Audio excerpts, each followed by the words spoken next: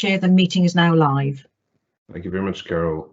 Good morning, everyone. Welcome to this Planning, Taxi, Licensing and Rights of Way Committee meeting today. I am Carl Lewis. I'll be chairing this meeting today. Could we go to item number 1 on the agenda first, which is apologies, please, Carol, and the roll call, please. Thank you. Thank you, Chairman. So I'll go through the roll call. Councillor Linda Caulfield Forden. Present. Councillor Les George Jesus. Amma. Councillor E. Michael Jones Old Radnor. Present. Councillor Gareth Jones Llanfair Carinian. Amma. Councillor Michael J. Jones Churchstoke. Present. Councillor Francesca Jump Welshpool Gungrog. Present. Councillor Karen Laurie Parry Bonfleece. Present. Councillor Howell Lewis Mangonflow. Councillor Howell Lewis. Apologies, Carol, my mic was muted. Present. Thank you. Councillor Carl Lewis Landinham. Present. Councillor David Price Llanafnfawr. Present. Councillor Phil Pritchard Welshpool Castle.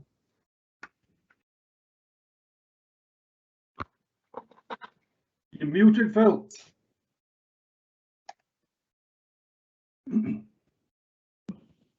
I can confirm that Councillor Phil Pritchard is in the meeting. I can see him on screen, but his microphone's muted at the moment. Okay. Councillor Gareth Pugh Dolvorwin.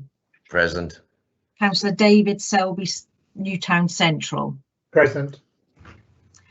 Councillor Les Skilton Newtown South. Present. Councillor Catherine Silk Bull. Amma. Councillor Elwyn Vaughan Glantumin. Amma. Councillor Martin Wheel Badenvara. Present. Councillor Jonathan Wilkinson Myford. Present. Councillor William Williams Disworth and Tricoid. Present. Councillor Hugh Williams Astragunlais. Amma. Councillor Roger Williams Vellinbach.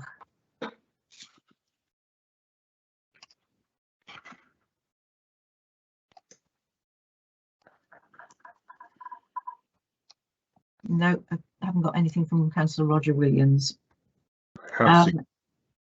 Peter Morris, Professional Need Planning. Roger Williams, sorry. Okay, we just heard Roger there. Morning, Councillor Williams, and good morning, members. It's Peter Morris. Thank you. Can I just check Councillor Roger Williams is with us? Yes. Yeah, okay, that's fine, thank you. Colin Edwards. Carol, Phil Pritchard. Phil Pritchard, you got me now? Yes, I have. Thank you, Councillor Phil. Colin Edwards, Principal Solicitor. Good morning, everyone. And there are other officers present, which the Chair will introduce as we go through the meeting. Thank you, Carol. Was there any apologies out of that as well, please? No, there were no apologies, Chair. Thank you very much. Okay, then on to item number 2 on the agenda, which was for me to sign the minutes of the previous meeting, which are pages 1, 2, 3, 4, 5, and 6. Could I have someone to propose them and someone to second them, please? I support Councillor Carl. Thank you very much, Councillor Lewis. Could I have a second, please? Second, Chair. Howell Lewis. Thank you very much, Howell Lewis. I'm able to do that. Okay, brilliant. Moving on to declarations of interest. A, to receive any declarations of interest from members relating to items to be considered on the agenda. Yeah, Chair, it's Councillor Gareth Pugh. I'd like to declare an interest in planning number 20/2087 full. Thank you. Thank you. Carl, I have the declaration of interest on B. Okay, we'll come to that, Councillor Les. Is anyone else on A at the moment? Anyone else? No. Okay. B, to receive members' requests that a record be made of their membership of town or community council where a discussion has taken place of matters for the consideration of the committee. Councillor Les. I would like to state the declaration of interest on agenda under 4.3 reference number 20/2087/4. Construction of an all-new crematorium at Caersus. I am a member of Caersus Community Council and have not entered into any conversation or debate regarding this application. Thank you, Councillor Les George. C, to receive declarations from members of the committee that they'll be acting as a local representative in respect to an individual application being considered by the committee. No. D, to note details of members of the county council who are not members of the committee who will be acting as a local representative in respect to an individual application being considered by the committee. I believe there's two. I'm not sure if they're able to communicate, but they're Councillor Amanda Jenner and Councillor Emma Jones. Yes, Chair, they'll both be joining later. Yes, indeed. Okay, on to item 4.1, the updates. Has everyone received the updates and read them? If there is someone who hasn't had a chance to do so, please indicate now.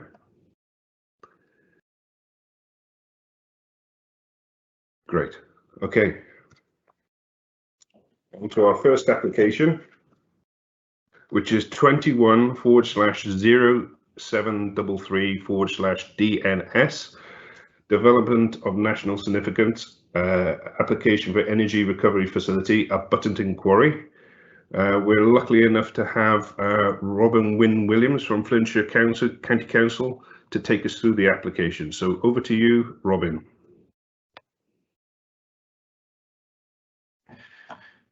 Diolch yn iawn. Thank you very much, Chair. Bore da, Robin Wynne Williams, di'n enw I. My name's Robin Williams and I work for the North Wales Minerals and Waste Planning Service. As a service, we provide input into applications across the North Wales region for minerals and waste developments, and we are here to assist Powys County Council with this development of national significance application that has been submitted to the Planning Inspectorate back in February this year. The DNS process is to ensure decisions are made by Welsh ministers on applications that are of the greatest significance to Wales. Such applications are submitted to the Planning Inspectorate in much the same way as conventional planning applications are submitted to local planning authorities. Upon validation, the inspector or inspectorate will validate and consult upon such applications as they see fit. They will then undertake a report and submit it for consideration by Welsh ministers. Powys County Council here are the local planning authority in which this planning application has been submitted, and we are required to prepare what is called a local impact report to assist in the DNS process. Such a report is a factual, objective report of the local impacts of such a development. The impacts are presented as a positive, negative, or neutral impact, and this report does not form a representation on the merits of the proposal, and there are no recommendations within it.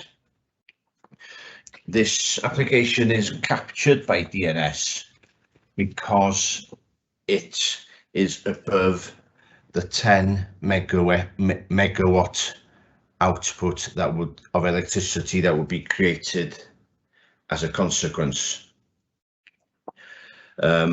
It's been proposed within Buttington Quarry, which is about 2 kilometres to the east of Welshpool, and the proposal is for an energy recovery facility that has the capacity to treat up to 167,000 tonnes per annum of residual waste, and in doing so will produce approximately 13 megawatts of electricity.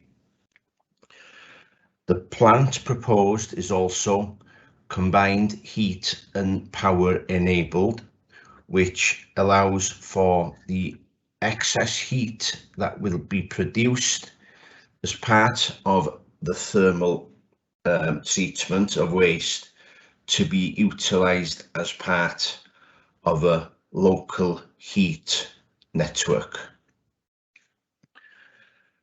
As I say, it's combined heat and power enabled. The network doesn't form part of the application. Also, is the, I'm just, sorry, Yeah, is hi, the Robin. presentation?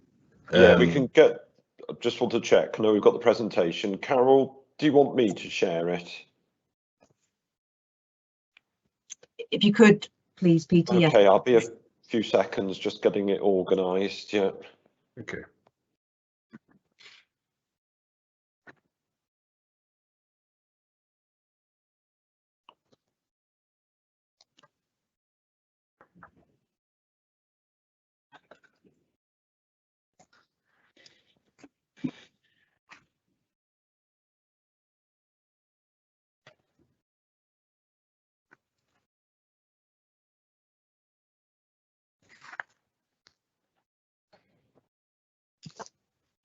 I was hoping it would appear on my screen then, and it hasn't. Let me try again.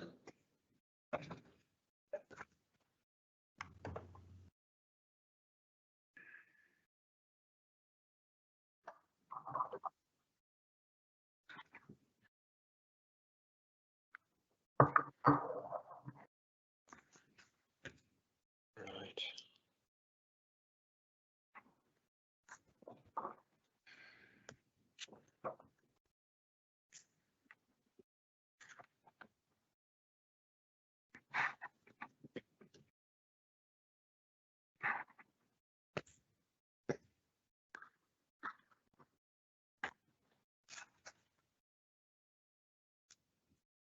Do you want me to continue with the presentation?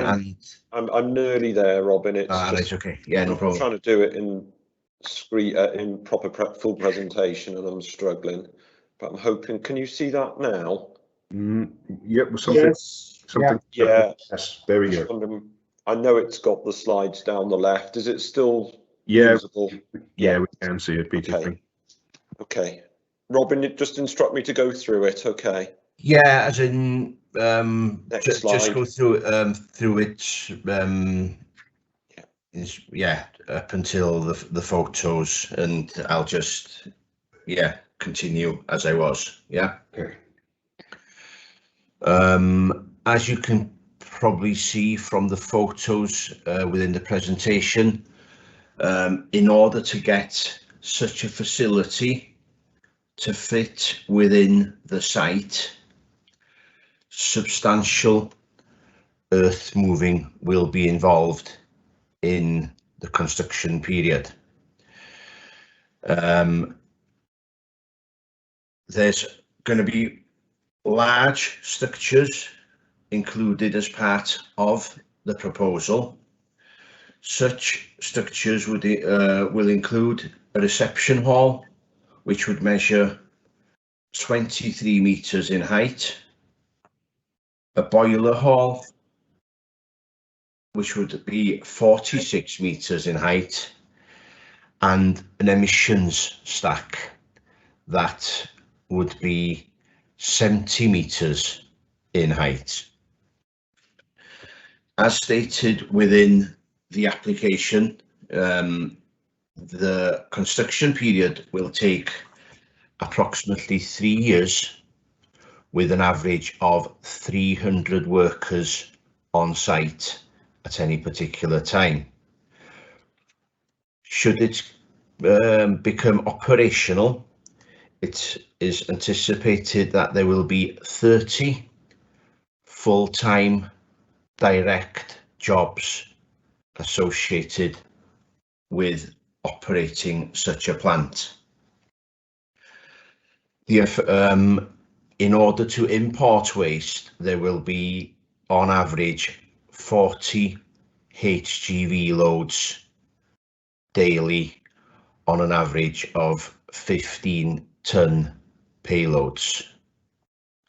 So yeah, we've undertaken the local impact report that is before you today, and obviously the local impact has been scored with positives, negatives, and positive, negative, and neutral effects. From a needs perspective, we've considered it to have a negative local impact, given that we don't think that the applicant has demonstrated a local or regional need for the waste treatment facility proposed, and as such, an over provision of waste treatment capacity would become available as a consequence of such a proposal. From a renewable energy perspective, we've scored it as having a neutral effect with the energy that would be exported to the national grid, but from a local perspective, should a local heat network be developed, we would score that as having a positive local impact.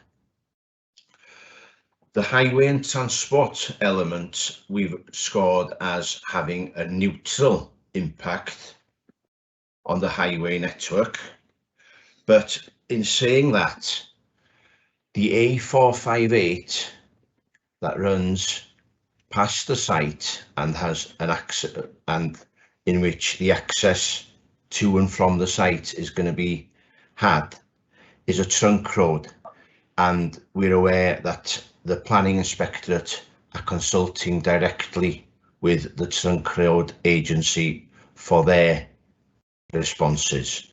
So the response from a highway perspective is purely from the local authority. Design, landscape and visual impact, because of the rural setting, even though that the site is designated for waste development or employment, we have scored it as having a negative local impact due to the, well, pretty significant effects upon the landscape. Ecology and biodiversity, we've scored it as having a positive impact, given the ecological enhancements associated with both the construction, operation and restoration of the site.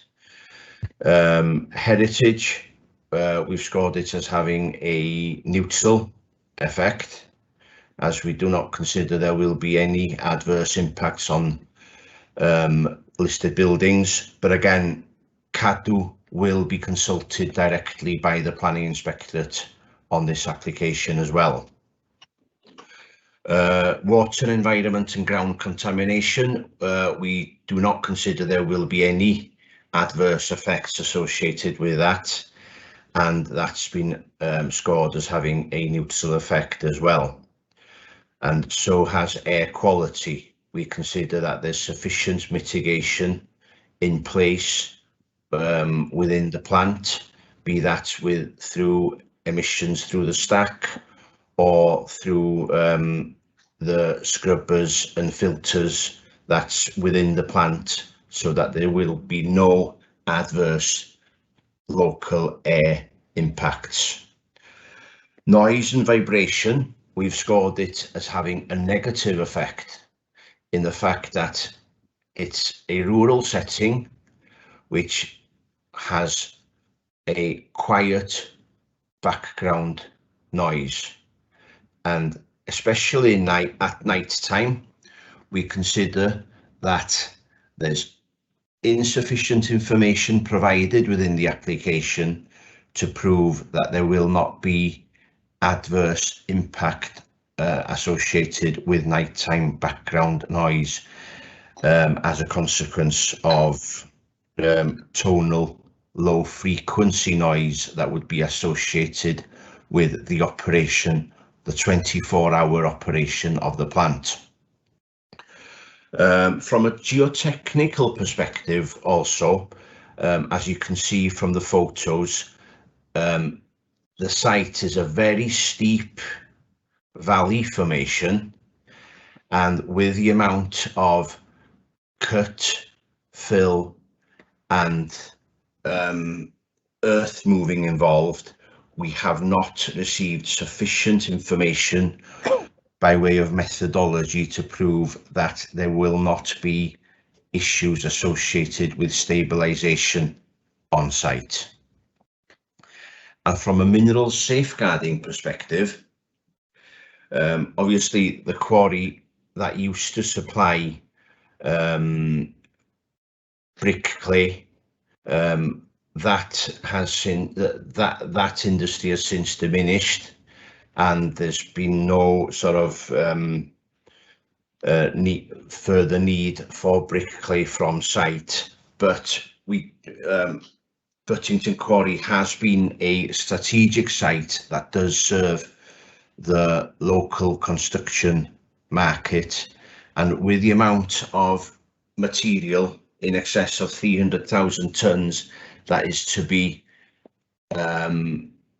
exported from site without assurance that that material will be used within the construction industry,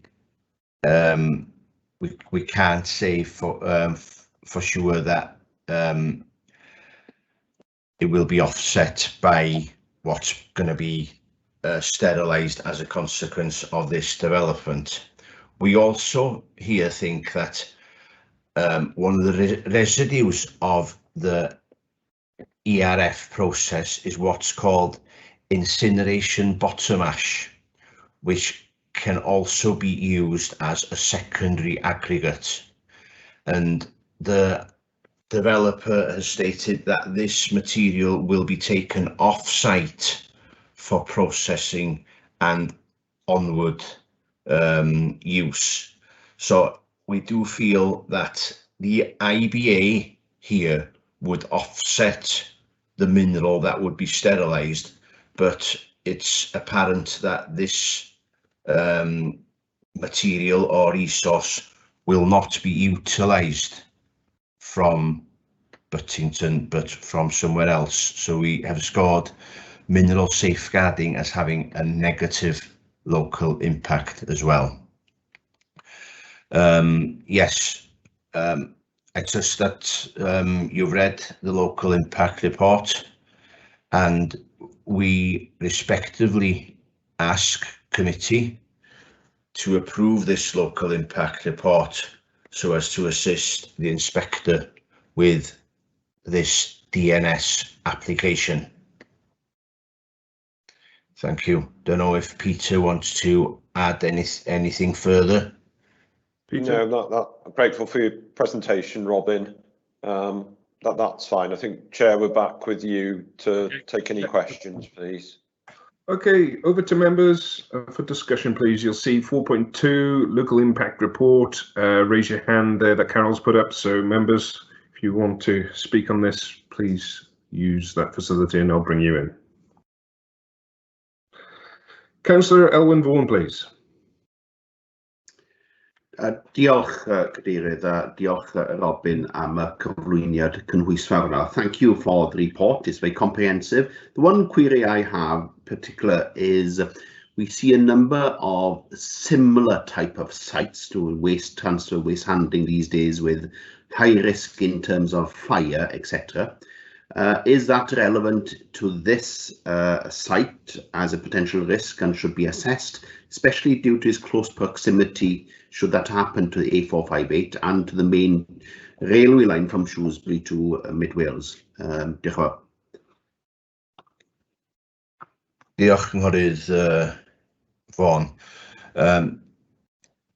As I said, because the planning inspectorate is in essence the planning officer or local authority that deals with this application, I'm aware that the fire service will have been consulted by the planning inspector directly, and also Network Rail in regards to the railway line also. But again, that's a very fair point, and if you think that we should include the risk of fire within the report, I think, you know, we could include some sort of reference to it somewhere. Diolch. Well, personally, I think we should make a reference to it because it is an issue. You know, should something happen at that site, you know, we are talking about both key arteries into Mid Wales, and Shrewsbury to Welshpool Road is busy all year round, and it would inevitably have a huge impact on a much wider area than just that immediate direct community. Good point.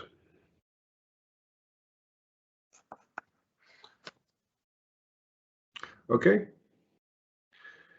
Councillor Linda Caulfield, please. Thank you, Chair. Yes, if I could just ask, is there any known potential impact from the emissions from the stack? I know they'll be going quite high up into the air, but over time, which would be many years if it went ahead, would any of those emissions fall onto surrounding pasture land? You know, it's a rural area. Could there possibly be any potential impact or build up on the surrounding land? Possibly.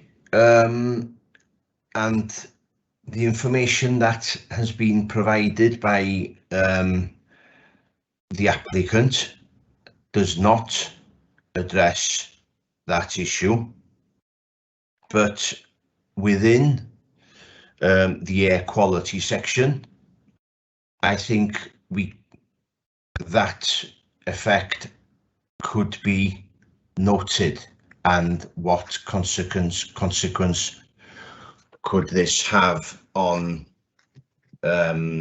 animals, feedstock, etc. Yeah. Can I just come in, Chair, and just assist Robin there? I think clearly we haven't undertaken the consultation on this. It's for the planning inspectorate. Natural Resources Wales would be consulted on it, being the environmental regulator. So that may well be exactly the type of issue that it would be raising. I'm certainly happy to draw attention to that as an issue. I think that's something that could be added to the report, but we need to rely on the likes of NRW to be identifying those issues for the planning inspector.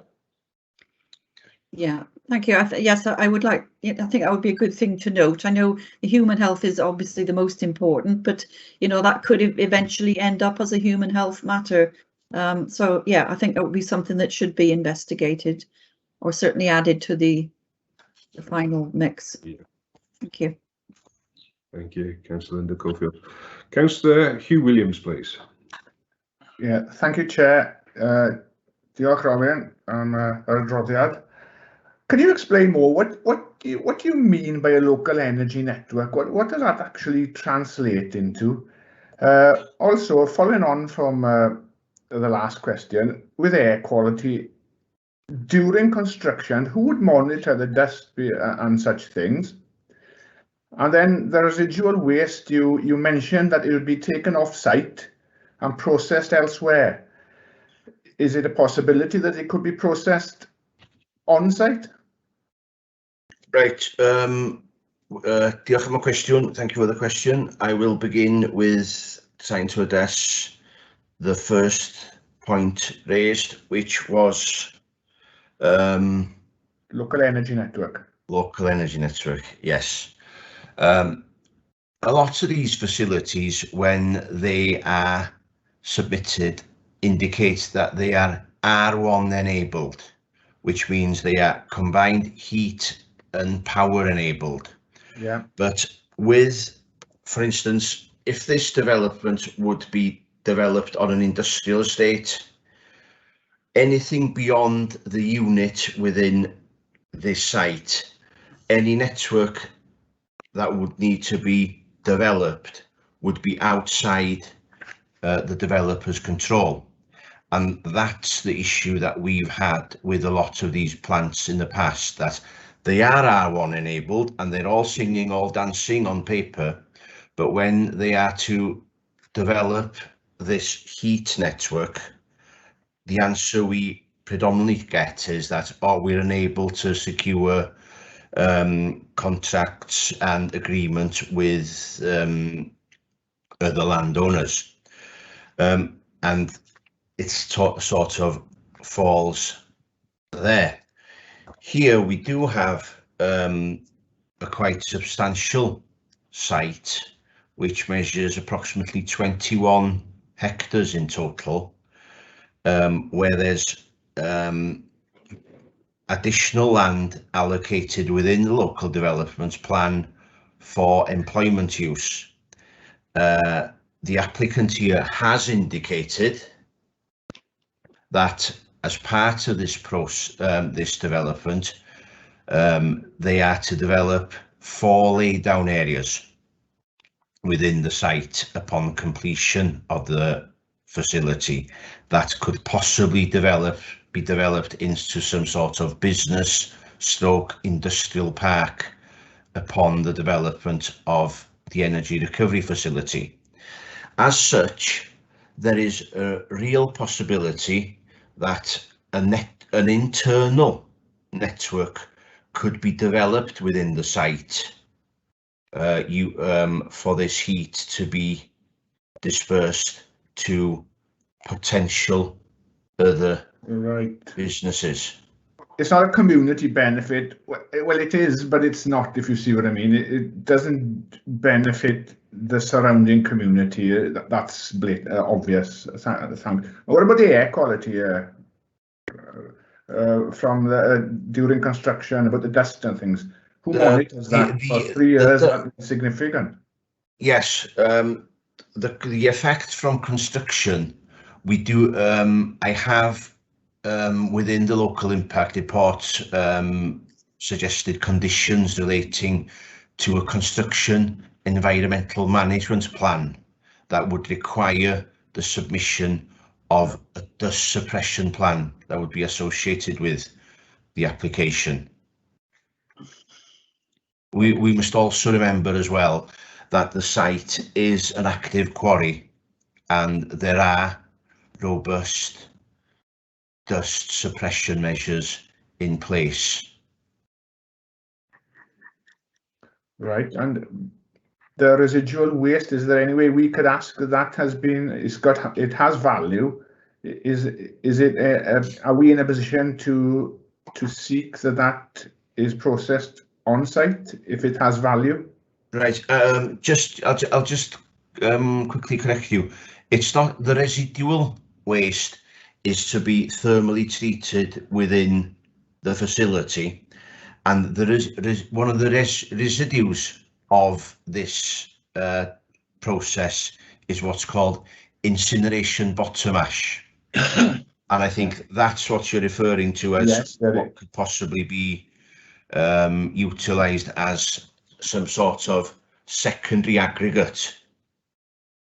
As I say, because we're not the planning authority dealing with this application, in a way, we can only indicate that because the IBA is not going to be processed and be available from this site, we can only draw the inspector's attention that because that's the case, it will have a negative local impact as a consequence.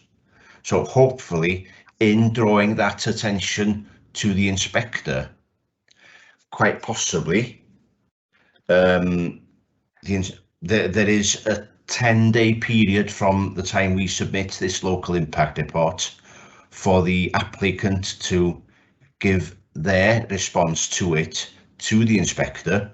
Quite possibly what we've raised here may, as a consequence, end up in having the applicant amending certain elements of the application accordingly.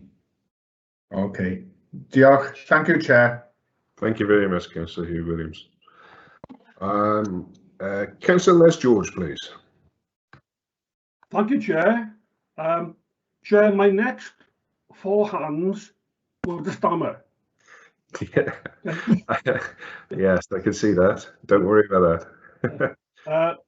Morning, William. Morning. William, as Councillor Elwyn states, the Buttington to Tywern Road is exceptionally busy road. You mentioned 40 traffic movements to the works there. Is that 40 loads coming in or 40 loads in total? No, that's 40 loads coming in. So, so basically, we're looking at 80 traffic movements, are we? Yes, yes. We are. So we got 80 traffic movements, and you could say that at least 50% or more could be travelling the Buttington to Welshpool bypass route to the Welshpool market. Yeah. Now then, that is an extremely busy roundabout where the Welshpool livestock market is the biggest market in Europe. You've got Buttington Industrial Estate 1. You've got Tuffins Supermarket. We've got a brand new McDonald's on the roundabout. We've got the busy road to Oswestry and North Wales. We got the Welshpool bypass, and we got Buttington Tywern Industrial Estate 2. Do you have an impact score on what it'll do to that roundabout? I take it that that roundabout falls under the jurisdiction of the Trunk Road Agency. Yeah. It would do, yeah. Yeah. As a consequence, as I say, the Trunk Road Agency are directly consulted by the Planning Inspectorate. So we can only pass comment on the local road network here. And as I said, because the DNS process has been geared up as it has, I think any sort of issues that local councillors, members of the public may have with this development, they need to submit their observations directly to the Planning Inspectorate here. Yeah. Well, thank you, William. So basically, we have to rely on highways. The Trunk Road Agency here, yes. Okay, yeah. Thank you, William. Thank you, Councillor Les. Councillor Gwilym Williams, please. Hello. Hello. Yeah, I'm afraid my name's up twice as well, so only once I wanted to speak. Yeah, it was to go back really to your presentation, if I could, where you mentioned that there's going to be in excess of 13 megawatts going into the electric supply. And you got there that this wasn't a positive thing. I'm a bit surprised by that, as it's renewable energy. Could you explain a little bit further why you felt this was like a neutral or negative impact for the the rural area for renewable energy? I can't quite understand, because it's producing more electricity, so it's renewable, why you feel that's not a positive thing? Yeah, well, thanks for the question. As part of this local impact report process, we are to only score the local impact here. With the energy generation going into the national grid, we've scored that as a neutral effect, with the actual positive local impact only occurring should the local heat network be developed.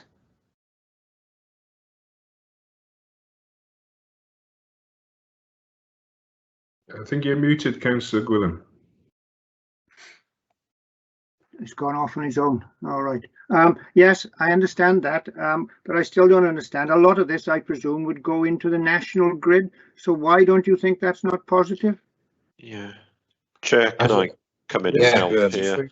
Yeah. I think part of the answer to that, or the reason that we've arrived at the neutral impact, was to do with the need for the facility in the first place. And I know when we've looked across North Wales, the regions of Wales, we don't see the need for such a facility here at the moment. If there was a need, it fits in very neatly with the policies that we have in the LDP, which support waste facilities on employment sites. So it would be absolutely fine in that respect. And I think we'd be seeing all the positives in terms of energy generation. But based on the fact that there isn't a need for this type of waste facility, or we don't consider there's a need, whilst I recognise it would generate energy, based on the fact there isn't a need, the starting point has to be neutral in my mind. So that's why we've started from what seems to be a backwards position almost.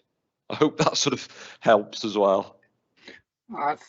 Thank you, Peter. Yeah, I understand what you said. There's a need for this facility, but specifically I'm asking the question about generating electricity, because there's different aspects to it. So I'm a bit confused by that, but I'll keep my thoughts to myself and I'll leave it at that. Thank you. Thank you, Councillor Gwilym Williams. Next to speak is Councillor Jonathan Wilkinson, please. Thank you, Chair, and apologies for the problems I had with my sound earlier, but hopefully you can hear me now. Yeah, my concerns are around the sort of peculiar weather conditions around Trowen, and people I know around Trowen say it has something of a microclimate with quite a lot of low-lying fogs. Has that sort of unusual microclimate in that area, which could have an impact on anything being emitted from the incinerator site, being taken into consideration? Based on the information that we've received back from the Environmental Health Department, any temperature inversions where low-level fog happens has been considered, and that's the consequence of such a high stack measuring 70 metres. Again, as part of this consultation process, NRW will also be consulted, and they will have their own views on the air quality assessment that has been submitted.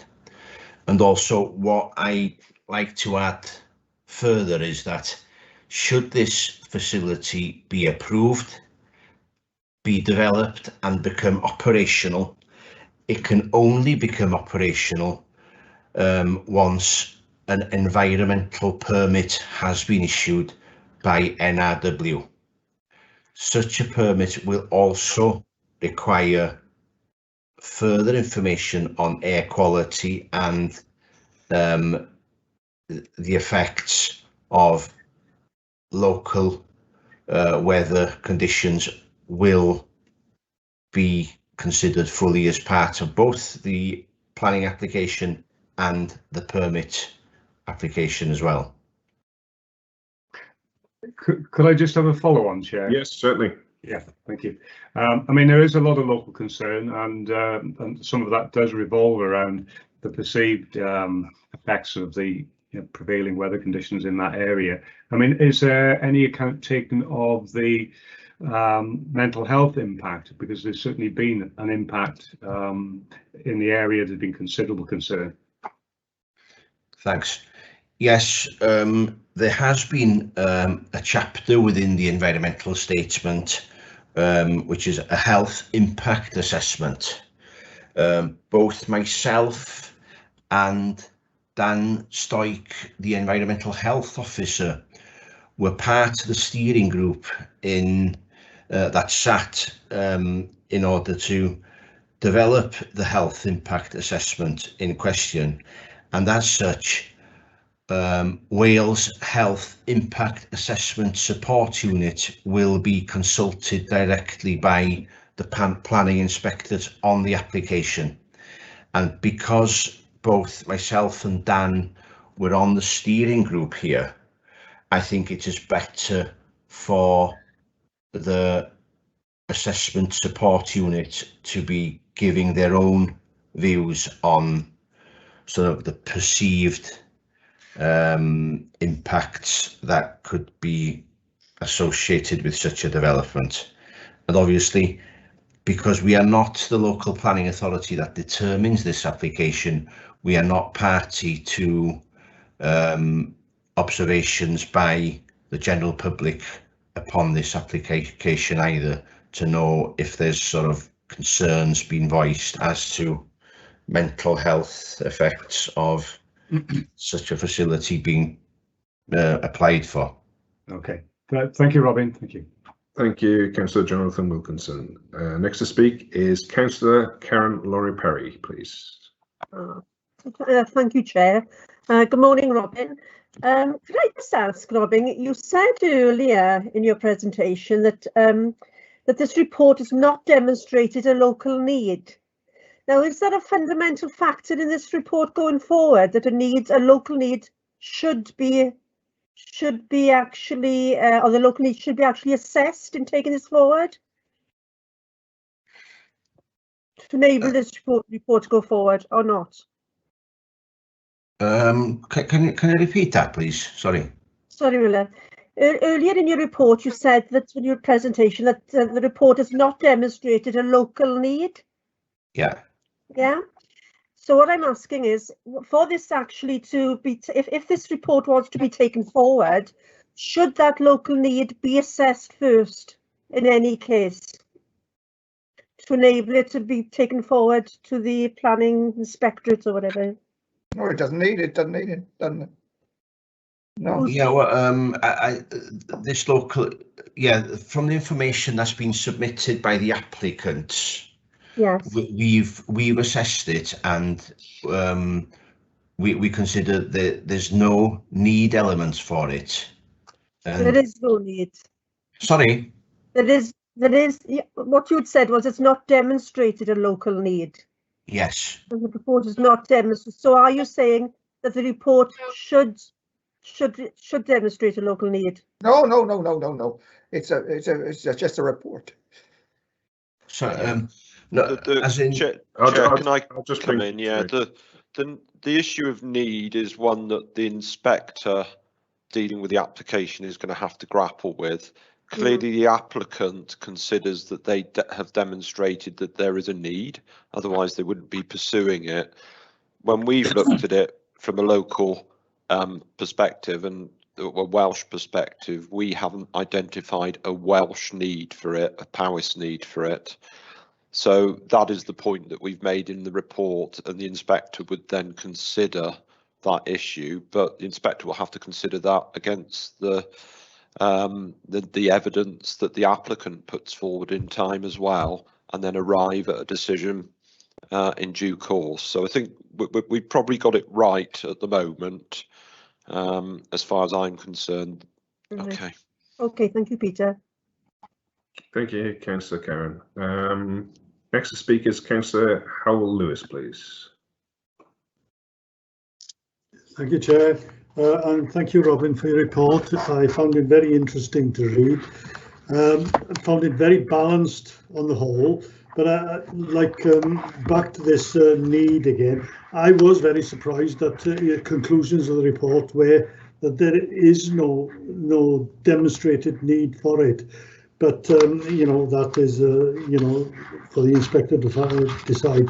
But given that, I do feel that in 514 that the high dependence on waste imported from a wide area, the questionable aspect of the renewable energy benefits. I must say I agree with that sentiment in there.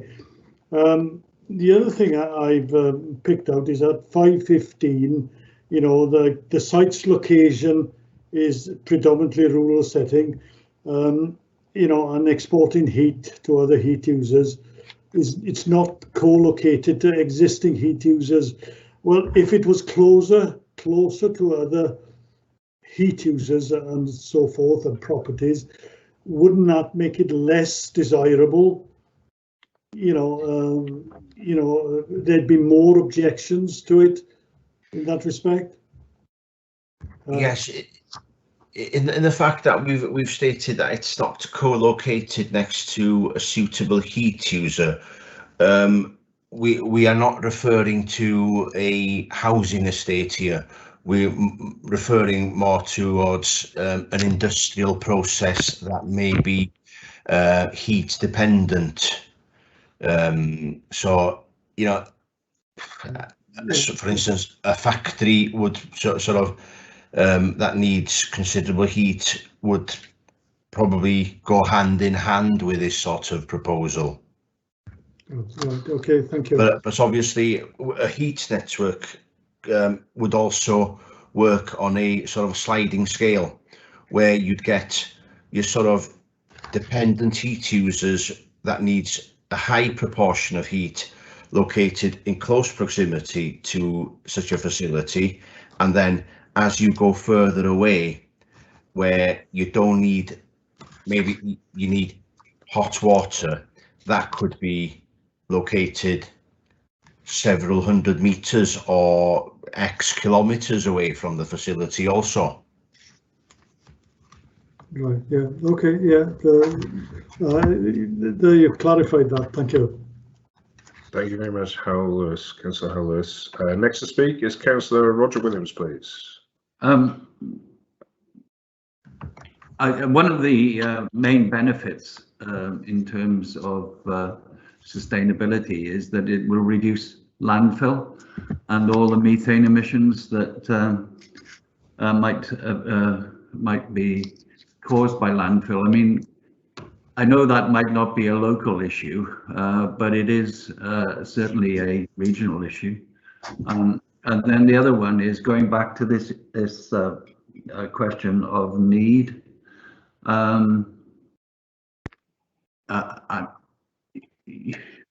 This surely is a commercial matter.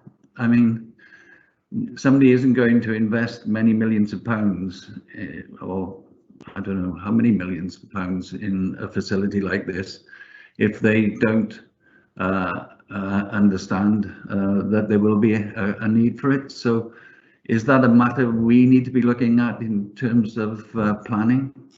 And the other thing is, I mean, there's so many of these types of facilities, whether they're anaerobic digesters or anything else, really do waste a lot of heat because that heat isn't used.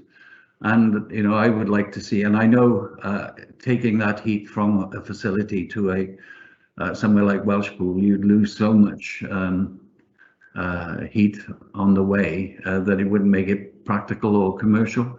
But there could be things like glasshouse developments that might have an impact locally, both in terms of employment and actually growing food locally. So, you know, there's lots of possibilities here, but the main issue is this facility, if it was brought into play, would reduce landfill and reduce methane emissions, and that the need surely is a commercial issue and not one that planners have got should have a view on. Thank you. Obviously, from a waste planning perspective, need is one of the main planning considerations associated with it, in which sustainable development does not allow for over provision of treatment capacity.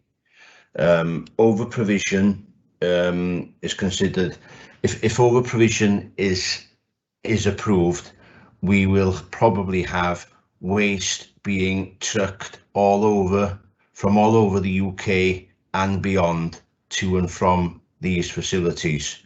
As part of the proximity principle, waste should be dealt with as close to where it is generated as possible. And based on the reports, that the annual waste monitoring reports that is produced by both the service that I work for and NRW, there isn't a need for an additional facility of this size. So, and I also agree that landfill, if we can divert waste from landfill, it ticks the sustainability goals of Welsh Government. But also, with too many waste energy recovery facilities being developed, what has been acknowledged now by Welsh Government is that these facilities are becoming the new landfill, which sort of sits at the bottom of the waste hierarchy. And it's sort of, in order to control it correctly, we are not to approve any over provision. So, thank you. Okay. I'd also like to point out the landfill as well is kind of renewable, because a lot of the methane off the landfill sites are used to generate electricity as well. Thank you. On to Councillor Phil Pritchard, please. Thank you, Chair. I've got 2 or 3 questions to ask, if I can, or identify. Earlier in the discussion, we talked about fire risk and actions with fire. We have currently, at this very moment, 10 days ago, had a major fire break out in a recycling facility not 10 miles away, as the crow flies, from here in Telford. The smoke and all the other things from there closed the M54 road. It's now reopened. It's had units of Shropshire Fire Service there for over 10 days. Taking notes on my phone, I can't switch it off. But you know, all this sort of fringe thing, we so often think, oh well, yeah, okay, it could happen, but it never will. But it has happened here within 10 miles of this site, just down the road at Telford, where the whole of the M54 was closed for 2 days. The Shropshire Fire Service have still got units there. They've been there 24 hours a day for over 10 days, and it's still not out. They're still bedding it down, or whatever their term is. So, you know, we have to be aware that just down the road it happened, so it can happen here. Another point I would like to make to you, Robin, is that you mentioned the A458. Yeah, the A458. It's a good road for us in the rural area. Be no good in London, but it's a good road for us in this area. But at the end of the day, just because it's an A road doesn't mean that there's never any accidents there. I'm thinking about the number of the lorries that are going to come up and down this road. Just on the side of this site, the A458 passes the site. Just within 200 yards of the site is a place called the Kevin Bridge. The Kevin Bridge is on the A458. It is notoriously the area where the most accidents in Montgomeryshire have repeatedly happened, and I mean major accidents. I can tell you that 2 lorries cannot pass on that bridge. They see each other, one from each end, and one lorry driver will stop to let the other one come through first, and so be it. The lorries cannot pass on that bridge. I mean, cannot pass on that bridge. They have to wait for each other. There was traffic lights on there for 3 years after a recent accident, and now it's open, but they still have to have that care. The increase in lorry traffic over that bridge would be phenomenal. And to me, it's just going to tell me that all it's going to do, unfortunately, there will be far more accidents around this area. Because, that's the situation. It's not a big wide dual carriageway. It is an A-class road, but it's what I would call a smaller type A-class road, and it's all bends and twists. Let me say to you, the Welsh Government and to the Transport Agency, only 5 years ago, must have deemed there was something wrong there, because without any knowledge of any councillors or whatever, all of a sudden, from Middletown, which is the Shrewsbury side of this site, all the way to Welshpool, some probably 5 miles, 6 miles, they decided to classify the road as 50 miles an hour total, all the way. No request from any council, right? They did it. Why? Only one reason: the amount of accidents on that road far superior, far bigger and greater than any other road in this county. So, when you look at that, and what the important part about that, in terms of our infrastructure, when there's an accident on that Kevin Bridge, the detour, there are no side roads that you can go running up and this and the other. The detour is away to Oswald Street to Shrewsbury, and the detour for drivers is over 40 mile. Every time there's an accident on that road. That's the facts of life. I live here, I'm only 4 miles from it, and I see all this going on. From that point of view, it's the dangers that it's going to create in all this extra activity, particularly on the roads, right? And it just doesn't gel to me that it will blend in, and all this extra traffic will be able to just blend in and drive along as if nothing's happened. It won't. I'm convinced it won't. There's a very real danger to people in this county and passing through of road accidents as a result of lorry accidents. The road is not a straightforward road. It's bends and twists all the way, and as you know, you have a look, and when 2 lorries pass on a road like that, they ain't got much between them. It's as simple as that. There's too much of a risk, I believe, for people in this county, both from the fire and the travel point of view. And I'm going to leave it there because it really is going to create accident risks that we shouldn't have to put up with. Thank you very much. Thank you, Councillor Phil Pritchard. I would just like to point out that the local member, Councillor Amanda Jenner, has worked incredibly hard with Wyn to cover pretty much, as you can see in the report, it's very comprehensive.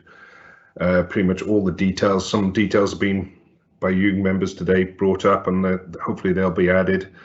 And as there's no other members wishing to speak, I'll just read the recommendation and I'll look for a proposer and a seconder. Could I come in, Chairman? I've lost the facility. Sorry, yes, I got Councillor David Price as well. Who have I got there? Councillor Michael Jones, please. Yeah. Perhaps I've missed this point, Chairman, and it follows on from what Councillor Roger Williams said. It's about the need. And I note that 167,000 tonnes of residual waste will be accommodated at this site.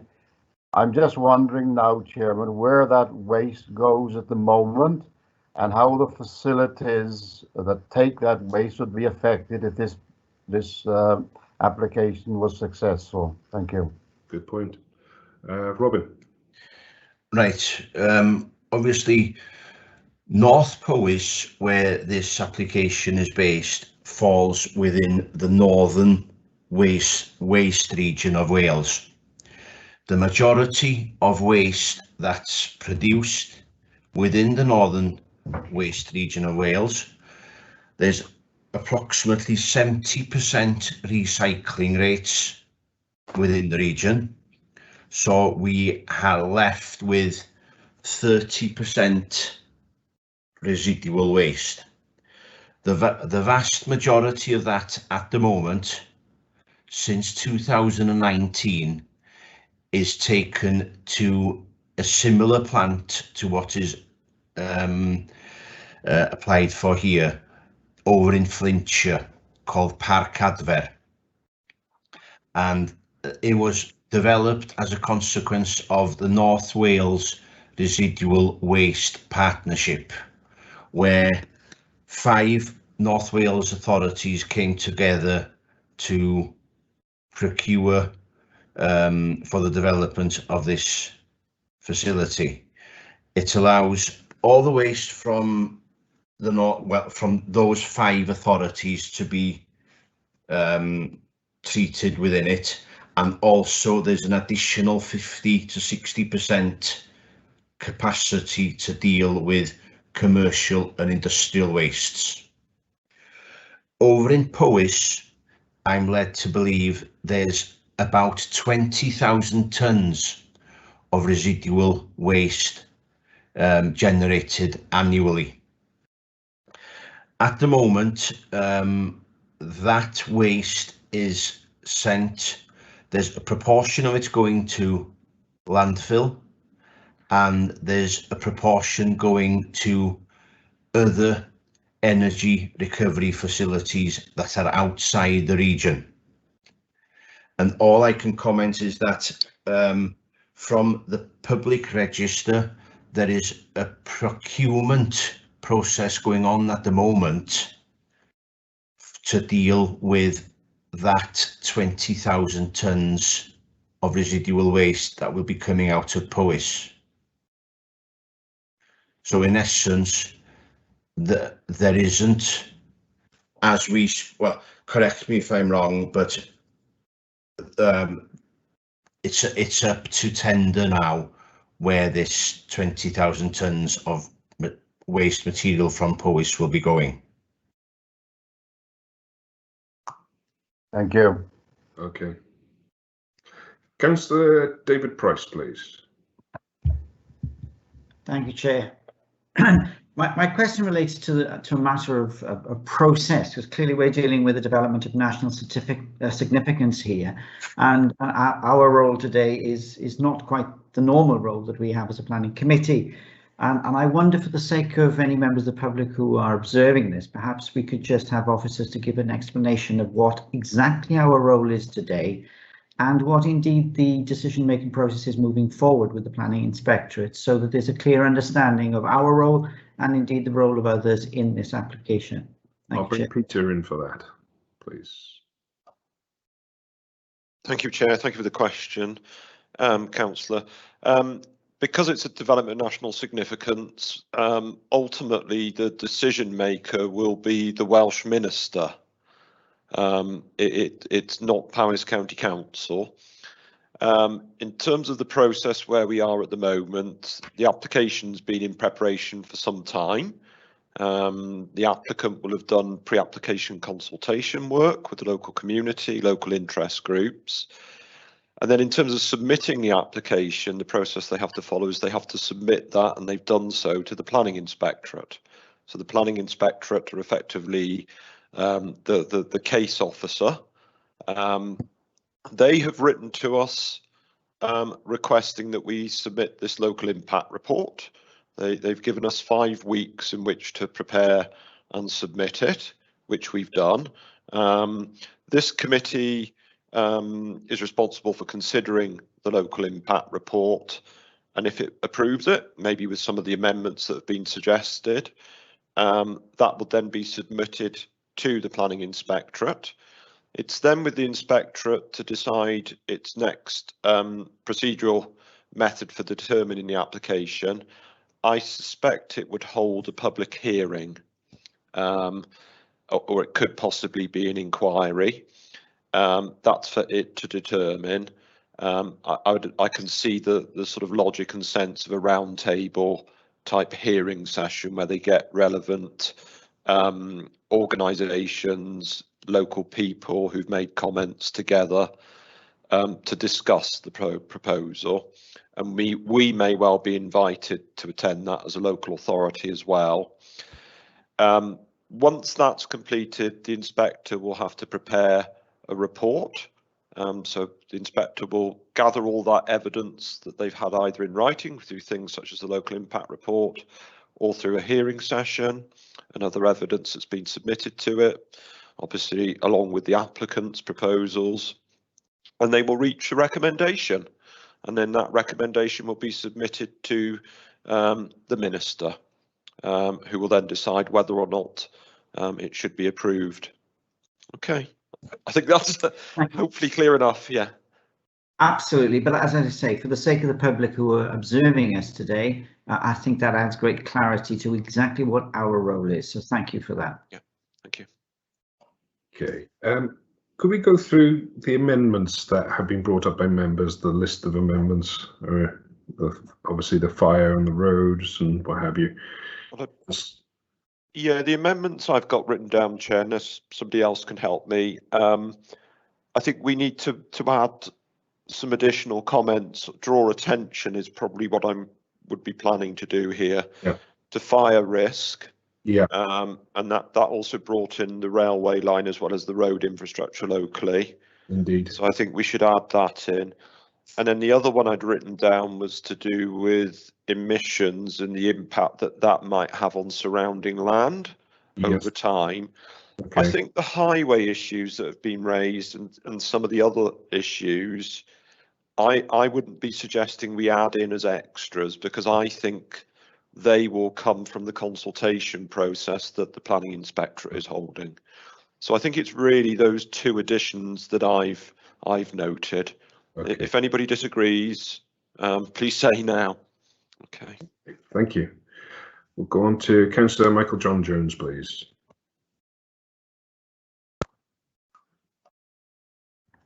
Thank you, Chairman. Well, there's another point that could be added, I suppose, that is that they're going to build a 70-metre stack. I know it's in the lee of Brython Hills and Long Mountain, but there is an airport just down the road.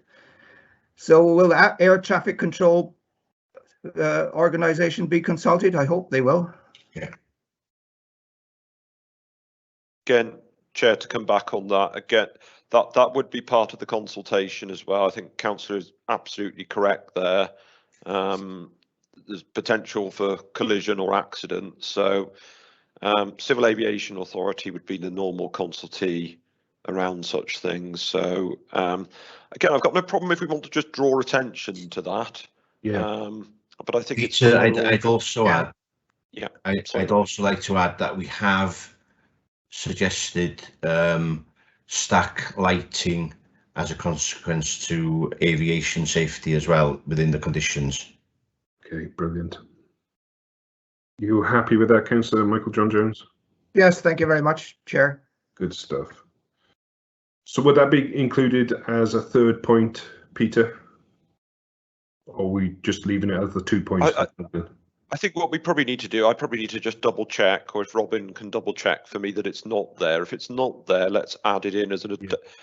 It's not there, Peter. Yeah, we can refer to it, can we? Yeah, I think it's drawing attention to the matter that's the key thing here. So the inspector then knows there is an issue that they will need to gather evidence on to understand the impact properly. Okay. Any other members want to contribute? No. I'll read the recommendation and I'll be looking for a proposer and a seconder. To approve local impact report as set out in the report for submission to the Planning Inspectorate to assist with the appointed inspector in their consideration of the DNS application with the amended 3 points that this committee has brought forward. Could I have a proposer and a seconder for that, please? I'll propose, Chair. Thank you very much. I'll second Phil Pritchard, Chair. Thank you very much. Councillor Owen Vaughan proposed and Councillor Phil Pritchard seconded. Thank you very much. Okay, we'll go to the vote. Wait for Carol to bring that up.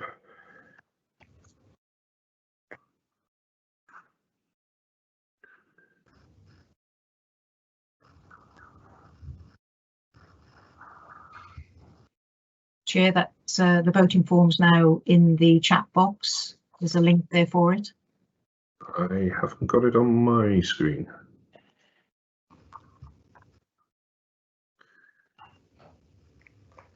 Last thing I've got is Councillor Karen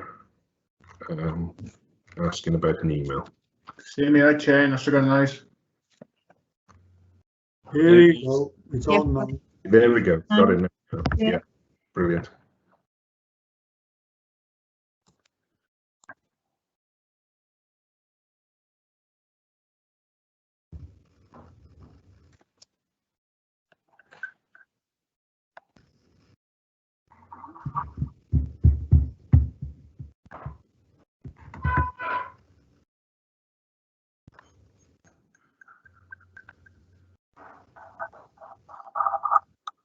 Sorry, Chair, it seems it won't allow me to vote.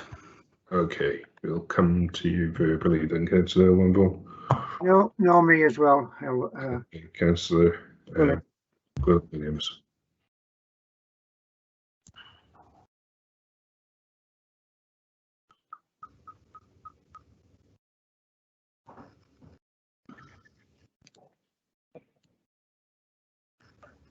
No.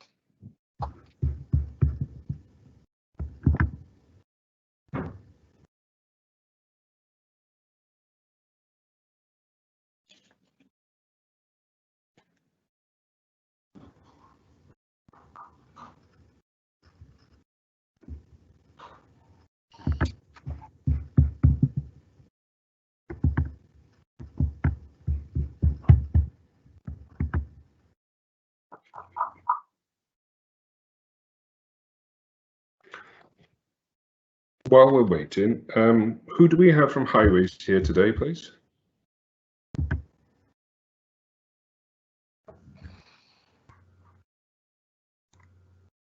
Sorry, Chair. Simon's here. Simon, okay. Cheers, Simon. That's Simon Crew for members of the public at home.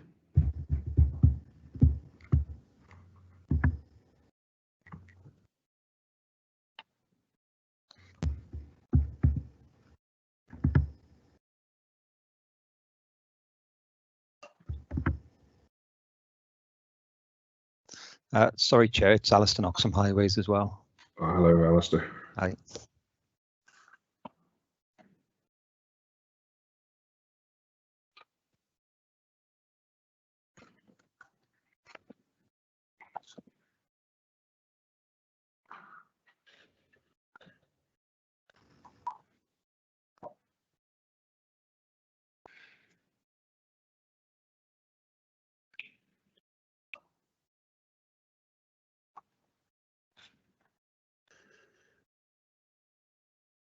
Right, Chair, thank you very much for waiting. I've had 19 votes coming through on the system. So we need a verbal vote from Councillor Elwyn Vaughan. Yes. Yeah, approve. And then I need a verbal vote from Councillor Gwilym Williams. Approve. Thank you. So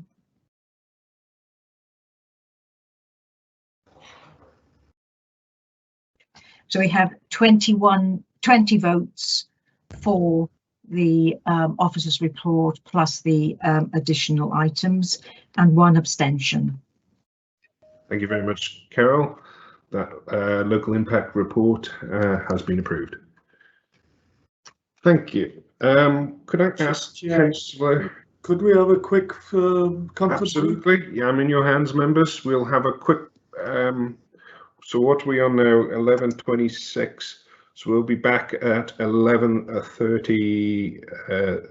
11:31. Yeah, thank Is you, that Chair. okay? The next one could be quite long, that's all. Okay. Great. If you just mute your mics, members, that'd be great. And we'll have a roll call when you come back.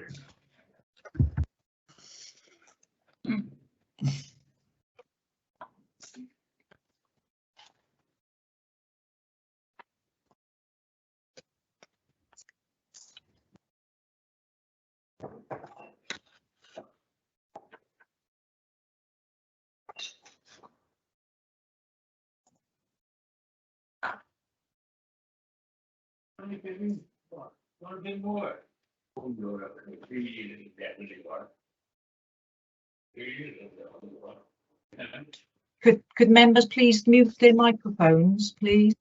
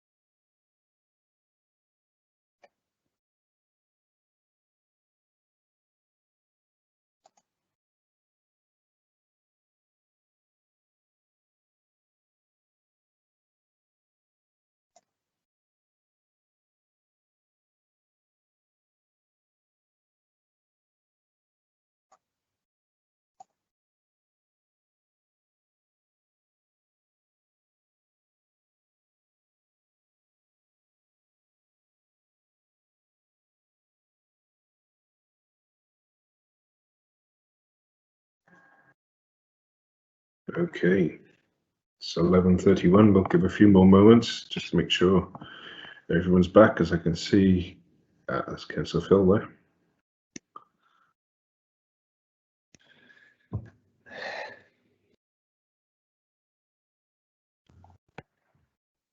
My camera's on already.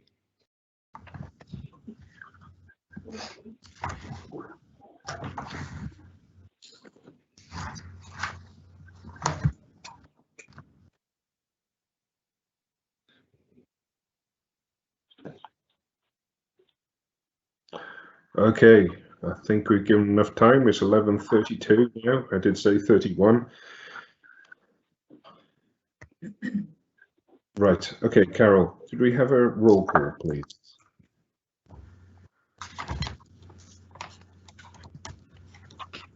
Right, thank you, Chair. Councillor Linda Caulfield. Present. Councillor Les George.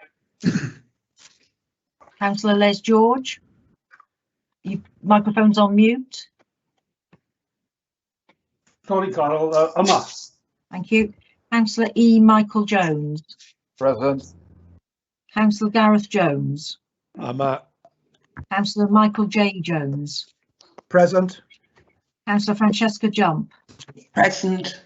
Councillor Karen Laurie Parry.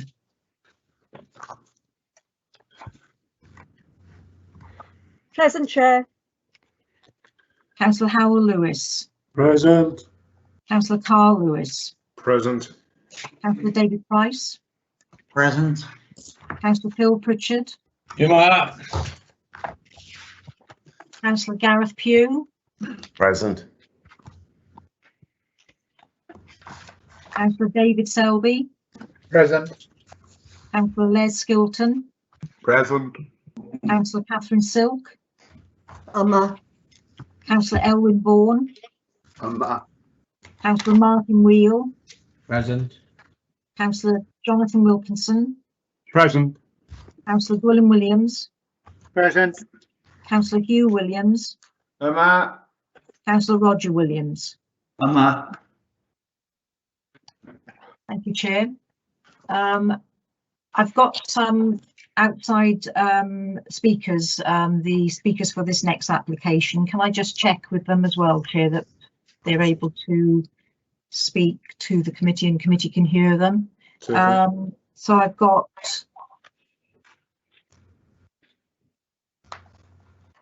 let me just have a look. Alan Sotheby, who's the agent. Yes, I'm here. That's great. Thank you, Alan. Jeremy Hurlstone.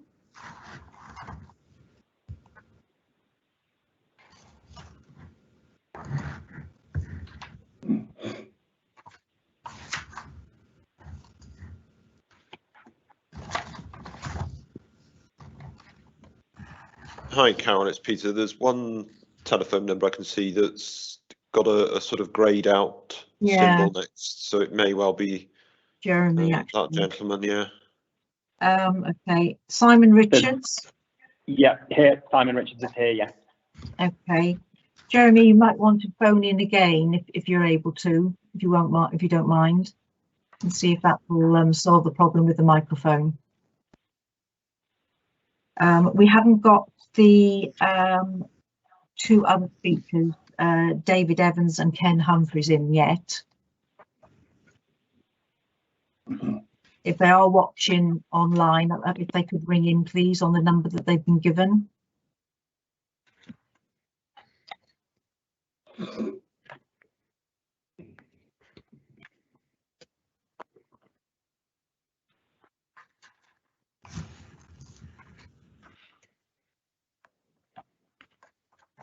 Right, I think, is that David Evans or Ken Humphreys? Are you online?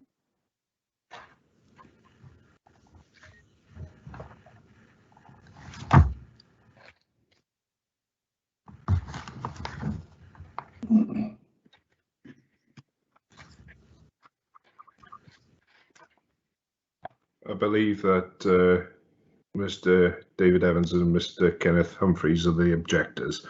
I've got down here, Carol, Mr. Alan Sotheby as the agent, and then you mentioned another gentleman by the name of Jeremy, which I haven't got down. Yeah, he's with Alan Sotheby, and Simon Richards is with him as well. Right. And if, depending on what the objectors say, Alan may bring his 2 colleagues in as part of his response. Yeah, no problem at all. So at the moment, we've got the agent and his 2 colleagues, but we haven't got the objectors. Right. So, as I say, if the objectors are watching online, if they could ring in on the telephone number and conference ID that I've already sent them. Chair. Hello, Colin. Colin Edwards. Colin Edwards here. Is Councillor Pugh aware that he has to leave the meeting? I was going to just bring that up before we start the application. Yeah. Just for transparency. Obviously he can watch online, but he has to physically leave the meeting. Yeah. We might as well do that now. Councillor Gareth Pugh, if you would remove yourself from the meeting, and then Carol Johnson, our clerk, will bring you back in again, please. Yeah, okay, thanks, Chair. Thank you. This is Jeremy Hurlstone. I just dialed back in. I had a message to dial back in because you couldn't hear me previously. Correct, yes. You can hear me now then, that's good news. Yes, we can, Jeremy. That's brilliant. Thank you. Thank you. On the 2 objectors, Mr. David Evans and Mr. Kenneth Humphreys, if you could likewise the same thing, and we can get started. Yeah, Chair, I've just emailed or messaged a colleague to ask them if they could ring the objector, Mr. David Evans, to ask him to ring in. Okay, we'll proceed, and then obviously we've got the introduction of the application, and hopefully by then they would have made the connection. I will go into start the application now, our second application of the day, which is 20/2087 FUL, which is full construction of a new crematorium, including the crematorium building, change of use to private green burial site, and the creation of landscape grounds, including the Garden of Remembrance, improved new access arrangements at land at Isla Bryn, Abhavis. Taking us through this application is Gemma Bufton. Over to you, Gemma. Thank you very much, Chair, and good morning, members. Hopefully my presentation is already up on screen so members can fully see that. So just before the speakers, I will run through briefly the application site and the proposal. Before I start the presentation, it is worth noting to members that in my report, you will notice that the Welsh ministers have received a request to call in the application. That request is currently under consideration. So as we have done previously with members, we are therefore asking, or we're able to consider the application and come to a recommendation, but no decision notice or decision will be issued until we have received confirmation from the Welsh ministers. So that will be subject to the recommendation. So firstly, I'll just go through briefly the application site and surrounding areas. So the site in question is indicated by the red star on the application screen. So the nearest settlement or large village to the application site is Carsws, which is located approximately 650 metres to the south of the application site. Then we have Llanunog to the west, which is 1.6 kilometres approximately, and then Aberhavis, which is 2.4 kilometres approximately to the east. Also on this plan, it's worth noting that obviously Carsws, the road that goes kind of to the left-hand side of the screen, that is obviously the A470, and that obviously then connects to the A489, which kind of runs across the bottom of the plan, and that obviously connects directly to the Newtown bypass.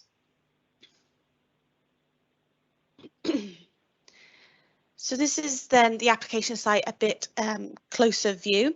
So as you can see, it is currently agricultural land. It is considered to be grazed or improved agricultural land, which is of low ecological value. In addition, it has been classified as 3B, and therefore it's not considered to be the best or most versatile agricultural land. So on this plan, you can just see closer up the highway network that surrounds the application site. So directly to the south, or I suppose below the arrow, you can see there's a highway network that runs across your screen. That is the B456A county highway. And then running directly to the western boundary of the application site is the county class highway C2065. And you can see up that highway network, there are some residential properties located, which I'll clarify in further depth as we go through the application.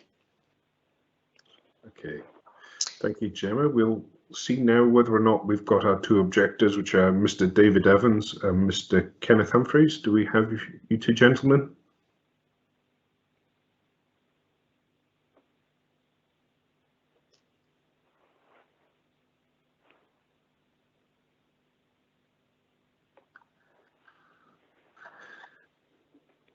Chair, a colleague is online with them at the moment, so they're still having difficulties. Right, okay.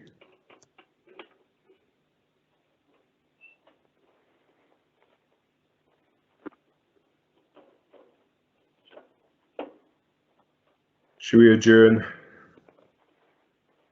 the meeting for a little bit, I think? Are they indicating they're going to be a long time, Carol, or you've got no indication what the issues is? I've got no indication at the moment. Steve's online with them, but if we are unable to get them in, then they have sent me their statements. Are they? So if you give us just a few more minutes and we'll see if we can get them in. Okay. Yep, if not, I'll need to read out the statements. If you want, Chair, I can just go through a bit more, go to the block plan, if that's use our a bit time as time. efficiently as possible. Yeah. So this is the application site then indicated in red, and you can see what I'll kind of go through throughout the presentation. It is split into kind of three field parcels, shall we say. So you have the first area, which is to the left hand side, this middle section where the proposed actual building will be located, and then this far right parcel, which will be the green burial site. So then this is the proposed block plan. I appreciate there's quite a lot going on this plan, and I will refer back to this plan quite a few times throughout my report, pointing to various sections as we go through it. So as we described in the description of development, there are three key areas, I suppose, to the proposal. So this first far left-hand side is a garden of remembrance. Then we have the middle section, should we call it, which is where the proposed crematorium building is proposed. And you can see to the rear of the building, there is the car parking area. And then to the left-hand side, or right-hand side, sorry, get my back and forward, this darker area or brighter green area, that is the proposed green burial area. There are then two accesses proposed. The main entrance is directly off the B456A, which is here to the south of the application site. And there is a service access or secondary access for service vehicles only, which is to be located to the left-hand side of the screen here, which is off the C2065 highway. I'm not sure if we've got speakers now. Do we have speakers, Carol? Chair, no, we don't. I've messaged Steve again, not had a response back from it. Oh, hold on, he's now. Right, Steve is saying that, and they are now trying to dial in again. Right. We'll wait a few more minutes, and then I think we'll have to go to their written declaration.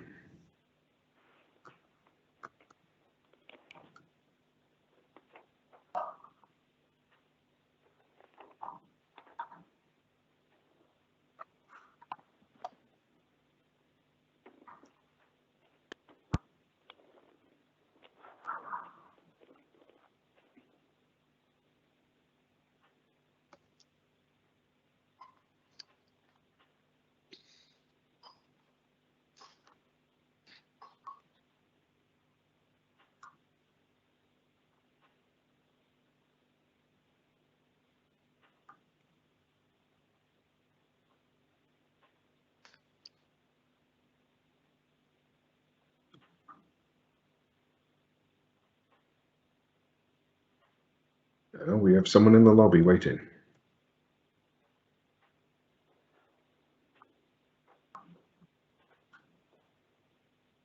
Hello, good morning. Is that Mr. David Evans?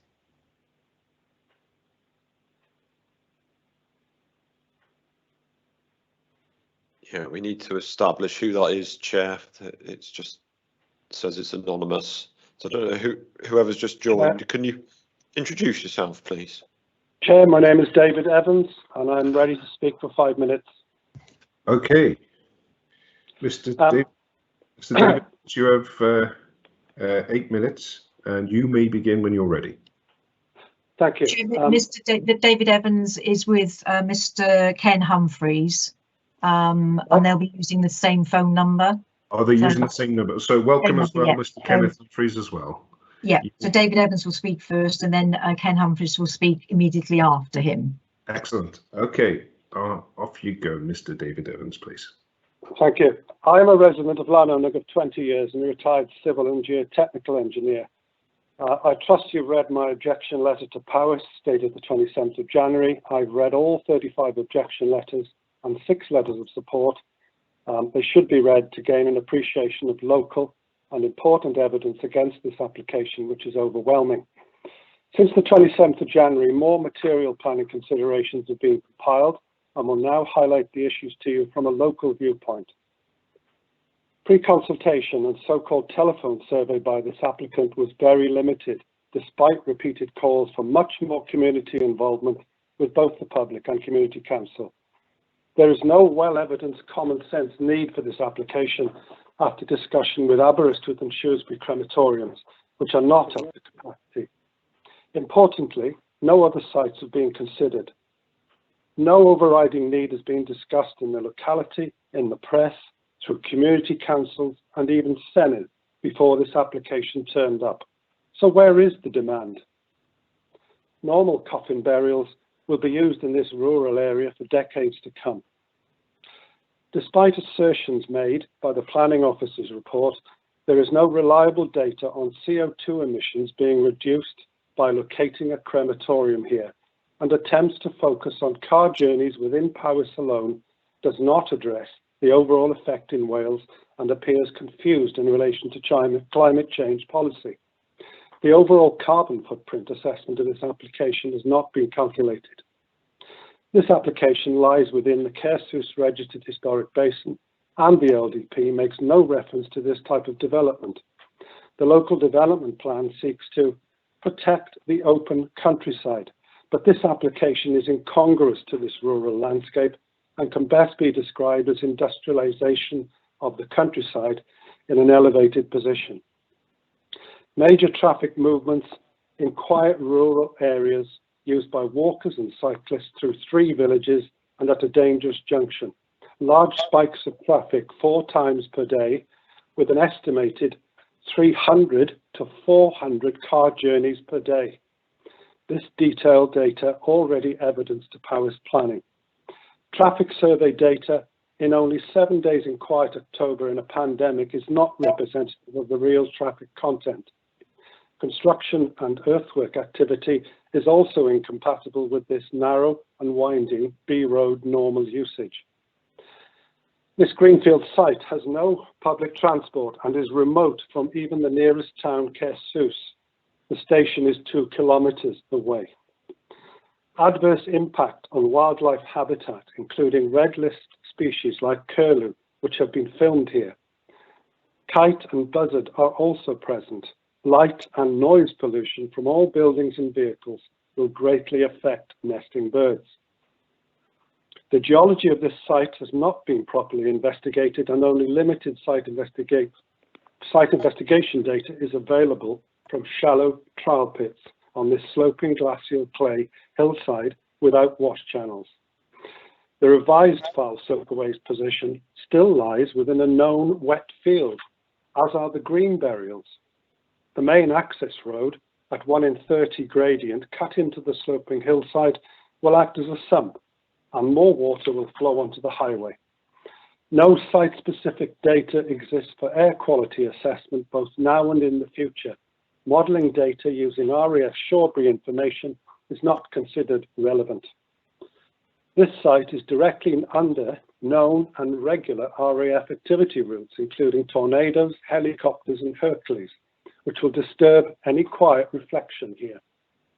It is prohibited to allow spreading of ashes within 200 yards of a dwelling house, as in the Cremation Act of 1902, and this is proposed in this application. That cannot be right. All roads in the area are regularly used for hauling manure, both cow and poultry, for spreading on adjacent fields. This application again is incompatible with the normal running of this area and will be affected by this. In conclusion, this large site of a building, chimney stack, smoke emissions and large numbers of cars will overwhelm visual and sensory aspects of the landscape from both sides of the River Severn, overwhelm road traffic through villages and narrow B roads, overwhelm wildlife and farming, overwhelm local residents in neighbouring properties, affect and be affected by a proposed holiday park just east of the site. Copious documents, however large, do not turn this site into a suitable location for a crematorium. Not even a house would gain planning permission on this site. The application is not appropriate to this location, has no emotional connection to it, does not enhance or respect the working countryside, and has an adverse impact by being detrimental to the landscape. It should be refused. Thank you for allowing me and Ken to raise very real and material concerns of the local community, and I'll now pass you over to Ken for the remaining 3 minutes. Thank you, Mr. David Evans. Once again, welcome, Mr. Kenneth Humphreys. You have 8 minutes and you may begin when you're ready. Good morning, everyone. Thanks for letting me speak. My name is Ken Humphreys, and I live 10 metres west of this application of Valley View, and I've lived here for 25 years with my wife, raised a family here who still enjoy coming home to the tranquil setting that this landscape offers. My concerns are, we cannot see there is demand for such a development. Put simply, Mac will still go to Aber, Wellspool will still go to Shrewsbury, Llandrindod will go to Hereford. No detail of the chimney stack height and emissions have been provided in this full application, despite asking the applicant several times. The chimney and emissions is not in keeping with the landscape. The chimney could be at least 40 feet high, visible to all in the Severn Valley. The top of the chimney could therefore be 200 feet above valley floor. We live very close to this application, and our loss of amenity is incalculable and would affect our lives significantly. This is not right. We have concern over the sprinkling of ashes. According to the Cremation Act of 1902, no ashes can be strewn within 200 yards of our property, as the area is classed as part of the crematorium. It should not be legally possible to do this. We have witnessed recent flooding on the B4568 and can see no measures to improve this. The field adjacent to the B4568 is known Wet Nelly for good reason. Most mornings we hear and have video of curlew and red kites on these fields. The additional cars every day is bound to affect their habitat, both during construction and for the life of the building. The dangerous junction of Fox's Pitch, no one has mentioned the winter conditions here. At 600 feet above sea level, with 6-foot snow blizzard in strong easterly and northerly winds, stopping distances will increase and cause more accidents, especially when those affected by arriving for and departing from an emotional service by car. All routes from Newtown via the Milford Road, through Caersws, through Llandrindod, through Aberhavers will be used by long lines of cars relying on sat-nav to get to this remote site. There are no pavements in Aberhavers.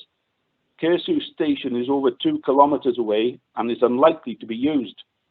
Netting wrongly placed over the main B4568 access still has not been removed, even though letters have been sent to the applicant by Wildlife Trust and local residents.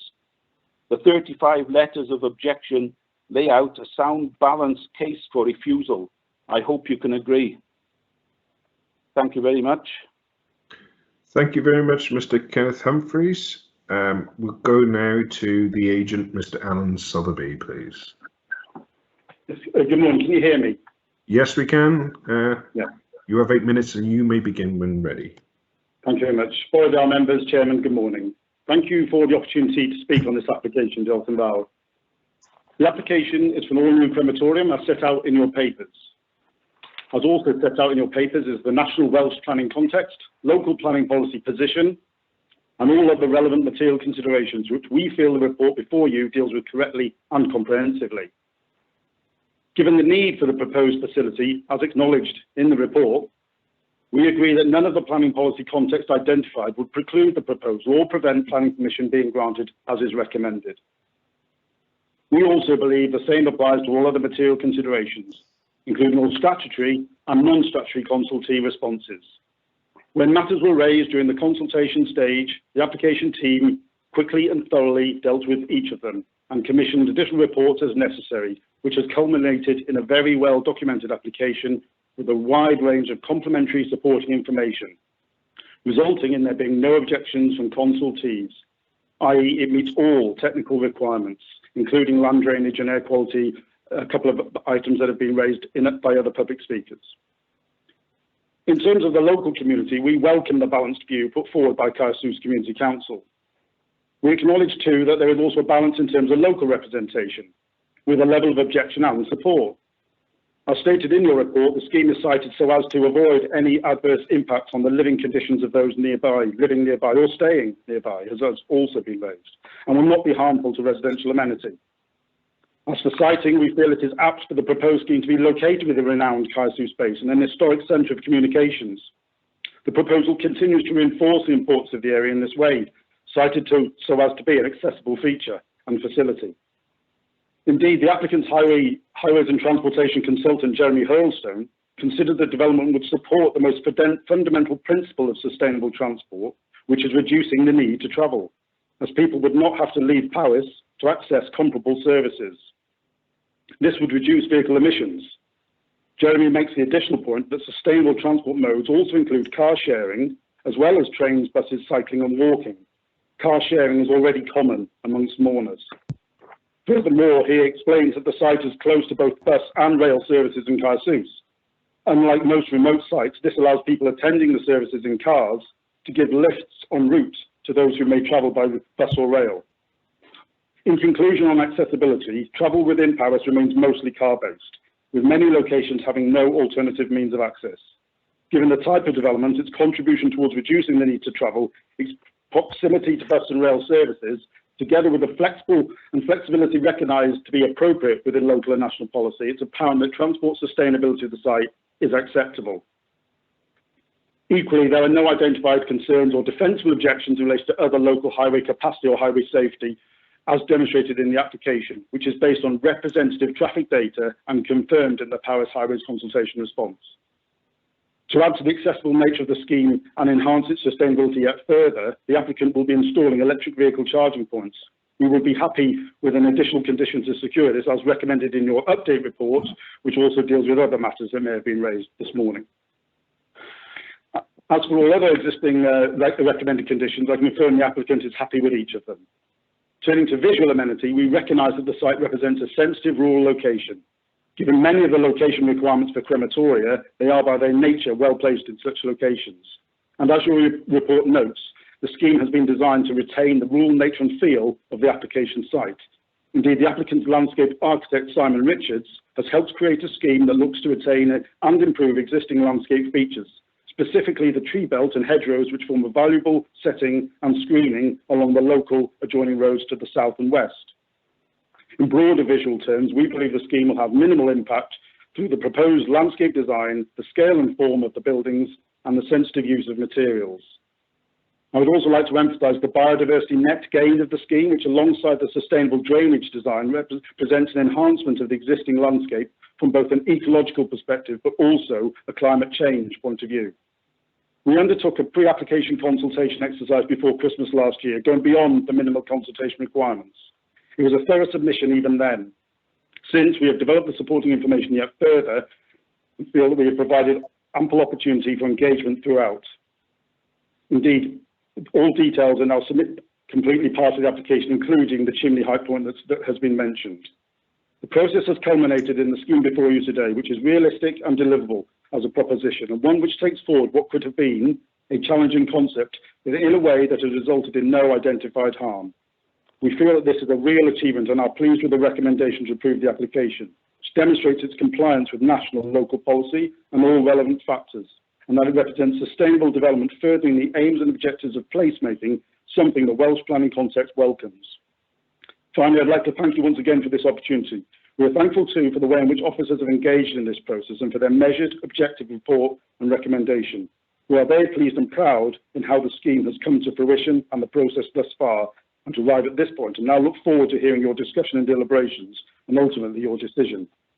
Members, we feel that this crematorium application is an exciting opportunity for Powys.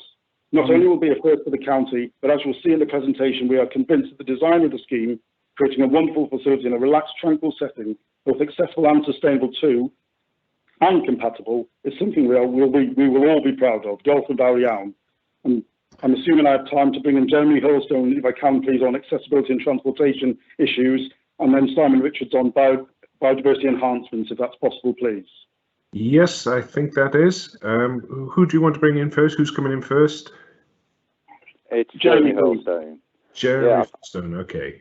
Thank you. I think Alan's covered the main points with sustainable transport. A couple of issues that were raised by the objectors regarding the traffic survey data. The surveys were undertaken during a week, which is typical for such assessments, and it was a week when there were no lockdowns, no travel restrictions, and the schools were all open in Powys. There has been instances of spikes where those actual weeks have shown higher than normal data, where people have been cooped up for ages, just glad to get out, so the flows can be higher. But notwithstanding that, the capacity available on this network based on the flows is around 85%, because the total daily flows on the busiest link are comparable with a single hourly capacity flow on a busy high street where you've got people crossing the road, parking and all sorts of things. So therefore, even if there was suppressed demand during the time of the survey, there is more than adequate capacity on the network to accommodate any perceived growth, together with the development which we assessed in the worst case scenario, whereby the whole capacity of the premises has travelled individually by their own car and entered and left within an hour. So there's no question at all regarding highway capacity. An issue that was raised about the safety of the junction in winter conditions. The visibility and safety requirements are based on speed surveys undertaken in wet weather conditions. That's what the parameters are based on. In winter conditions, when you've got snow on the ground, people naturally drive slower. So whilst the stopping distances increase, they're stopping from a slower speed. So the net effect is the same. That is why you use the wet weather road speed as set out in the design standards on which all the development is based. I think that sort of addresses the two main points on transport I picked up from the objectors' comments. Thank you. Thank you very much, Jeremy Hurlstone. Off to Simon Richards, please. Thank you very much. I think really just to reiterate the points Alan raised in relation to net gain biodiversity, but also our landscape approach and landscape impact. As Alan said, the number of trees, the additional hedgerows, and obviously the retention of the existing mature trees and hedgerows that exist on the site has been a key part of the design process.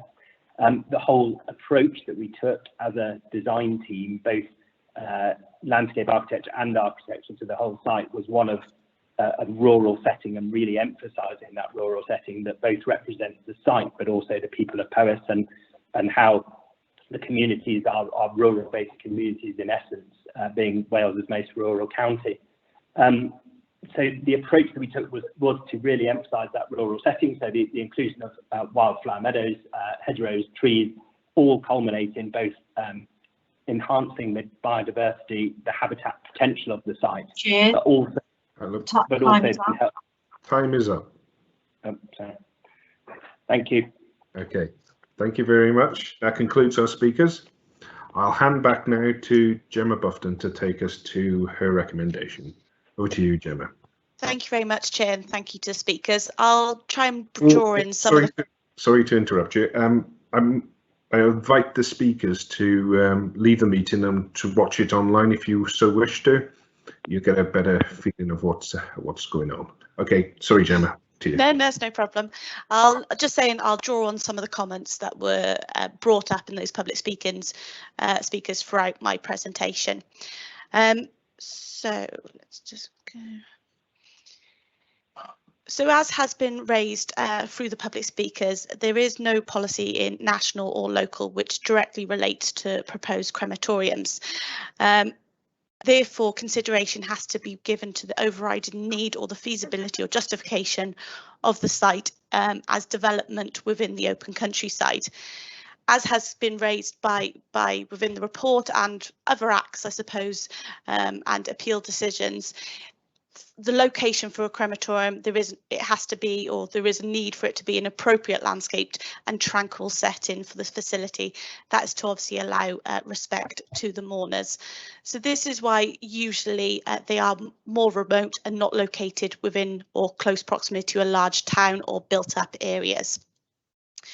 So first of all, I'll just run through some of the need or what existing facilities are locally. And I think some of these have been raised by public speakers also. So the plan in front of you, shows Wales. Currently, the black dots you can see are existing crematorium facilities, with obviously the red that being what is under consideration or proposed for Powys. So as we can see that currently Powys County Council, or Powys as the county, does not have a crematorium facility. Predominantly they are the existing facilities in Wales are towards the north and south, with obviously you can see Aberystwyth there on the western coast. If we then consider slightly further afield, which was raised, it's not as clear, apologies, but you can see the stars are the Welsh crematoriums, and then if you can see on the border here, the blue circles, those are the facilities existing in the English in England. So the closest, I suppose, proximity to Powys are those in Hereford, or that facility in Hereford, Shrewsbury and Chester, which is along the border. It has been identified that 77% of deaths in the UK now go to be cremated. Recent appeals by planning inspectors have all considered appropriate travel distances for a funeral cortege, which is approximately around the 30-minute drive. Currently, within Powys, with people travelling out of the county for such services, and especially focus on the mid-region for Powys, it has been identified that they are currently travelling over an hour to use these facilities, which is obviously, as you can see, way above the recommended distances through those recent planning appeals. Whilst it's accepted that some of the existing facilities may still be used by residents, it is noted that on average 1,200 people yearly in Powys opt for a crematorium, which would obviously be too much of a capacity just for this proposed crematorium. So it is recognised that some of that existing capacity will still be utilised. As part of the submission, evidence was provided to show the residents within local towns and villages or populations surrounding the application site, and I suppose in this mid-region of Powys. It is identified that there's 76,000 residents within those settlements, which are approximately all within the 40 minutes drive, so just over the 30 minutes recommended. Based on this evidence that has been submitted, it is therefore considered that there is a recognised need within Powys for this crematorium, especially within this mid-Powys region, where the travel journeys have been recognised as being the highest to access the existing facilities, either within England or across within Wales. I'll then go through some of the images of the proposed building itself. So this is the proposed crematorium. As you can see on the roof, I know it has been raised about some of the stacks, and you can see these clearly indicated on the application form. So the building itself will measure approximately 51 metres in length by approximately 33 metres in width. To the ridge of the roof, it is 4.9 metres, and to the top of the highest chimney or vent shown is 5.8 metres in height. So just to explain some of the elevations you can see before you. So the north elevation you can see at the top of your image, that is the elevation that will back onto the car parking area. Then we have the west elevation next, and then we have the east elevation. The green areas you can see are proposed grass bunds, which are to be built around the application building to reduce that visual impact. Other materials to be used are dark grey cladding, natural timber soffits with a bit of slate wall detailing and metal supports for the canopy area to the rear of the building. Then we have the south elevation. This is then the elevation which will be the most prominent and fronts onto that County B highway in which access is sought. So the top image shows that frontage with these grass bunds or the landscape formed around the building.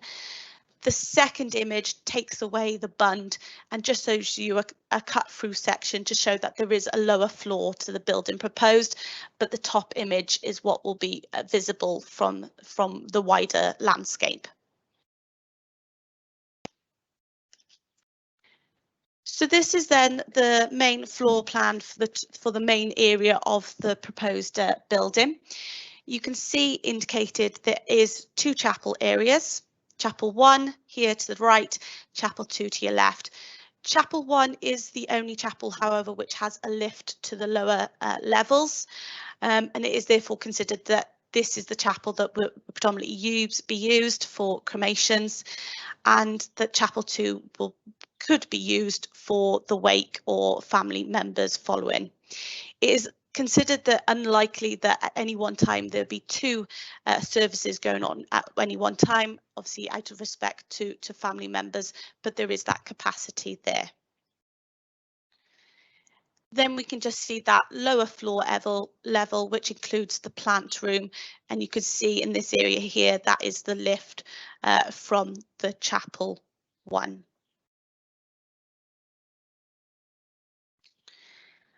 So I just wanted to include this side or west sectional elevation. So if I indicate to the very right hand side of the screens, you can see the B4 568 in which the main access will be sought. So you can see here what the bunding, I suppose, or the grass bunding proposed will look like in context with the surrounding landscape. And you can see it's very much going to be designed so it does incorporate into that existing landscape and the topography that is there. Based on that design, it is considered that the proposal and the elevations proposed does drastically reduce the visual impact of the building. As you can see, predominantly it is only the roof and some minor windows which will be predominantly visible from the wider landscape.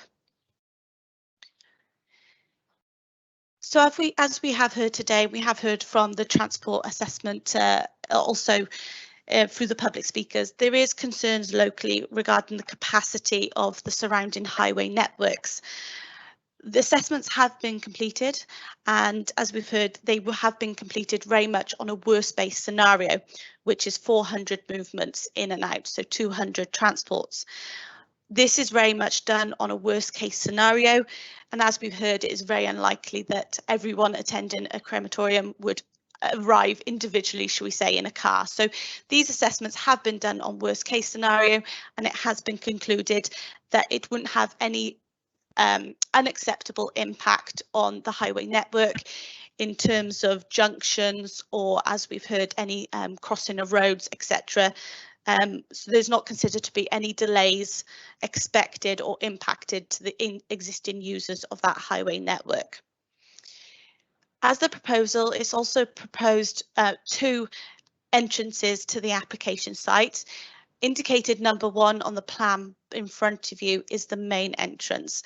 This is the entrance to be used from all members of the public, including the hearses visiting the application site. If we just go on a closer up image of that proposed access, which you can see in these images here, there is a proposed visibility display of 215 metres in either direction from the access. There will be a hedgerow and trees, as you can see in the top image, which will be required to be removed as part of the proposal. However, we have considered these and conditions have been attached to ensure that additional planting and hedgerow is relocated behind that visibility display.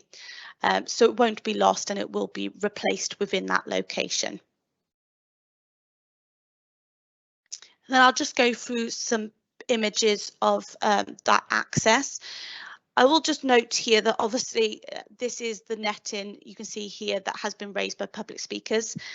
I have also put an update in my report to members confirming the legal stance around the netting. It unfortunately isn't or doesn't constitute development, so it's not one that obviously us as the planning department can discuss today, and I just draw your attention to that update report for comments on that. So this is the access looking in a easterly direction.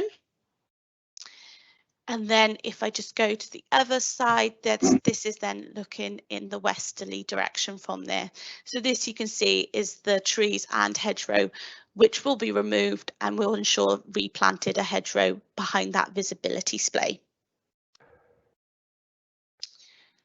So then the second entrance, as you can see here by the number 2 and the arrow, this is for a service access only, so it is expected a lot reduced movements, and that's located off the classified C highway.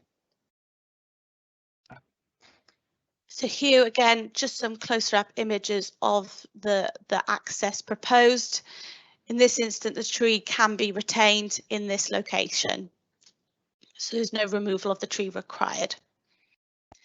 And then this just shows it on the application site. So this is looking north, so the access is just the far side of that tree.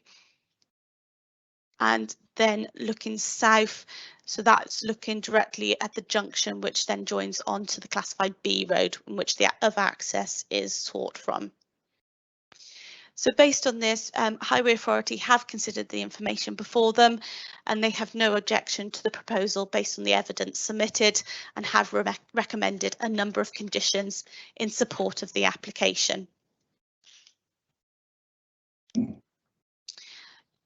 Historic environments, so there are recognised as being a number of historic assets within or surrounding the application site.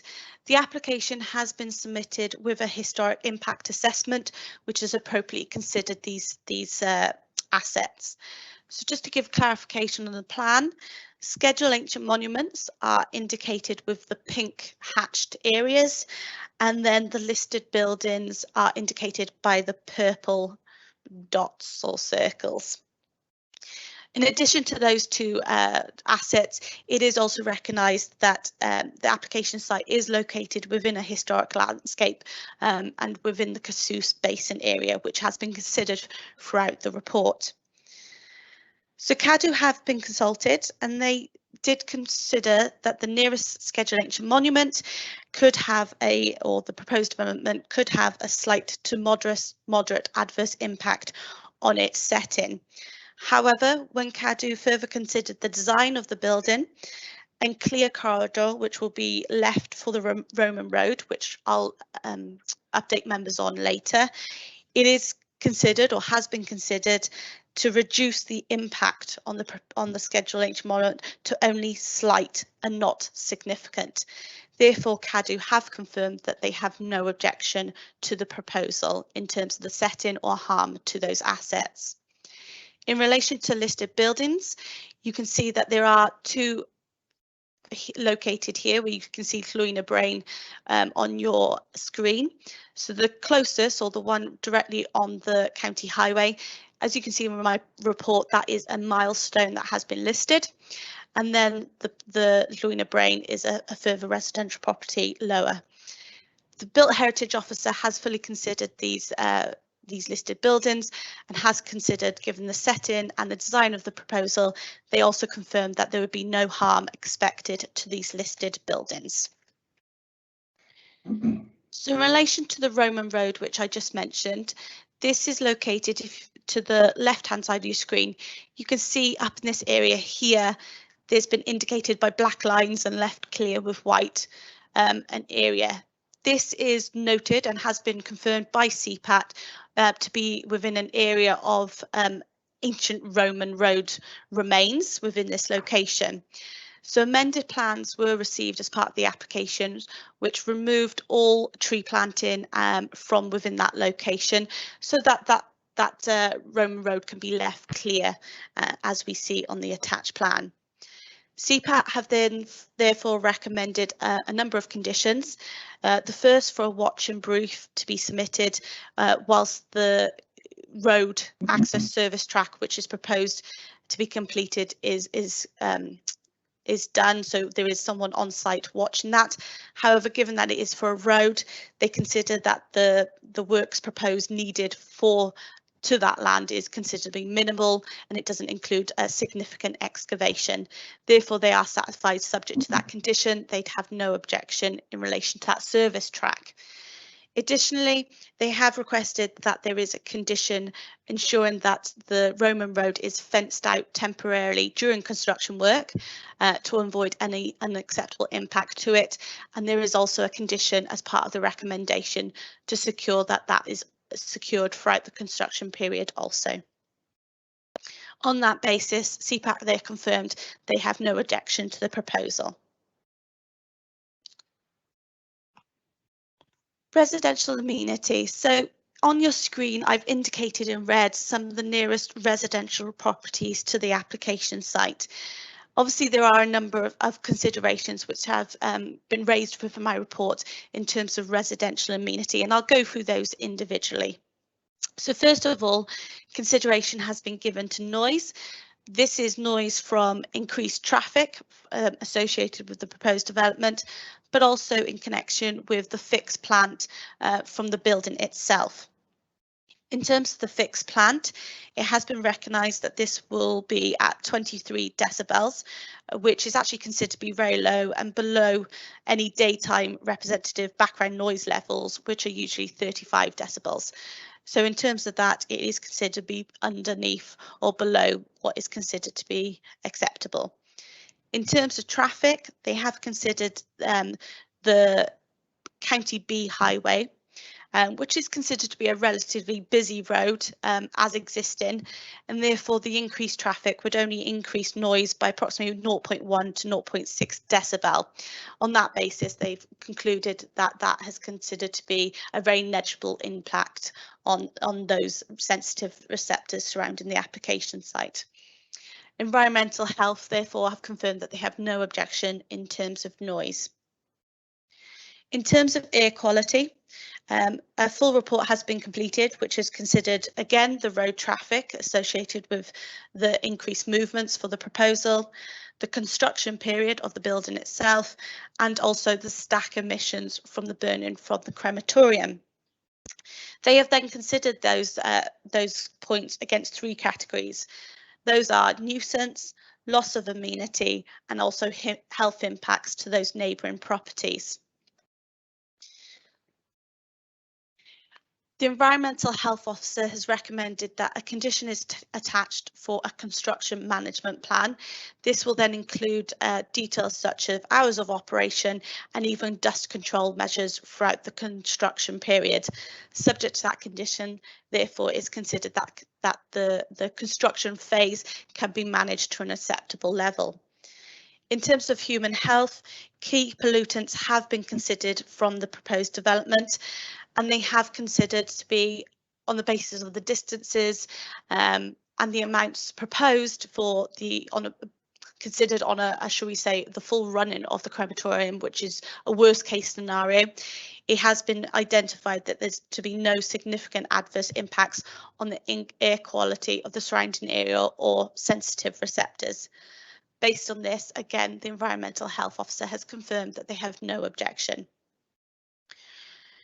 Additional to these residential receptors, and as outlined in my report, there is currently a pending further planning application with us for consideration.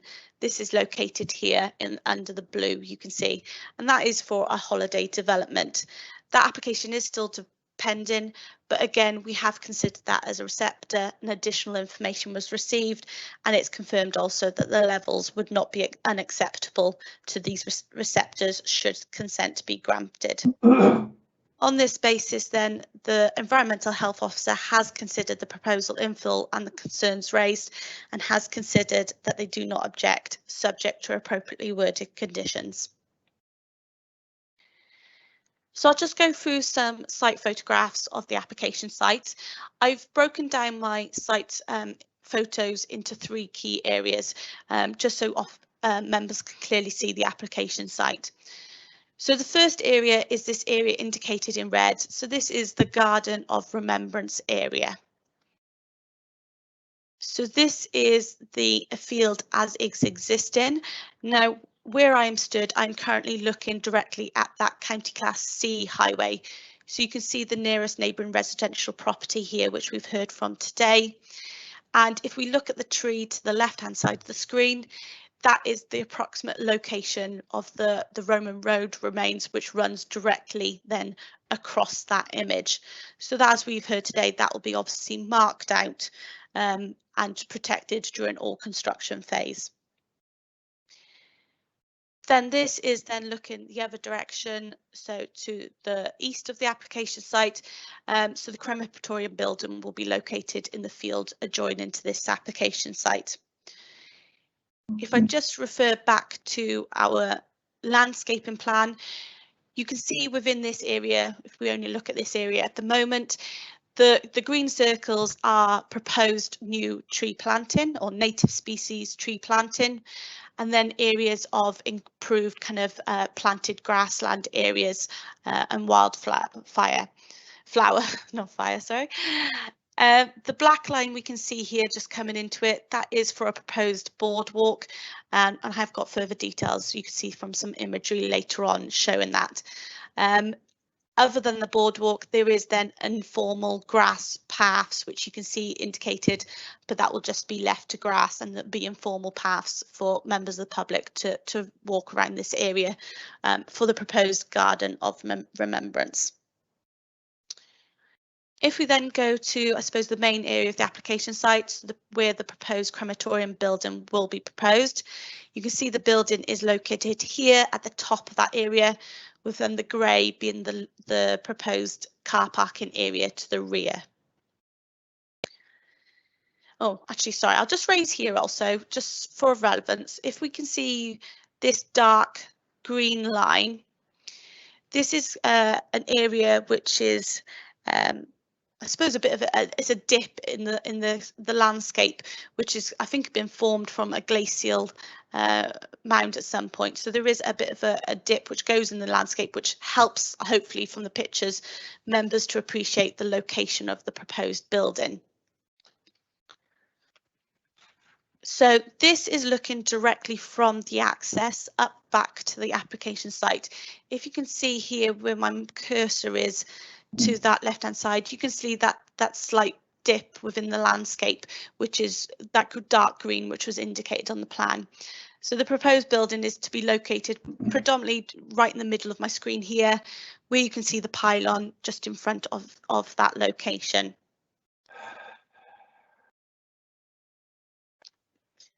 This is then taken slightly more from the west, so you can see again that landscape there, which has been dipped, so the building will be located in front of that over to the side.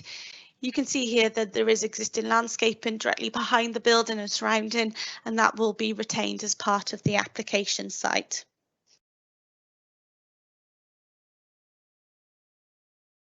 This then looks directly south, so you can see just the dark green netting of that of the access in that location.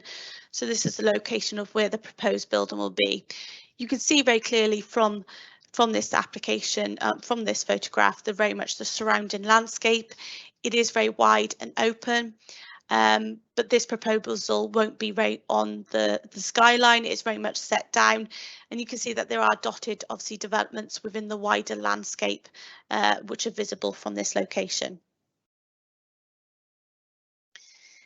Then this looks directly then from where the proposed building will be, directly west. So behind this kind of hedgerow and tree boundary here, that is where the Gardens of Remembrance was located. Again, then you can see the tree boundary to the rear of the building, which is to be retained alongside where the car parking area will be located. So it's just done some wider context photographs. So this is taken from the Classified B highway, which is where the main entrance for the proposal is to be located. So the building itself will be located approximately in this area. And you can see obviously that tree boundary, which I showed from the photos behind. This is then just taken from the other direction. So in the distance, you can just see the access with the green netting. So this is taken then from the other side, and the Gardens of Remembrance, which I showed you in the first picture, is just off. So you can see that boundary there.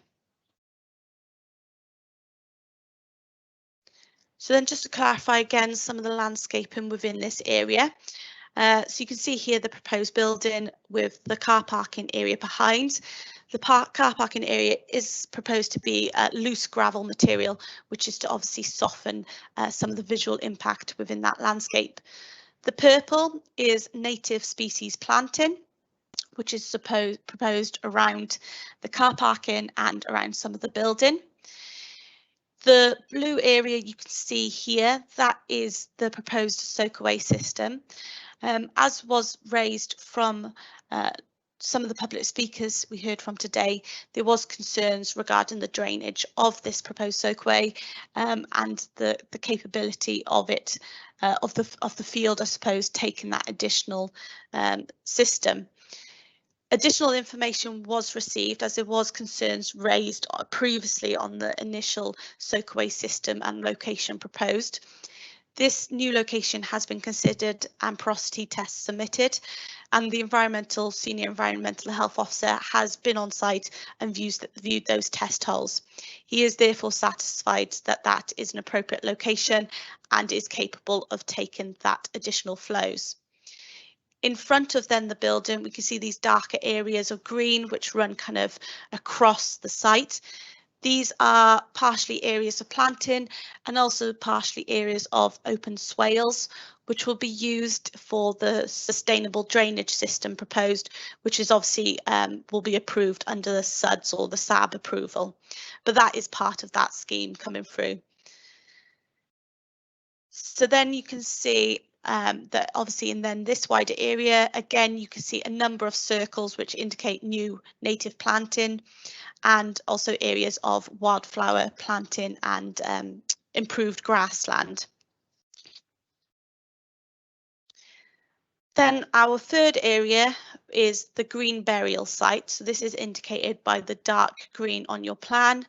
You can obviously see the dark green trees here are indicated as remaining or being existing and remaining as part of the development.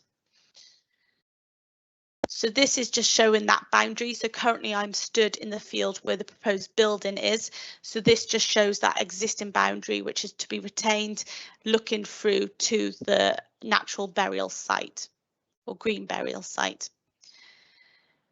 This is then in the field itself, looking north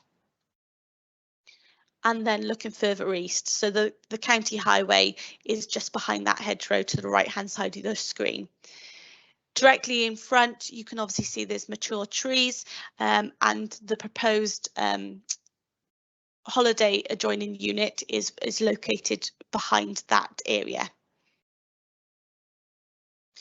So again, if I just refer back to this plan for reference, so again, you can see a number of green circles which indicate proposed native tree planting, and that is quite significant to obviously increase that across that boundary there between the neighbouring property.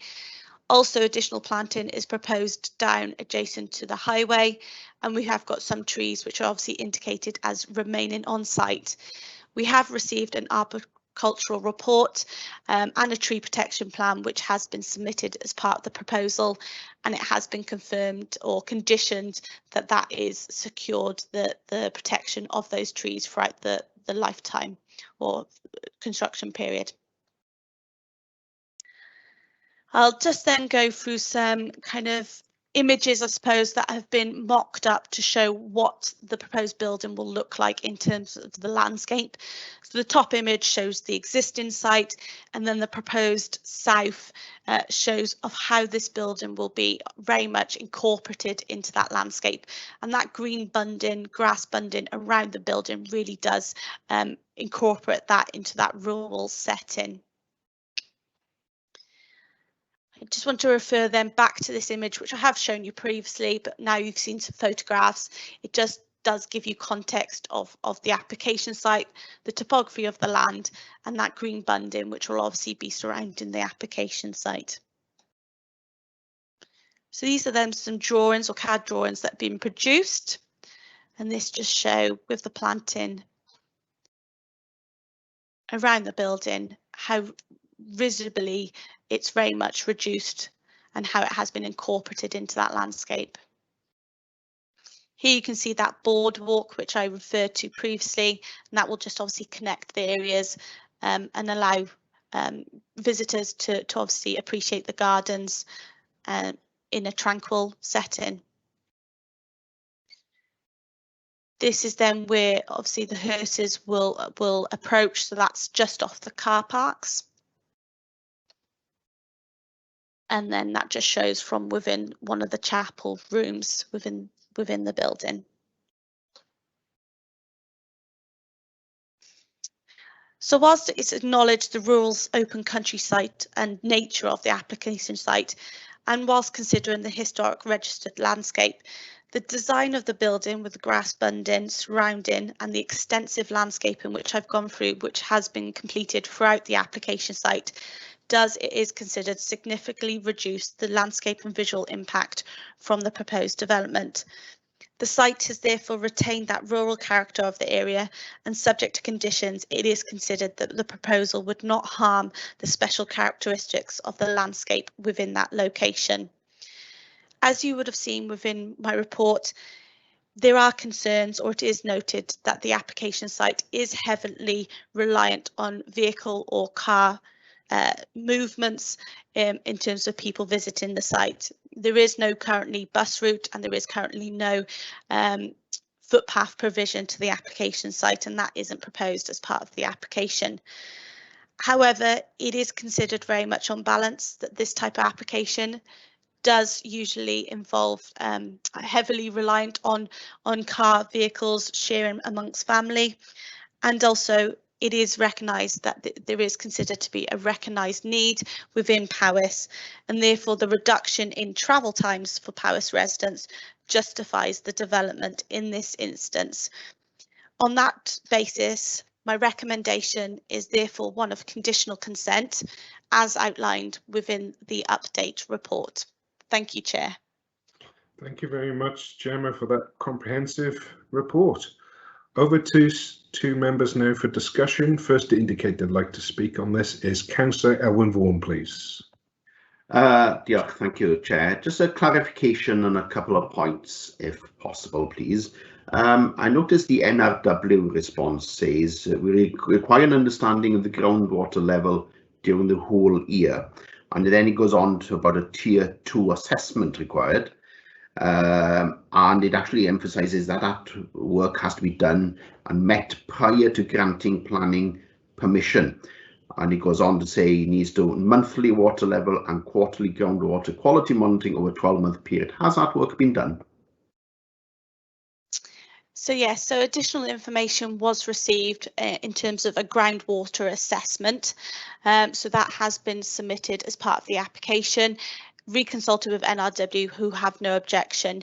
You'll note, sorry, I haven't got a copy of the report in front of me, but there is a condition, if I can just get it up. There is a condition which has been recommended by NRW, and that includes the ground, the burial area, and specific distances in terms of distances for burials. Here we go, sorry, condition 23 to do with groundwater supply. So yes, additional information has been submitted and subject to the condition, which will obviously secure that moving forward and for the lifetime of the development, it is considered to be acceptable on that basis. But was a 12-month assessment done as required? I suppose that's probably more going forward also with the development. Is that, I think, what it's referring to? Whatever the actual statement says, these requirements are met prior to granting planning permission.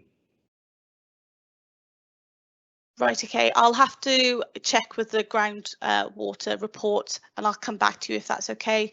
I'm not sure if Pete's got it up in front of him, but I will go and have a look, Gemma. There was a tier 3 groundwater risk assessment, so they went beyond the tier 2, and we've conditioned that. That was done by Bold Environment Limited. I will go and have a look now, and we'll come back to you. Okay, I think it's fairly fundamental. The other point I just want to touch on, clarification again, the reference was made by one of the speakers to the Crematorium Act and spreading of ashes within, or limiting spreading of ashes within, locating them 200 yards from adjoining properties. Is that the case in this site? Yes, so I've got the wording of the Crematorium Act. Bear with me in front of me. Obviously, this is separate legislation, so I haven't conditioned it as part of this application because it was obviously secured through separate legislation. Sorry, this is a problem with everything being virtual. I'm just scrolling down.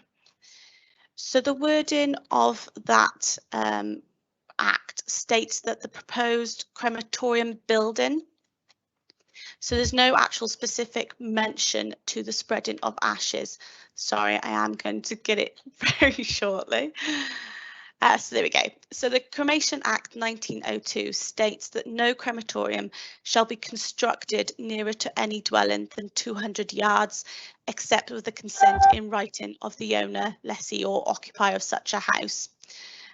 So that has, in terms of the crematorium building proposed, I can confirm that is in addition to 200 yards from that residential or any residential receptor. That is, however, covered by separate legislation, which obviously, as we're aware, a part of our control, shall we say, we can't duplicate those legislations, so I haven't included that myself within the conditions. But I can confirm that based on the plans received, the building itself is in addition to that 200 feet or 200 yards. Okay, thank you very much. I'll leave it at that for now. Yeah. Okay, thank you. Peter, no, you haven't come back now. Councillor Les George, please. Thank you, Chair. And thank you, Gemma, for your usual comprehensive presentation. And I would also like to thank the speakers that started the application off with very accurate and detailed information that is needed when we're looking at this kind of an application. Gemma, I'd like to ask, possibly, could you inform the committee and members of the public who are listening to the meeting what the traffic movement figures and the impact scores are in respect to this application? Yeah, we have got Simon Crew on the line, so I'm not sure if he wants a bit to say to start with. Okay, I'll bring Simon in. Simon. Yep. Sorry, Liz, could I just ask you to say the question again? I got the traffic movements and then there was a little bit on the line that I didn't quite catch what the second part of what you said was. Right. Okay, Simon. Yeah. The question was for Gemma. Could you inform us in more detail, the committee and members of the public who are watching, the traffic movement figures and the impact scores in respect to this development? Yep, certainly. It was the word impacts that I'd missed when you said it the first time round. Apologies. All right. Yep, the applicant has submitted a comprehensive and robust traffic statement. Sorry, yeah. And the movements proposed by the applicant are 400 movements per day.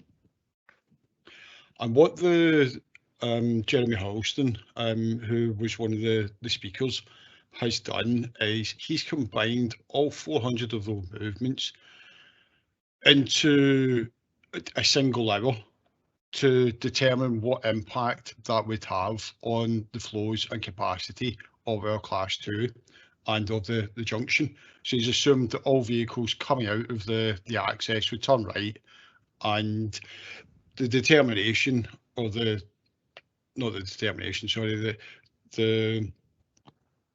calculations, once he's run them, there is no adverse, or there's no significant adverse effect on the capacity of our highway. So our highway itself, whilst at certain times it may appear to be busy, we don't consider it to be anywhere close to capacity. Does that answer your question? Well, it gives me the information that you have there, Simon, with respect. Is that the information given out as regards the crematorium itself? It's a major development. It's a modern development. It's probably larger than any other crematorium. And whether you base your figures on other crematoriums, and are your figures based on the full impact of the site, where you will have the funeral cortege and families in cars. You will have ministers and officials visiting the site. You will have service vehicles visiting the site. You'll have members of the crematorium staff. You'll have gardeners and groundsmen. And then you've also got the green burial site. Now, taking all those into account, is that where you get your 400 vehicle movements from? Les, I think it's important to remember that the 400 movements has been submitted by the applicant rather than a figure that the Highway Authority have reached themselves. So when a plan application is submitted, that applicant is required to submit the proposed movement details in relation to that application. Right, well, you know, there should really be an official figures on traffic movements, and traffic movements, are they traffic movements to the site, or the traffic movements to and from the site, which makes a big difference. Yeah, sorry. Yeah, carry on. Apologies, I thought you were finished. The movements that have been reported are two-way movements. So we talk about two different movements in two different ways. We talk about trips. So a single trip, for talking sake, you popping out to the shops would be one trip, but it would be two movements because you'd be going out and coming back in. And the same relays with this, that when you have 200 vehicles coming in, those 200 vehicles shall leave. So that's where you get your 400 total from. Yeah, yeah. And in relation to the Highway Authority determining what the number of trips will be, we can do that on some applications. So for talking sake of house, there is data available throughout the UK. There's a database called TRIX, and what it does is collate data from different types of development and different types of locations throughout the UK. And it's a paid for service, but you can access that database and interpret the data within to have a TRIX output. Unfortunately, with this type of development, the data doesn't exist within TRIX. Therefore, it's difficult to come up with a counter. So for talking sake, if the applicant had said there's only going to be 50-minute movements a day, we'd obviously look at that. We'd look at the size of the development and say, no, it's going to be greater than that. But what we can't do is tell them, going back, what the figure would be, because the data sets aren't out there.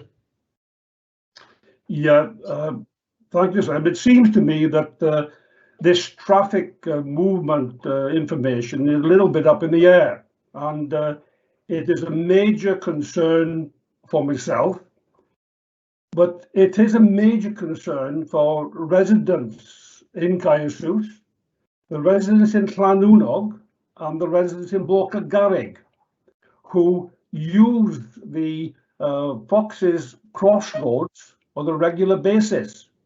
And I can foresee that there is going to be a lot more trouble on this crossroads. I'm not sure what your knowledge is of this area, Simon, but this, what we would categorize as a very dangerous crossroads. It contains the highways of the B4569, which is leaving Caersus, the centre of Caersus village, from one crossroads to the Fox's Crossroads. And then you've got the B4568, which is from Llanwnog to Newtown on the Milford Road. And then we've got the C2065, which is the Borca Garrig to Caersus Road. Now then, this crossroads, and I notice with respect, the photographs that have been produced on this application, and there isn't one photograph which shows the Fox's Crossroads. And I can tell you from experience that when you approach Fox's Crossroads from Caersus on the B4569, you come across a steep gradient onto the crossroads. When you're coming from Borca Garrig on the C2065, you are coming down a steep incline, which you have to brake for. When you're travelling on the 4568 from Llanwnog to Newtown, on the left-hand side, you experience traffic doing a lot more than the miles per hour they're supposed to be doing. And as you go past that crossroads, you encounter a dip in the road, which when you're coming out of that junction, you cannot see a car coming from Newtown for 4, 5 or 6 seconds. And this is what making that crossroads very dangerous. And I have got to say, having local knowledge, having been born and brought up in that area, as well as the residents in that area, we have seen, I don't know how many near misses. We have seen many accidents on it. And unfortunately, I have to say, there have been fatalities. And I am very concerned with the way that this application has not put any emphasis on this crossroads, because unless something major is done to the crossroads, we obviously can't rely on the figures that are coming from traffic movements from the crematorium. So it's going to be dangerous, and I would like members of the committee to note that on the time that I've been on the planning committee, which is the last 4 years, we have as a committee passed quite a number of applications in this area from transport companies, agriculture contractors, poultry farms, where sometimes as a condition of a poultry farm, they are advised to use that route.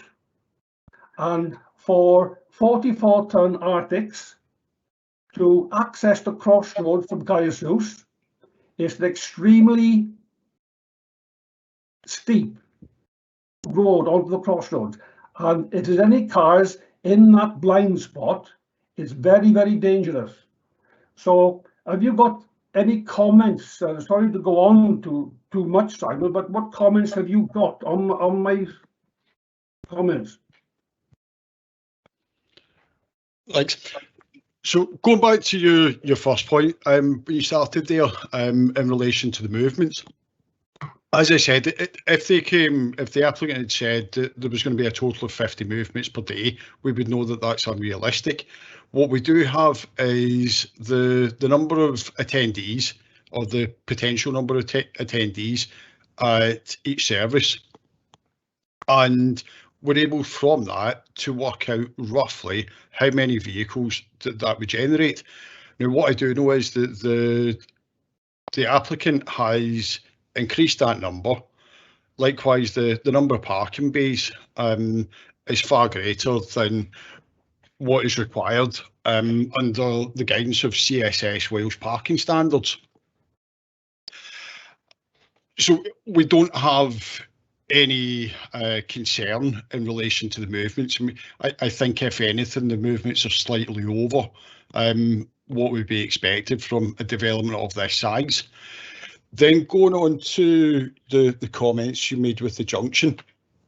If we split it into, obviously it's a crossroads junction, so if we split into the 4 different arms, so we've got in relation to accident data, if there's an accident or a collision or an incident, depending on which way you wish to refer to it,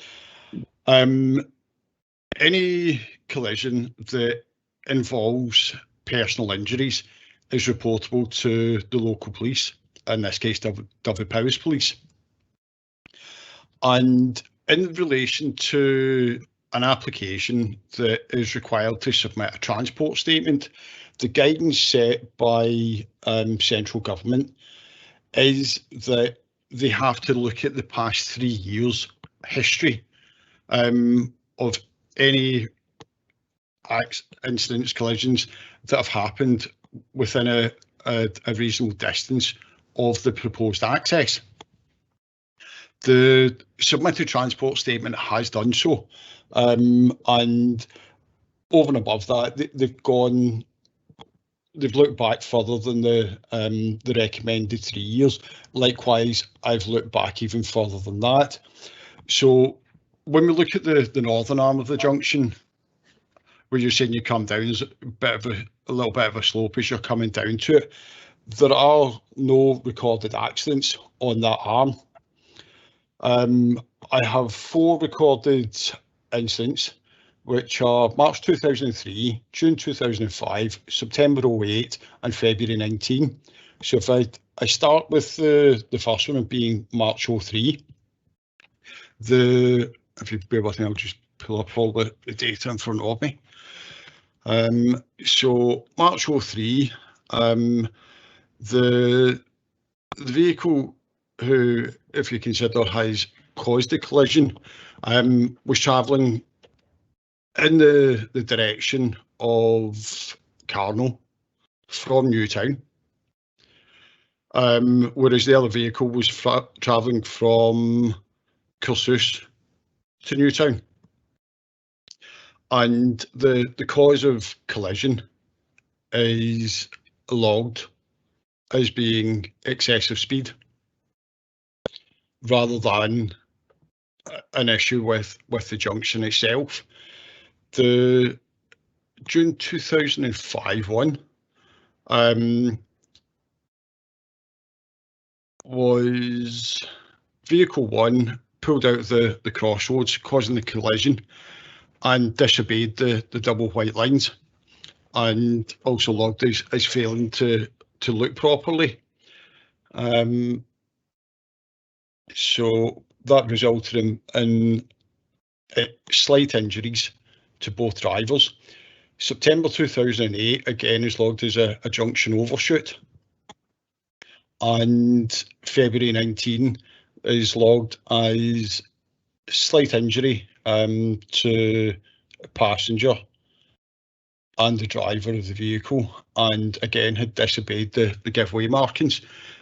There's nothing within the data that has been received by Powys County Council, either in relation to the submission nor the data that we've received from Dyfed-Powys Police, that suggests it's the junction that it's at fault.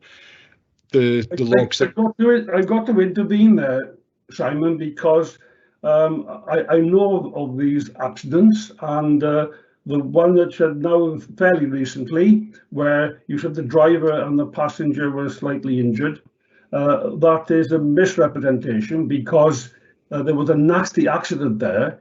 The passenger in the taxi refused to be taken to hospital, and when he was taken home, he died.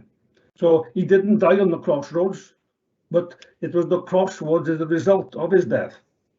And also, you mentioned that the steep incline coming from Boca Galig, the 2065, these elderly people coming from the caravan park in Boca Galig failed to stop in time because of the incline on the crossroads, and they went straight in front of a vehicle. And I think I'm correct in saying that they were both killed, and the driver of the car was very seriously injured. And these are things which I know have happened, and so do the residents in the locality. And you know, recording these things can be perhaps a little bit difficult sometimes. And the fact that you haven't found any fatalities surprises me in that respect, because these things should be recorded. And the other thing, Simon, that I have got to say, and that is that local residents in the last 3 or 4 years have been so concerned with this crossroads. A meeting was called with the residents, the business owners, myself, and Powys County Council, and we had a meeting on the crossroads. Now, I don't know, is this information in your records, but there was a good number of people at this meeting on the crossroads, and it was decided by the county council's officials that it was a very dangerous crossroads, and they would actually go forward and implement some improvements so that it wouldn't be so bad there. And as from today, we haven't heard anything from it. And I got to say that also that there is a letter that I believe Kayassus Community Council sent, and I think Gemma is in receipt of a letter on the 16th of January 21, where it states about the serious concerns from councillors and residents from Kayassus, Llanwrog, Boca Galig, especially concerned about Fox's Crossroads. And Powys County Council Highway were supposed to respond to Kayassus Community Council, but as yet no in-depth report has been received by the Community Council. Do you know anything about that, Simon? Could I bring Alistair in, if that's okay? Certainly. Bring anybody you like. Okay. Yeah, thank you, Chair, members. Hi, Alistair. Good morning. Oh, good afternoon now, sorry. Yeah, I'll try and pick up the sort of an overview on the issues, but please just remind me if I sort of don't cover anything that you've asked about.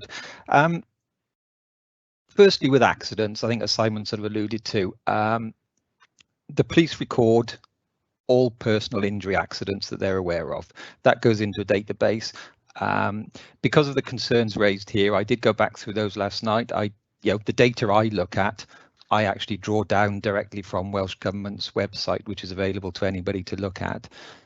So I checked through those, and I'm content that the information that's been presented in the transport statement and has been considered by the highways officer, that is accurate. There are, the fatalities that are talked about, they're not showing up in those statistics. Now, those are it's a national requirement to collect that information by the police, and they are published every year by Welsh Government. The latest set of data goes up to 2019. So unless there was something in 2020, which the figures haven't come through yet, certainly there's no issue in terms of what's been submitted as an accident record. The other side of the accident, and is all sort of issue, and it's always a difficult one for us, is what we call non-injury accidents. So if you have a bump and nobody's hurt, it doesn't get recorded anywhere. The only people who are likely to know about that are insurance companies, and unfortunately there's no robust sort of data set that we can rely on to look at those. So those do tend to be anecdotal, and that's, you know, traditionally why they're sort of excluded from consideration. That's not to say we should totally ignore them. You know, we have to be mindful of the sort of reports that we do get. I think we need to be careful here with the junction, you know, and that we have to consider the additional movements through that junction and whether that, you know, it is going to be an impact because of this development. The access to this development, you know, is a reasonable distance from the junction. It's not immediately on the junction, so there's no interference as far as I'm concerned with putting in a new junction. The visibility on the junction and everything is up to standard. It's not an issue at all. So it's about those extra movements going through the junction that we need to consider. If you look at the transport statement, and I think it's sections sort of 3, 6 and 7, where they sort of talk about the number of vehicle movements and the number that will be generated. They've stepped through, you know, and I think if you look at the transport statement, the whole of it sort of steps through the considerations that we as highways officers would go through with any application anyway. And what they've done is they've stepped through it nicely. They've presented their thinking. They've linked it to current guidance and best practice in the industry, and they've drawn a conclusion.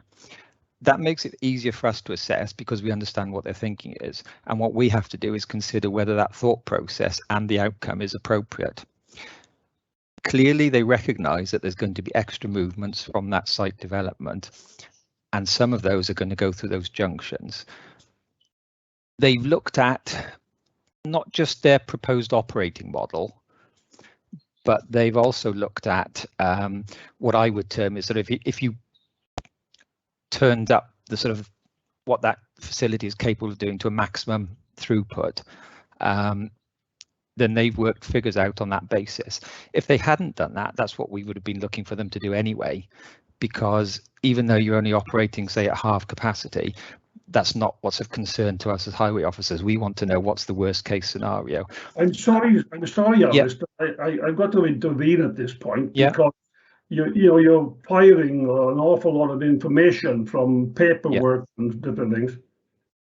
We are the residents in this area. I mean, Mr. Ken Humphries, who spoke earlier today, he lives on that junction.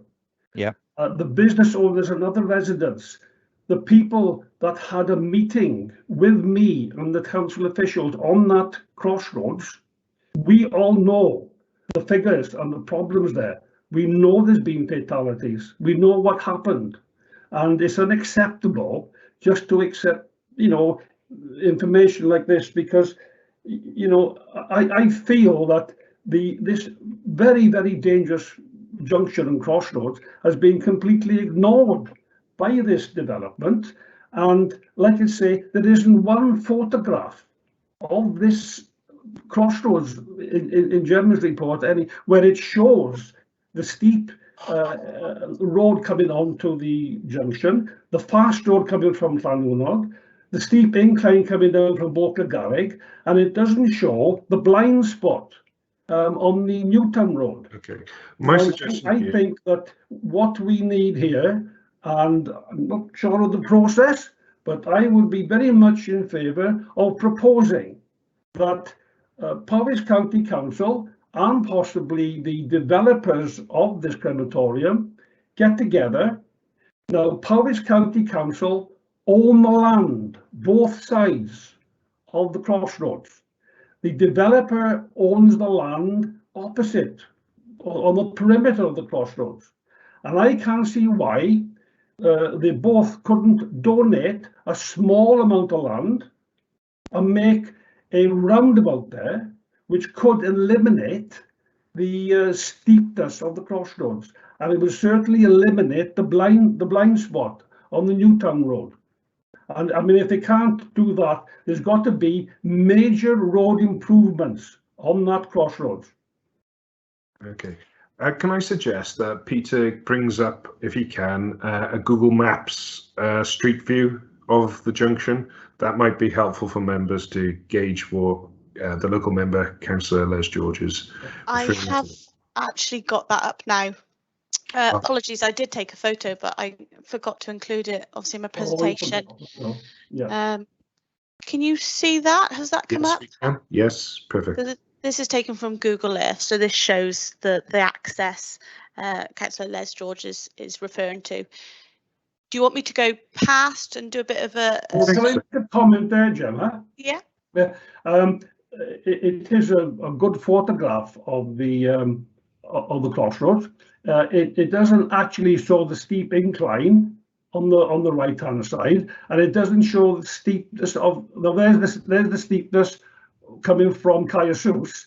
Now, straight over the crossroads, we are looking at transport companies who are operating 44 tonners. We are looking at agricultural contractors who have got 44-ton low loaders with heavy plant on them.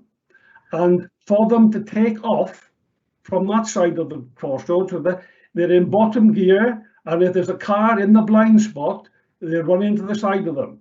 And you've got to be there. That is quite a steep, it's quite steep, that is. Quite steep, and you can see how steep it is, and you can see the level of the road.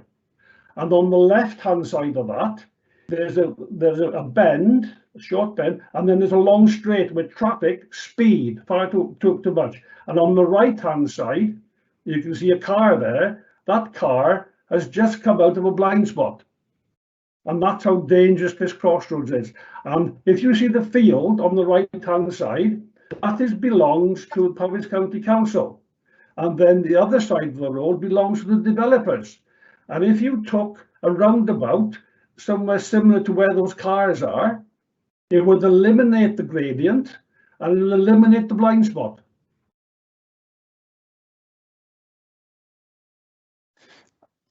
I think you have to be very careful here. You know, the advice I would offer is that if there are safety concerns about the junction, that's one issue that needs to be looked at. And obviously, from what you've said, you know, that has been raised with the Highway Authority. I'm not aware sort of where that is at the moment. But what you have to consider is this development going to significantly affect that? And whilst there may be large numbers of vehicles, you know, associated with the development, they're unlikely to be considered significant in terms of movements through the junction. Now, if you ask for an improvement, I mean, I am the ward councillor, and I am representing the thoughts of the people in that area. I mean, I can give you the names and addresses of the people, the residents, the business owners, and the farmers that operate up there, and they will give you the same kind of information as what I am. And two or three of these businesses were with me on site with Powys County Council discussing it. And 12 months ago, they decided that they would make road improvements because it was dangerous. And now you're telling me it's not dangerous, although we're expecting to see a severe extra traffic on that junction. I think we got the situation here, Councillor Les, where... Yeah, I think you got the point, Chair. Yeah, so, I think I'm willing to move on, but to move on, I would like to make a proposal that Powys County Council and the developers and to meet with me and local residents to discuss what improvements are going to be done there, because it's not written anywhere. And in previous years, Powys County Council, they do road improvements on that very crossroads, right, for visibility. And what they do is cut the grass. And that's not good enough, because sometimes I have to tell them to cut the grass because people can't see where they're coming out of the junction. As a neighbouring ward councillor, I share your feelings on that junction.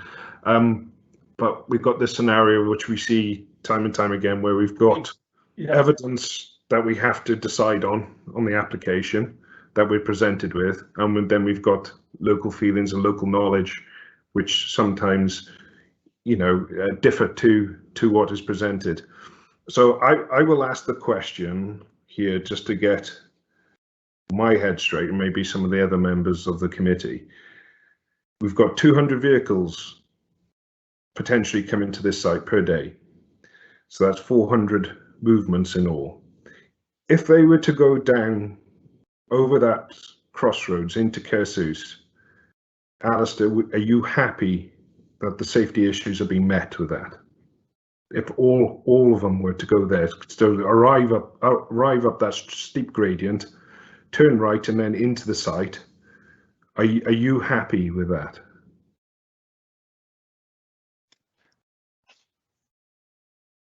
I don't believe that it would be a point for sort of refusal. I think if there are safety issues at that junction, which have obviously been looked at, we need to be careful that you're not mixing those up too much with this development, and that you're not trying to put those onto this development, because the cost of a roundabout improvement there is likely to be significant.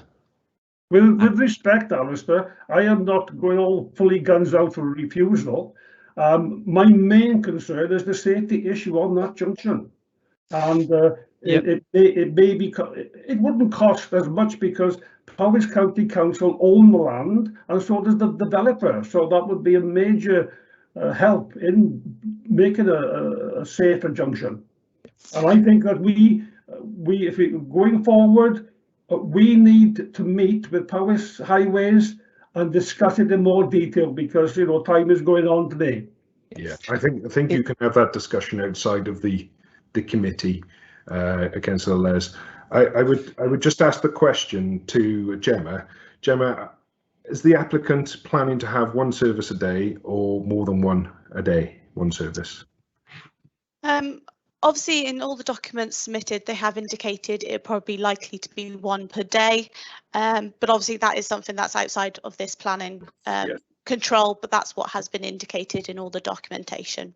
Okay, brilliant. Okay, Councillor Les, are you satisfied that with the information that's been presented, that you've sought the answers necessary? I know that you've got concerns, I've got concerns over that junction, and that's something that we probably have to take care of outside of this meeting today.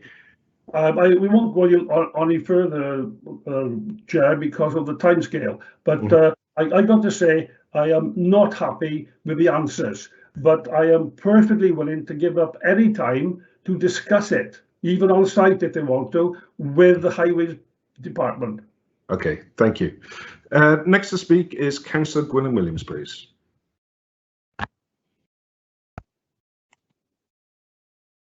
Thank you. I'm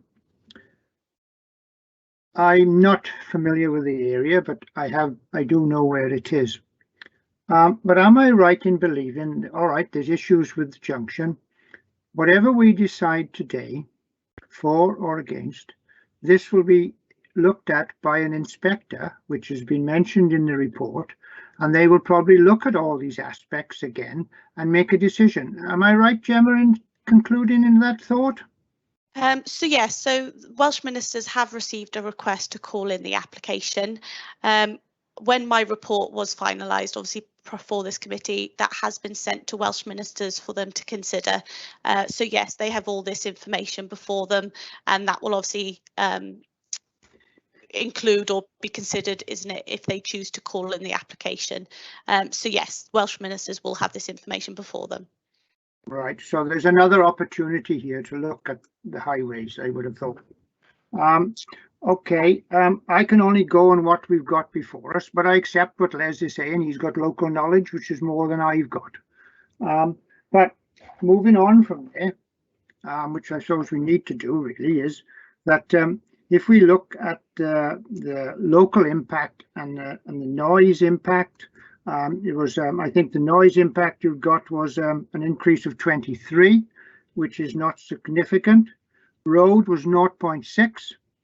Air quality was no problems with that, according to the experts. And I'm not the expert, it's the experts that are telling us that it's fine. Environmental health has said there's not an issue. The water, there's been concerns about the water. Again, they have said that the groundwater situation is acceptable, although there may be some more work to look at that. I think it was coming back in relation to Elwyn Vaughan's question. And if we look at the community council, they're the local people that we look at. They, in their final analysis, when they had it on the 30th of March 21, are in favour, but of course they do express concerns, and there's some in favour. One of the questions I would ask, and I can't find it in the report, and I might have missed it, how many extra jobs will this create in the community? Do you have that? I don't have the exact number to hand.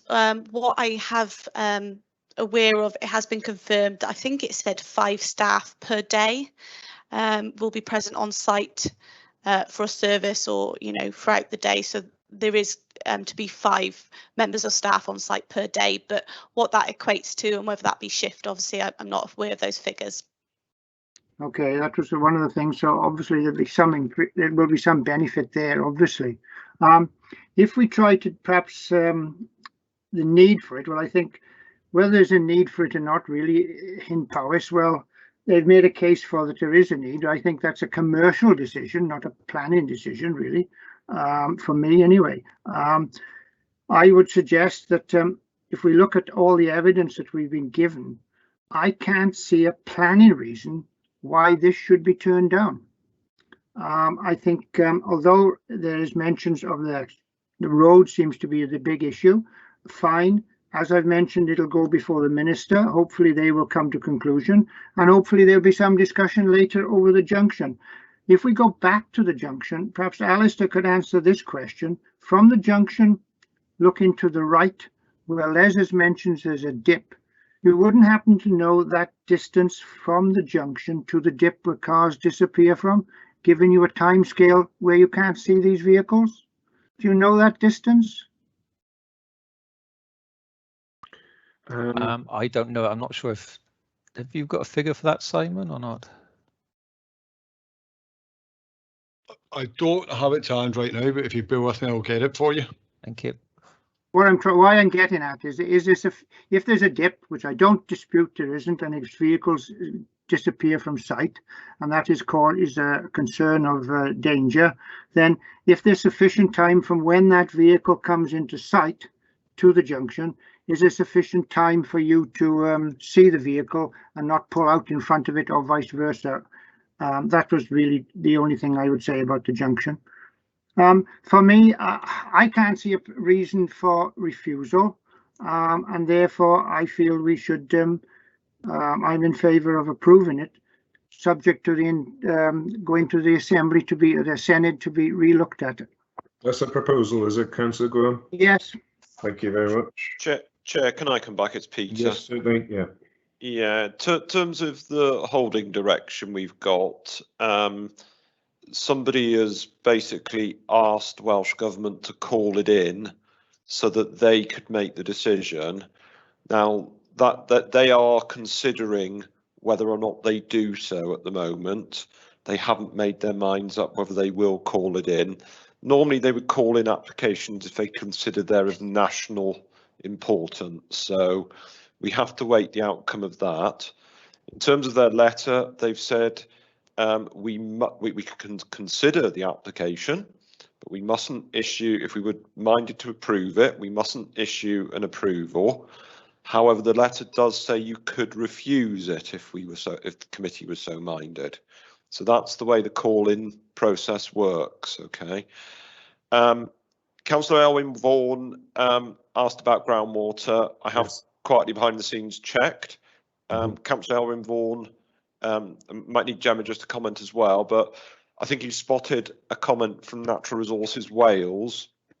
They've reviewed their last comment to us was on the 22nd of March. They'd reviewed that tier 3 risk assessment that I mentioned by Bold Environmental, and in NRW's response they've talked about including long-term monitoring as a condition, but they never went on to suggest the wording of that condition.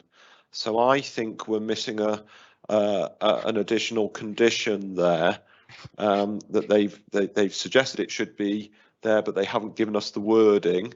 So that they've got no issue or problem or concerns. They're happy with the assessment work, but have recommended a further condition, which looks at ongoing monitoring of groundwaters and should be in place for the operational life of the development and 5 years beyond it. So what I would be suggesting, unless Gemma can advise otherwise, is that there should be an additional condition if the committee was minded to approve. Okay, then. Okay. So that's, yes, certainly, Councillor Gwilym. Yeah, it's a difficult one, because if it's refused because of the junction, we could then set a precedent, because we can get other developments such as chicken houses where the big lorries come to them, or other type of development where we could say, hang on, the junction's not very good half a mile down the road. We'll have to refuse this development. We could be setting a precedent here if we refuse it on this alone. So that's my concern. But therefore, I'd leave it at that. Everything we've heard so far, the officers who are the expert in roads and all the other stuff which I've mentioned previously are in favour. They say they don't see a problem. We have to take the advice of these experts. Therefore, I feel that as it stands, I'm for recommending approval. Thank you very much, Councillor Gwilym Williams. Next to speak is Councillor Gareth Jones, Vice Chair, please. Thank you very much, Chair, and yeah, thank you, Gemma, for a very comprehensive report, and also thank you to the agent for what I consider to be a very detailed application. Can I go back, please, initially to ask a question about what Councillor Elwyn Vaughan touched upon in relation to the scattering of ashes close to the property of one of the public speakers that we had earlier?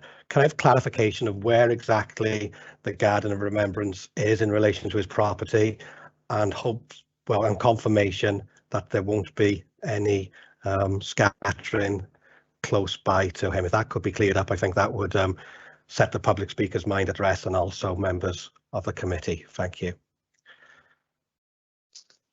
Thank you very much, Councillor. I'm just trying to find a plan where I indicated public amenity. Sorry, I've gone past it.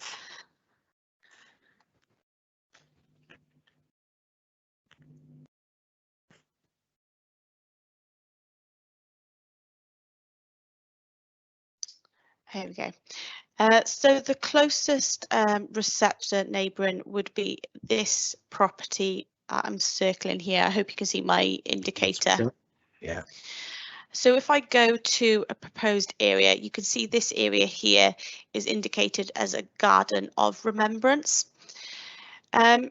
It's probably one, there's no guidance within the Cremation Act or anywhere especially specific to the scattering of ashes. So all of that legislation only really refers to the cremation building itself. So there's nothing in guidance stating that there's a minimum distance should be allowed for the scattering of ashes with neighbouring properties. So the neighbouring property is obviously the opposite side of this county highway that runs the site. And you can see here there is extensive landscaping proposed in between and a Roman road. My only concern with saying we'll put a condition that obviously could secure that is that we have no information or legislation before us that states that ashes shouldn't be spread within, say, 10 metres or 100 metres of a residential property. However, what we have got in this instance, that appropriate surveys have been submitted and environmental health has been consulted, and they haven't raised any concerns on the proposal before us. So yeah, that's all I can really say. Unfortunately, there is nothing in legislation which states there has to be a minimum distance for that spreading of ashes. But as I say, we have got a county highway in between either developments, extensive landscaping, hedgerows, which all is in between those two areas. Okay, thank you for that, Gemma. I just wonder whether the applicant and the agent who are listening, whether they could bear in mind the comments of the speaker and be sympathetic when they are locating things and bear the property, close proximity of the property in mind. Thank you. Can I go on to what we discussed about the identification of the need? And I think it was one of the speakers who mentioned that they'd contacted Shrewsbury and Abercrems, who said that there wasn't any backlog with them. And I'm sure members would agree that it's no surprise that a competitor would say that there wasn't a need, because ultimately they will take away potential business. With that, yesterday I did speak to the local undertaker and asked him how much of a backlog there was, and he said to me it could be in excess of 2 weeks, whereas if you wanted a service early in the mornings it would be a lot easier, but the afternoons wouldn't be available for a long period of time. So I think that in itself identifies a need for Powys residents. Going on to the impact, the visual impact, I think the applicant has to be commended on the way they've submitted this. When you look at all the soil screening that's going before, all the trees that are planted, it's not going to be visible from far away, as was pointed out by Gemma. I think those of us who have been to crematoriums in the past, I've been to Aberystwyth, and it does help the morning that you're in such a tranquil place. And when you look out from the chapel, like what you potentially look at from here, it's in a great position, and I think it will benefit Powys. I've also been to Colwyn Bay Crematorium, which is an industrial estate, and quite frankly, it's not somewhere I would like to be. With that, those few statements, Chair, was it Benjamin Franklin who said that and there's only two things in life that are certain: taxes and death. Powys County Council are often associated with bad headlines when it comes to taxes, council tax. I hope we could be associated with some good headlines in relation to death and the mourning period, and I would be happy to second the proposal from Councillor Gwilym Williams that we go with officer recommendation. Can I just add as well that I've listened intently with Councillor Les George, and I do know the area very well. I was passing it yesterday. I would like some way, if we can condition it, something that we could work with the applicant to try and improve that junction, because as the community council and the speakers have said, this is a big concern and we need to listen to the local members. So with that proviso, I'd be happy to second. Thank you. Okay, I'll go to Gemma. Is that something that we can put as a condition? I'm unsure if we can. Yeah, unfortunately, I'd probably agree with you there, Chair.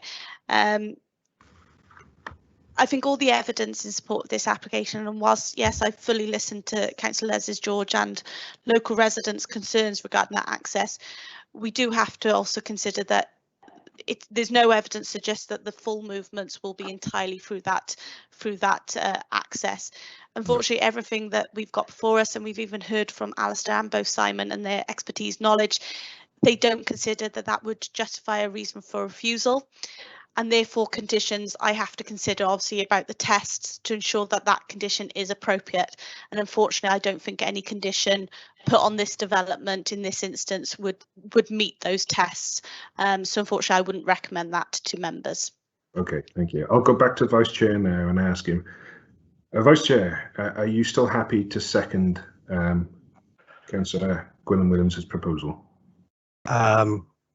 Yes, Chair, I am still happy, but as disappointed is that we can't condition it, I hope there is a way that the developer recognises the concerns, like the Scattering Ashes, and works with Powys to kind of sort this. But yeah, in answer to your question, yes, I'm happy to second. Thank you. Okay, brilliant, thank you. I'll bring Simon Crew back in because I believe Simon's got some details on the distances of the dip. Yeah, thank you, Chair. Yeah, the distance between the southern arm of the crossroads and the dip is circa 180 metres.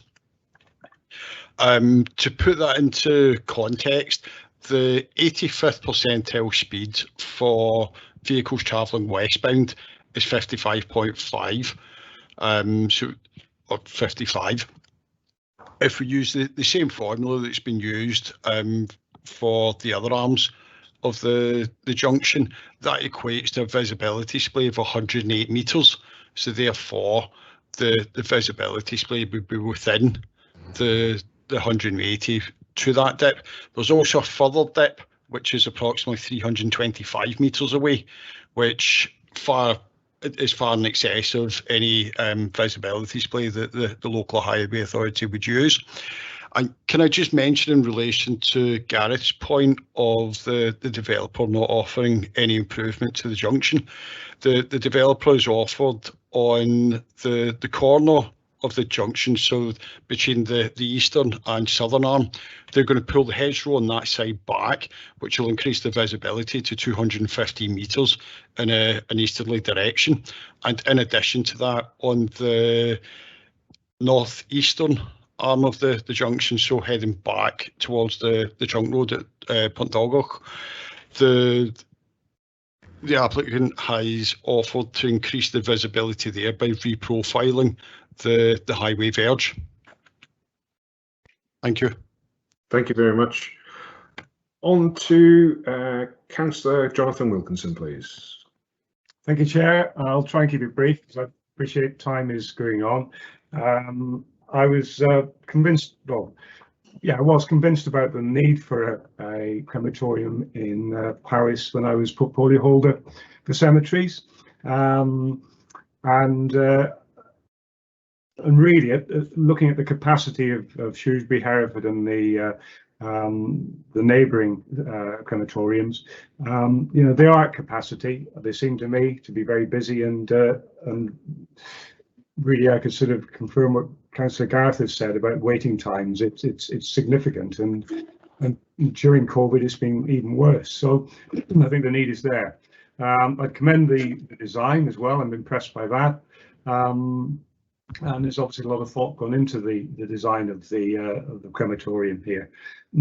If I have concerns, it's really in light of what's been said by the local member, Councillor Les, and I don't think that's to be sort of easily discounted, really. If there are concerns amongst the locals about particularly the crossroads, and bearing in mind previous accidents and incidents on that crossroad, I don't think it's something we can discount. So I'm a little bit conflicted, really. There's possibly a question for Peter. I mean, should I put any concerns I have from what I've heard about the safety element of the crossroads, the proximity of the location of the proposed crematorium to the crossroads?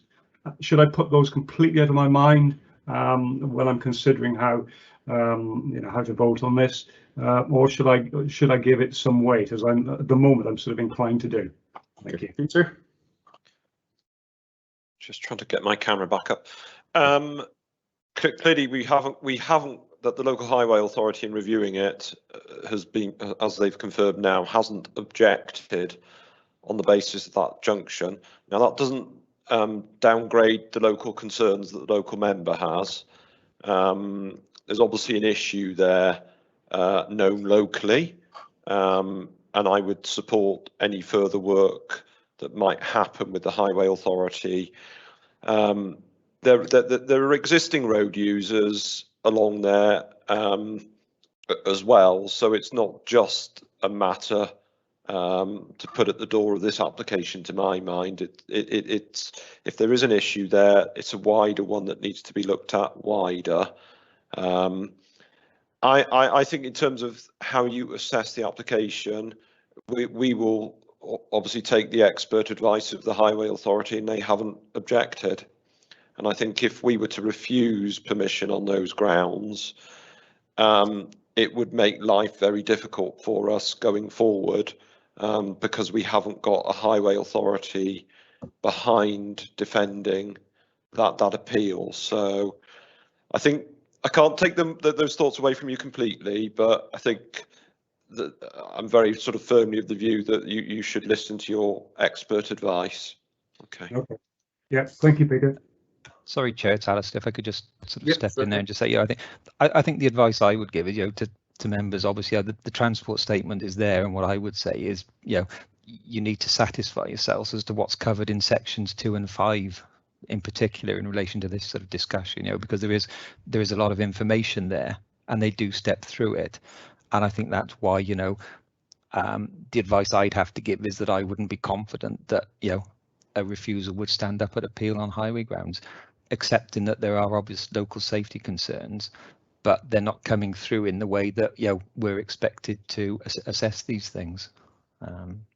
Yeah, I mean, if I wasn't unsure, I wouldn't be asking the question. I am unsure, and I'm also unsure about the potential impact on Caersws as a town village, in terms of the amount of extra traffic that's going to be travelling through it to access this site, because that will clearly have an impact on Caersws, and that's something else I've got to weigh up in my mind.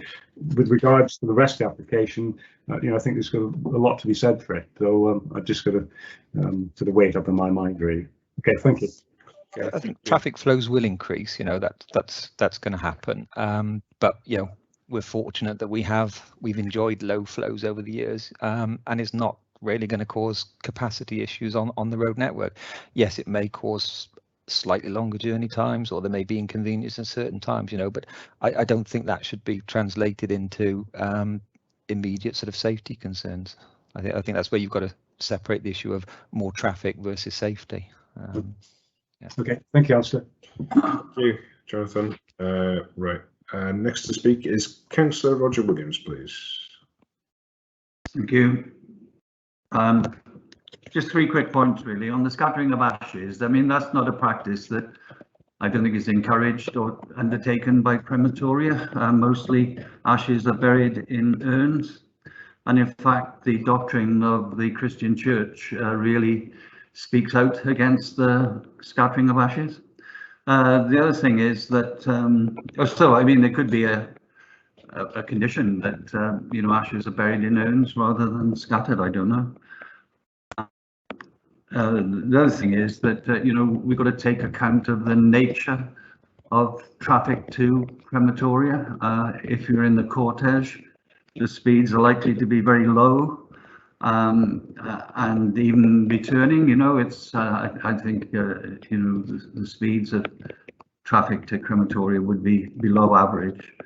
And the other thing is that it seems, although in Mid Wales there is a tradition of large funeral services, I mean, more and more now, it seems to me, in my experience is that services are held either in a place of worship before taking the coffin to the crematoria, or memorial services are undertaken afterwards. So I think probably the expectation of the amount of traffic using this facility is probably above what will actually take place rather than below. Thank you. Thank you, Councillor Roger Williams. Next to speak is Councillor Michael Jones, please. Thank you, Chairman. Could I say that I come to this application with an open mind, Chairman, but I do have some concerns, and I think need is of paramount importance, actually. And I'm looking at the table on page 100 of the report, Chairman, and it does raise a question in my mind as to how many people would actually use the facility, the proposed facility, because where I live, I'm 26 miles from Hereford. Newtown is 40 miles and Caersws is beyond Newtown, so I don't know where the cutoff period would be. I noticed that Bilth is not mentioned, Chairman, on that report. So the distance from Bilth to Hereford, for example, or to the ones in the south of the county, or to the south of Wales, I don't know what that distance would be. You take Machynlleth, I don't know what the travel time to Aberystwyth would be, and I would think there would be perhaps less travel time to Aberystwyth than to this proposed site, and likewise other towns and areas mentioned in that report, Chairman.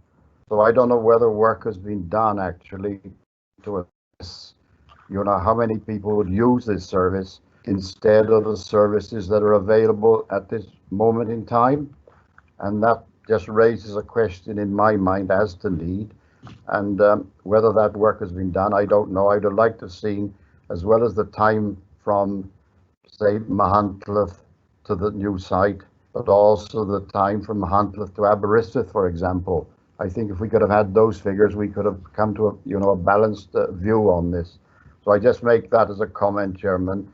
And the other thing that struck me, one of the objectors mentioned, and I've taken it for granted from the report, that the fields concerned are all dry and sound fields. I think one of the objectors mentioned, some of the land was of a wet nature, and whether that would change the situation, I don't know, but I could seek some clarification on that, please. Thank you. Okay, thank you. Over to you, Gemma, for the clarification on the land there, please. Yeah, so concerns were raised initially regarding the ground conditions. And as I mentioned previously in my report, we have received an amended location for the proposed soakaway system. So this is now located in this area, and it was previously, I believe, kind of the other side of this green boundary, which is considered to be wetter land. This has been obviously reconsidered, and as I said, the senior environmental health officer has visited those pit holes in relation to that soakaway system. Additionally, a sustainable drainage system has to be approved through a separate legislation, and that's obviously will be fully considered there. But on the basis of the information we have received and visiting the site, the proposed location for the building and built development is appropriately located and away, shall we say, from any wetland that wouldn't accommodate that. That was more concerns regarding the soakaway system, which has now been addressed and confirmed as acceptable. Okay. Would you like to come back, Councillor Michael Jones? Well, I'd like to input into the alternative times, Chairman. Yeah. That's no problem. I must admit, I haven't done the assessment myself. I know within my report I have addressed and we have considered that people may choose to use those existing facilities, and that's obviously down to very much a resident's choice, I suppose, and that's where the qualitative information, or I suppose justification and support of the application, has come into consideration. It's very much open to interpretation. I believe from local knowledge that actually the distances between the Machynlleth and Aberystwyth is actually quite similar to what this proposed site would be. So it could be that residents choose depending on, say, availability of such a facility. So yes, and I think something that I want to very much get across, and what has been submitted as part of the application, is this crematorium and the business does not intend or expect to take the full capacity of the residents of Powys. That would be too much capacity for any single crematorium. So we acknowledge that existing will still be used. However, there is that very much recognised need within this central Mid Wales region. But like you do say, it is all very much based on, unfortunately, the evidence we have before us and that quantitative and qualitative data. Whether people then choose to use it in real life, unfortunately, that's obviously outside of our hands. But I do believe that we have got that data and that information before us to prove that in Wales, in Powys, and probably the UK, there is a demand. Like I said, I think it's 77% of people do go to cremation, and that is obviously a significant increase from previous years and shows that there is evidence and need for these crematoriums. Thank you. Thank you. Councillor Elwyn Vaughan, please. Well, thank you, Chair, for letting me back in. Just thank you, first of all, for the clarification on the water table. And I think, yes, it'd be good if this is passed that we put that additional clause in to satisfy NRW. However, on the other point I raised was the scattering of ashes, whether it is practice or not. There's obviously a concern there. So I was a bit surprised when the officer said there was nothing in legislation about that. So if you don't mind, I will actually quote to you what the Act says. And in clause 17, it says, in the Crematorium Act of 1902, provides that no crematorium shall be constructed nearer to any dwelling house than 200 yards, 182.88 metres, except with the consent in writing of the owner, leasee and occupier of such house, nor within 50 yards of any public highway. Clause 18, by section 2 of the Act, crematorium means any building fitted with appliances for the purpose of burning human remains and shall include everything incidental ancillary thereto. The department is advised that the crematorium buildings, chapels and parts of the ground used for the disposal of ashes come within this definition. So, as I've said before, English is not my first language, but to me that is crystal clear that there is a clear legislation on this. There's obvious clear concerns by neighbours, and we have an application by a member of this committee, and whatever the merits of the application, we have to be seen to do things right and to be treated in this application like anybody else would be. So on that basis and on the law, can we now have confirmation that the application design and location confirms with the law? Gemma, please. Thank you, Councillor Vaughan. Your detail of the Cremation Act is clearly much more in depth than my own. All I can really say is obviously that probably helps matters, I would say, because there is that legislation which secures that, which is obviously falls outside the planning remit. So on that basis, I would say that that actually secures the development more and actually helps the situation in this instance, that the developers or the running of the crematorium must comply by that act. And I would say that there is sufficient grounds and around the application site and distance between the properties, which I'm sure they can run and comply by those separate legislations on that basis. Don't you think that that clause 18 should be included therefore as a condition to satisfy and to doubly sure? It's obviously, it is separate legislation, so all guidance we receive from Welsh Government, the condition circular does state that we should not duplicate controls. My only reason for putting a condition on would be that on planning merits and planning grounds, we have evidence that there would be harm to the contrary. Now, as I've kind of discussed previously, we have discussed with environmental health officers, air quality reports submitted and all the rest, and I haven't received any evidence before me to state that the spreading of ashes, however often or not often it happens, would be harm to human health. I assume we're talking about in this instance, but I haven't got that evidence before me, so I would, on that basis, advise against it and refer to that legislation to secure that control rather than the planning remit. What's interesting actually, it actually quotes disposal of ashes rather than spreading ashes, so it might be actually tighter than what I originally envisaged actually. Okay. Yeah. There was someone coming in then? No. Okay. Okay, on to our next speaker, which is Simon Crew from Highways. Did you want to come back, Simon, or is that an old hand? Sorry, Chair, that's an old hand in relation to the DEP. Right, yeah. Okay, and on to Councillor Linda Caulfield, please. Thank you, Chair. Yes, I was just wanted to say really, yeah, I think this is a very well-designed development. There seems to have an awful lot of thought gone into it. As for local need, well, I would say there's definitely a local need in this area, because whenever there's a cremation service, you always seems to be a 2-week at least delay before a funeral can take place. And Councillor Roger Williams has already made the point I was going to make, that increasingly in recent last few years there's been a trend for just immediate family to attend the crematorium service, and then this will be followed by a remembrance service in the locality for you know, friends and acquaintances and people who aren't closely related, or sometimes it's the other way about.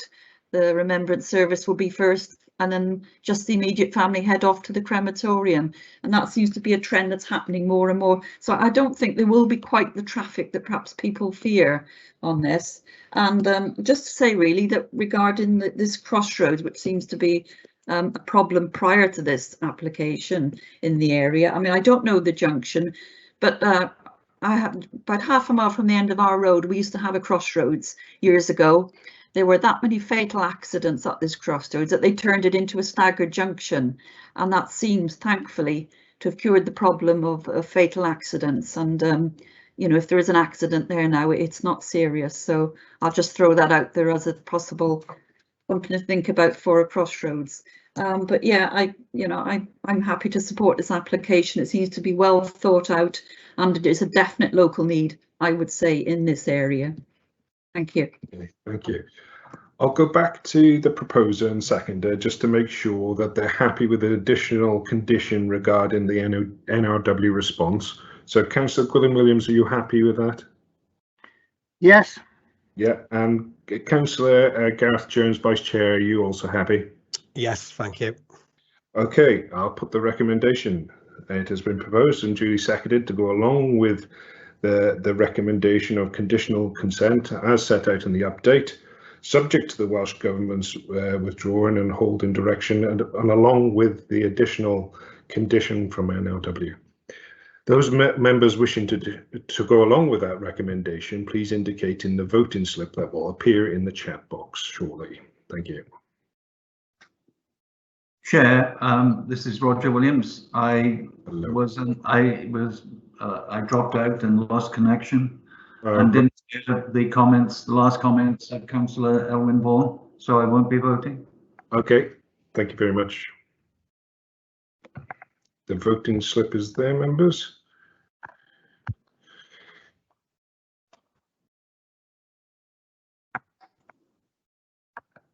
Again, I think this is Gwilym-Williams again. My thing is loading and it just says no, it's not coming up for me to vote. Okay, we'll come to you shortly, Councillor Gwilym-Williams, for a verbal declaration from you.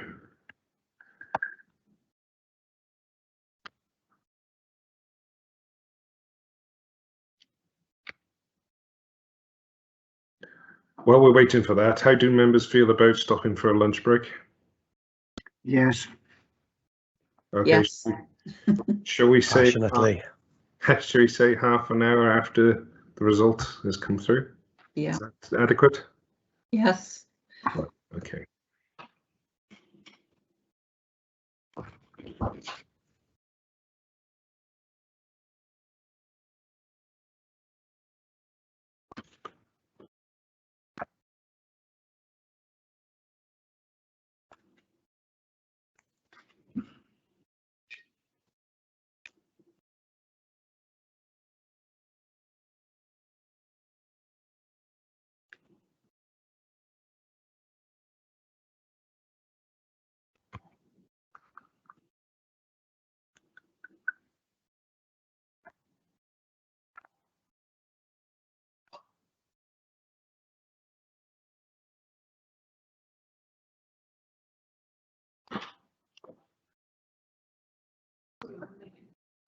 Allow me to vote.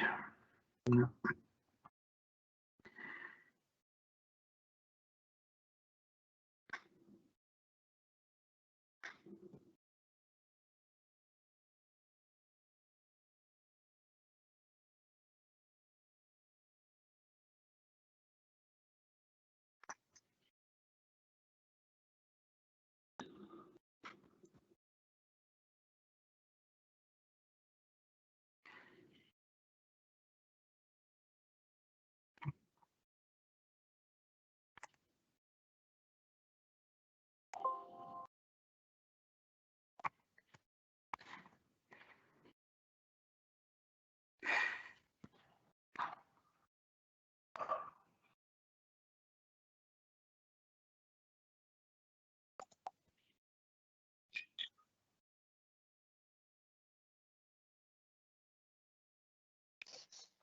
Right, thank you, Chair. So I just need a verbal vote from Councillor Gwilym-Williams. In favour. Thank you.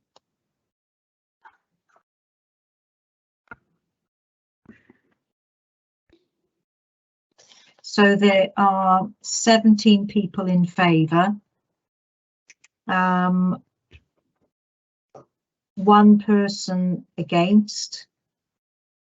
One abstention. And obviously Councillor Roger Williams said he was not able to vote because he hasn't heard all the discussion. Okay. Thank you, Carol. That meets with the officer's recommendation of conditional consent. Okay, we will break now for lunch. If you just want to turn your cameras off and mute and just leave your computers on, and we'll reconvene at 14:31. Okay, thank you.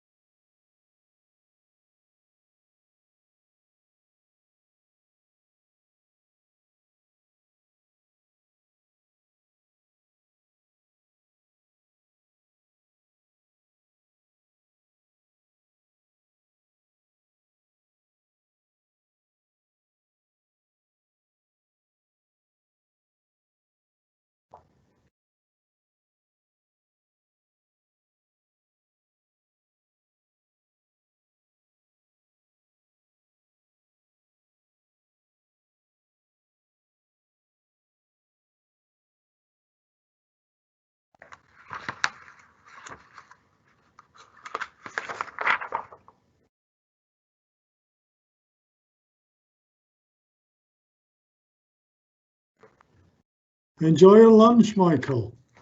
Yeah, very nice. Hello, yes. I'm afraid I had one as we were going along. All right. I couldn't wait till, well, about 1 o'clock I had mine, a quick sandwich. No, it's set me up now till tea time anyway. Hello. This is going to be the longest planning meeting we've had in a long time. Yeah, I blame the vice chairman. Never happened when the previous vice chairman was in charge, was it? Exactly, exactly. I do wonder why, I think the previous meeting, we only had one application, did we? It's a shame they couldn't be. Well, that's a highly important one, that No, it was very. Very sensitive. Oh, Chair, tell me, how come you seem to be in the same room as Karen this morning? Oh, it's a secret. Identical houses, I think it is. Well, it must be. Everything's in the same place. The monitor behind you, the picture on the wall. I can't figure this one out. Like, Karen's your mum, isn't she, Carl? Oh, sister. They share in the same room, probably. She's much too young to be my mother. This is still being webcast, remember, members. Believe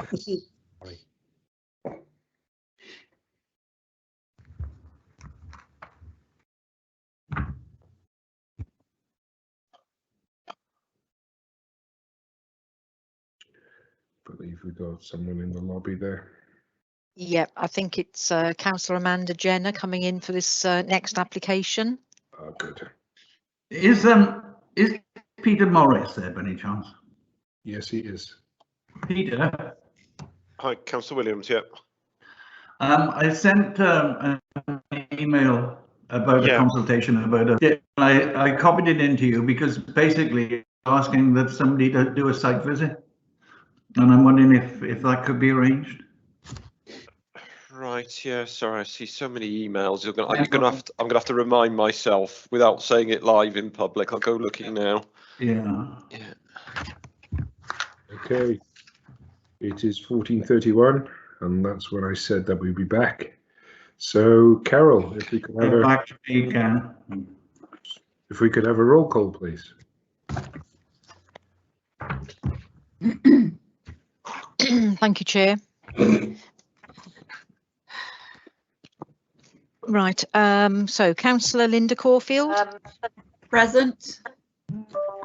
Councillor Les George. Councillor E. Michael Jones. Present. Councillor Gareth Jones. Councillor Michael J. Jones. Present. Councillor Francesca Jump. Present. Councillor Karen Laurie Parry. Present. Councillor Howell Lewis. Present. Councillor Carl Lewis. Present. Councillor David Price. Present. Councillor Phil Pritchard. Councillor Phil Pritchard.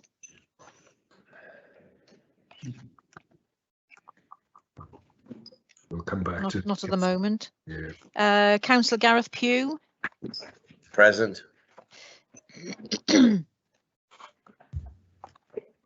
Councillor David Selby. Present, but Chair, I've just realised that as I have to go at 3, I'm unlikely to be able to listen to the whole of the next debate, so I think I need to give my apologies now. Okay, thank you. Okay. Councillor Les Gilton has given his apologies. He's left the meeting. Councillor Catherine Silk.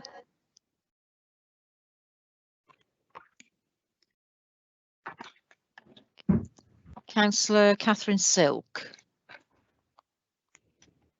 We'll come back to Councillor Catherine Silk. Yeah. Councillor Elwyn Vaughan. Councillor Martin Wheel. Present, but I'm afraid I'm going to have to give my apologies too at 3 o'clock. So I don't suppose I'll stay with the meeting, but I'll probably have to go at 3, okay? Okay. Councillor Jonathan Wilkinson. Chair, I'm in the same position as Councillor David Selby and Martin Wheel, in that I'm also going to leave at 3, so I won't be probably here for the whole of this application, I guess. So I'll have to excuse myself then. Okay.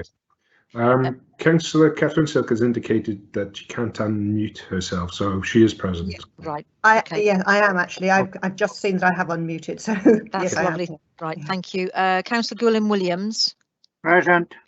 Councillor Hugh Williams. Councillor Roger Williams. Right, thank you. Now we've got Councillor Amanda Jenner, who's with us. Councillor Amanda.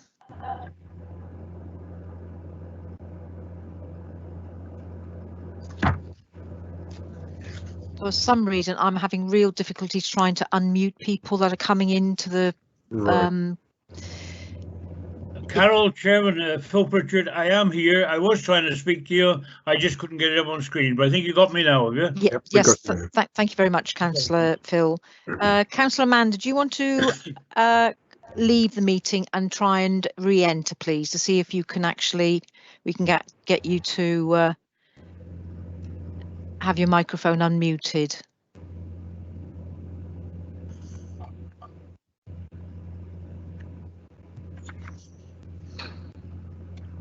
And the same goes for, we've got Wyn Jones in the meeting, but again, the system is not allowing me to unmute him.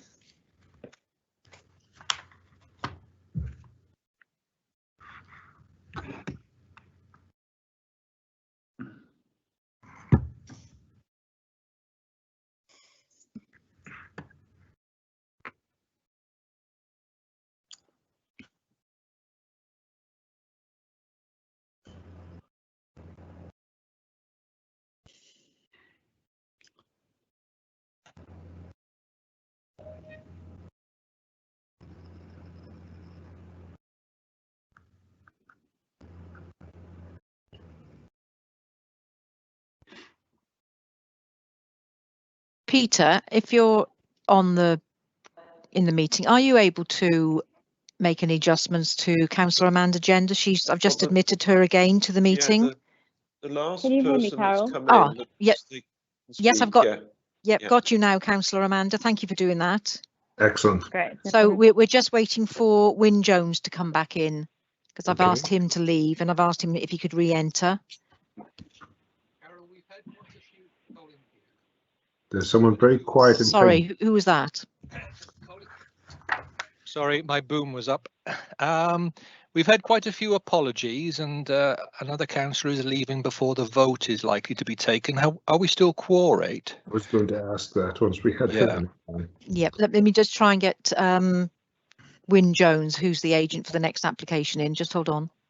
Radio. I've just tried admitting one, Carol.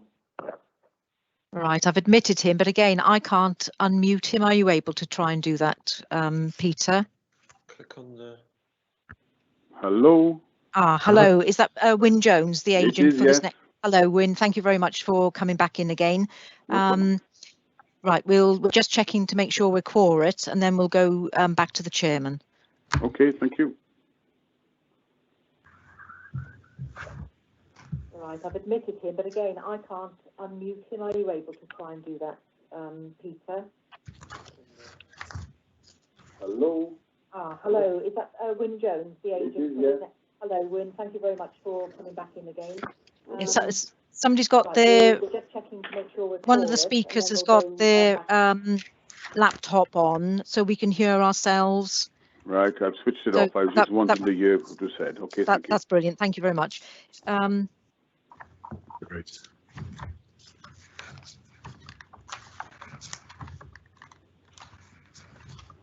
So, Chair, we'll have, if the 3 members that have indicated they will need to leave go, we'll have 17 members. So we are quorate. Well, that's fine. Yep, we are quorate. Great. Okay. Welcome back, everyone. On to our next application, which is 20/2128/FUL. Erection of 3 holiday lodges, including improvements to existing access road network C2162 and U2475, including junction improvements and provision for 1 passing bay, installation of package treatment plant and other associated works. This is at Ross Farm in Leighton. Taking us through this application is Rhys Evans. Over to you, Rhys. Thanks, Chair. Can you all see the presentation? Yes, we can. Yeah, okay, great. Thanks, Chair. Good afternoon, members. This application is before committee today because it's been called in by the local member who will shortly be speaking on the application. It should be noted an update report has been circulated due to an amended plan being received detailing the provision of electric charging points. So the site is located within the Community Council area of Trewern and is within the open countryside. The site is surrounded by agricultural land to the north, a C2 162 highway to the south, the dwelling known as Ross Farm to the east, and an area of woodland and further agricultural land to the west. The application is for the erection of 3 holiday lodges on land just to the west of Ross Farm. It's worth noting amended plans have reduced the scale of the lodges to that was originally proposed and reduced the number of lodges proposed from 4 to 3. The application also proposes improvements to the junction at the C2 162 highway and the installation of a package treatment plant. Just a bit of background, it's worth noting an application was previously refused to the north of the site, outlined in red on this plan. This application was refused due to its appearance and impact on the landscape and concerns for the amenities of neighbouring properties. This resubmission sought to address the previous concerns raised by officers. It's noted there's been a total of 15 public representations on this application, and these will be discussed during the course of the presentation. I'll now hand you back to the chair to introduce the speakers. Thanks. Thank you very much, Rhys. First of our speakers is the local member, County Councillor Amanda Jenner. You have 5 minutes, Amanda, and you may begin when you're ready. Can you hear me okay? Yes, we can hear you perfectly. Okay, thank you.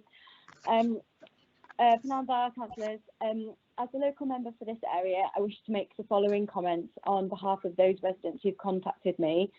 Firstly, from the amount of people that live in the vicinity of this application, there is a considerable number of residents who feel strongly about this, and they've submitted objections, and that shows the strength of feeling about this application. These residents did not object to other recent applications in the area, such as a large agricultural development nearby. And to me, this indicates that these residents are not opposed to developments in general, rather that it's this particular proposal which is concerning to them. Having been to the proposed site and spoken with local residents myself, I believe their objections should be taken on board and that this application should be refused. Whilst I understand that this proposal has been tweaked a number of times to get it to here, in my view, it's still problematic. Firstly, with regard to landscape impact, I would argue that whether the landscape impact and whether or not that's suitable is something which is subjective. Although saying that, you only have to visit the site to see that this development would actually be quite imposing from where it is and would materially alter the nature of the landscape for this area. Policy DM4 of the Powys Local Development Plan states that for proposals in the open countryside, such as this one, they must not individually have an unacceptable adverse effect on the valued characteristics and qualities of the Powys landscape. And as is said in the officer's report, a visual evaluation of the site has classified this area as being high value, with the area described as an area of managed upland grazing, distinct from its surroundings, and it has low incidence of individual hedgerow trees, and tree cover is limited to a few significant blocks, and there are exposed skies and open views dominate. So open views dominate. This development would arguably be a blight on such open views of the Long Mountain area, and I believe that the residents' collective concern about the landscape impact should be taken fully on board here, and I cannot see how going from 4 to 3 or how tree planting is going to alleviate this, and particularly tree planting certainly won't hide things in the short or the medium term. The next point I want to make is that these proposed chalets are not that far away from neighbouring residential dwellings, such as the log cabin at Old Ross Farm, and they will also significantly overlook the property Brookfields, alter its outlook and potentially impact privacy given the elevated land in comparison to Brookfields and the outlook of the chalets.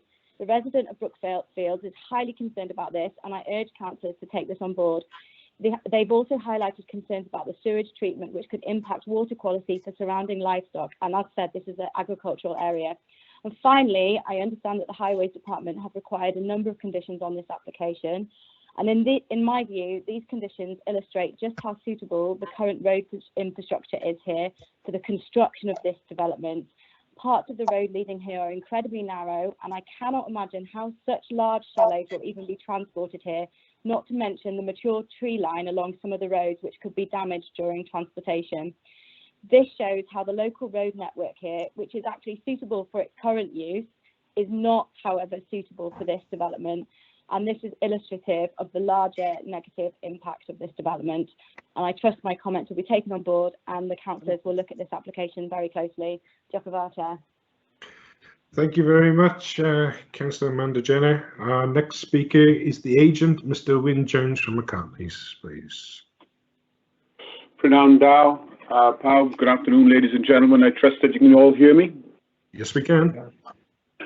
I won't take much of your time as I'm aware of the full morning you've had so far. My name is Wyn Jones and I'm the agent acting on behalf of the applicant in this matter. I've read the report where the ward councillor and a number of local council raised concerns over highways, safety, the landscape and visual impact, and I've heard the councillor speak this afternoon against the proposal.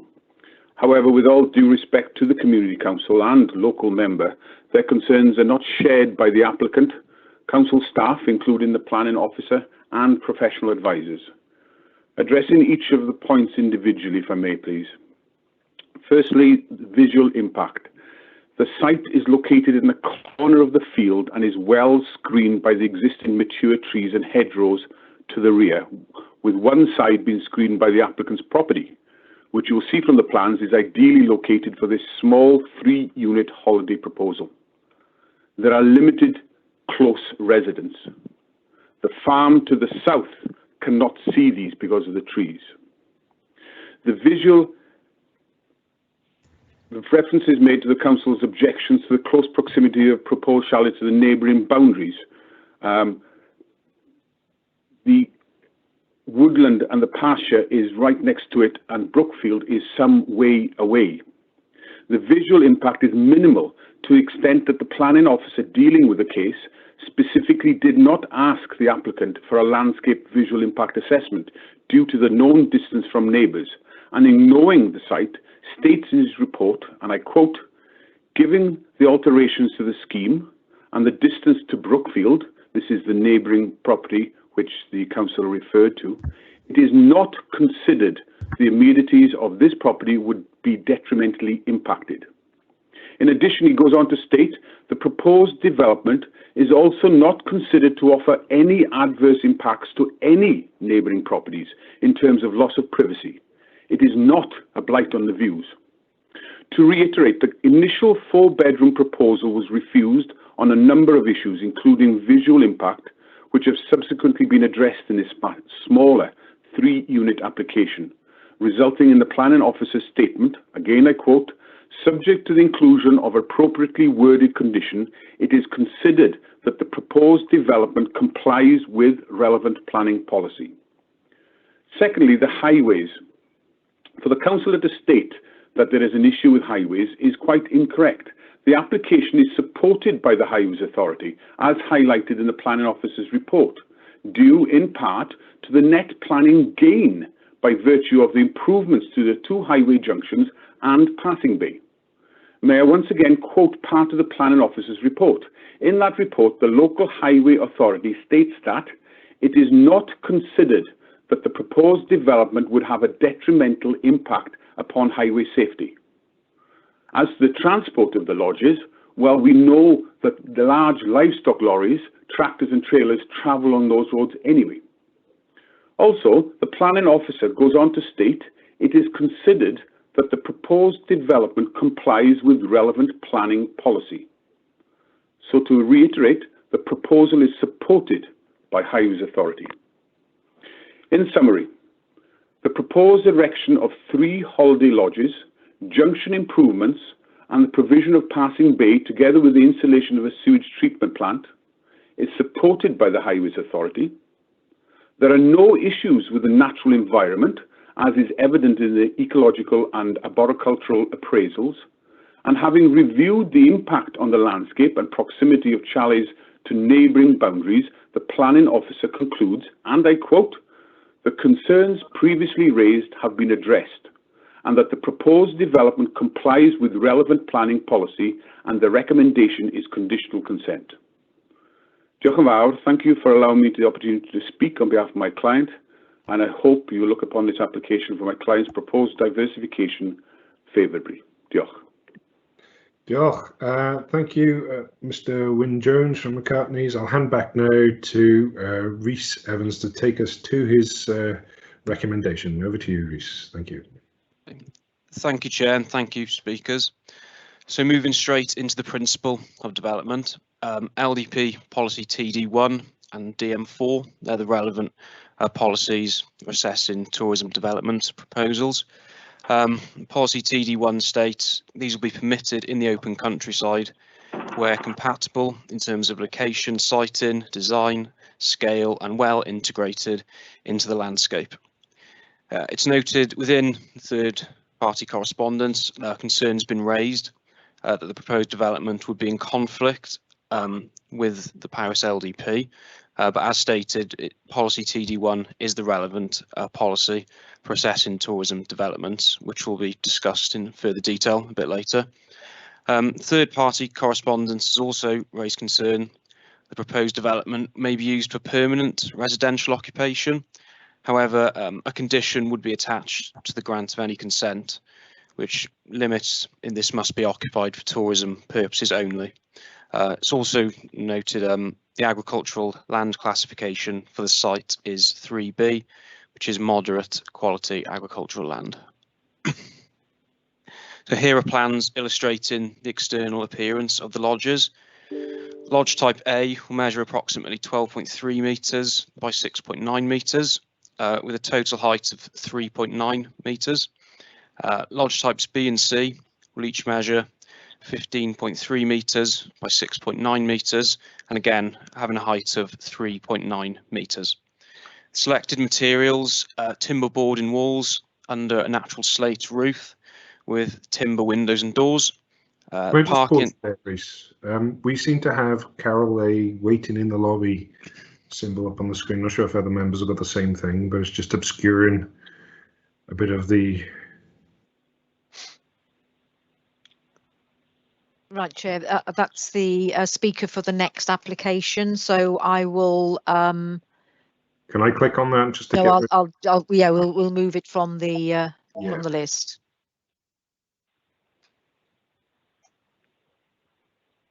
Just blocking the presentations right in the middle of it. So. Right, does that help?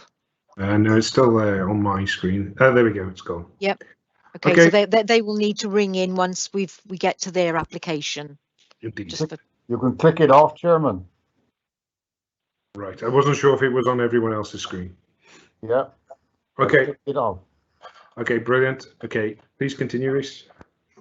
Okay, thanks, Chair. The parking and access road, we finished using compacted hardcore and permeable paving, and the proposed development also proposes significant additional soft landscaping in the form of additional tree and hedgerow planting throughout the site. It's noted again within third party correspondence, there's been concerns raised regarding the proposed development causing a detrimental impact upon the character and appearance of the surrounding landscape. Also, the development being too high, been out of keeping with the character of the area and been over development. Again, it's noted there was a previously refused application to the north of this site, and one of the reasons that was refused was its appearance on the landscape. Here's a photo looking southwest across the application site. illustrating there is existing quite tall tree coverage at the site. The amended plans have set back the 3 lodges a lot closer to this tree boundary than was originally proposed, near to this boundary, and also reduced the height of the lodges to approximately 3.9 metres, which is a significant reduction from the 6.5 metres which was originally proposed. The revised scale and location for the 3 lodges is considered to be acceptable and appropriate at this location. There's existing established vegetation present to both the south and west elevations of the site, as seen through this photo, with the proposed development also located adjacent to an existing residential property, Ross Farm, which is under the control of the applicant. So this is the view to the north, and this is considered the only elevation where the proposals potentially will be visible within the surrounding landscape. You can see facing north in this photo. When viewed from the north, the 3 lodges will appear in the foreground of that tall area of trees you could see on the previous photo, and they'll also be viewed as a continuation of the existing built development for the dwelling at Ross Farm. Furthermore, extensive additional tree planting is proposed to further integrate the proposal into its local setting, and this is recommended as a condition also. This additional land, it will be secured through a condition. This plan illustrates a 3D view of the application site as proposed. It's quite a useful image. It's considered the selected materials for the lodges are typical for a development of this nature. I want to ensure the lodges won't have an unacceptable landscape impact. The revised layout of the parking and internal road arrangements are also considered acceptable, appearing more natural in nature, not having such a residential appearance, which isn't encouraged in the open countryside. The design of the development is considered acceptable and has been enhanced through the reductions made in the scale of the development, as previously been explained. Given the significant reduction in the height of the units, relocation adjacent to existing built development, and given the presence of existing trees and hedgerows and the reduction in the number of units, it's considered the amendments to the scheme have addressed the previous concerns that were raised by officers.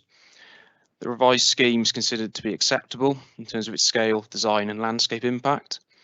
A condition would be attached to the grant of any consent, removing permitted development rights in order for the planning authority to retain control over the appearance of the development to ensure, again, there's no unacceptable landscape impact.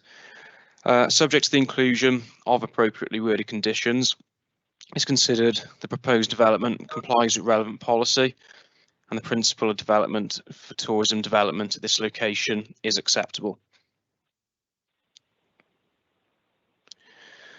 It's noted within third-party correspondence, and as we heard from the councillor earlier, concerns have been raised in relation to the development being too close to adjoining properties and been detrimental potentially to the amenity of nearby properties.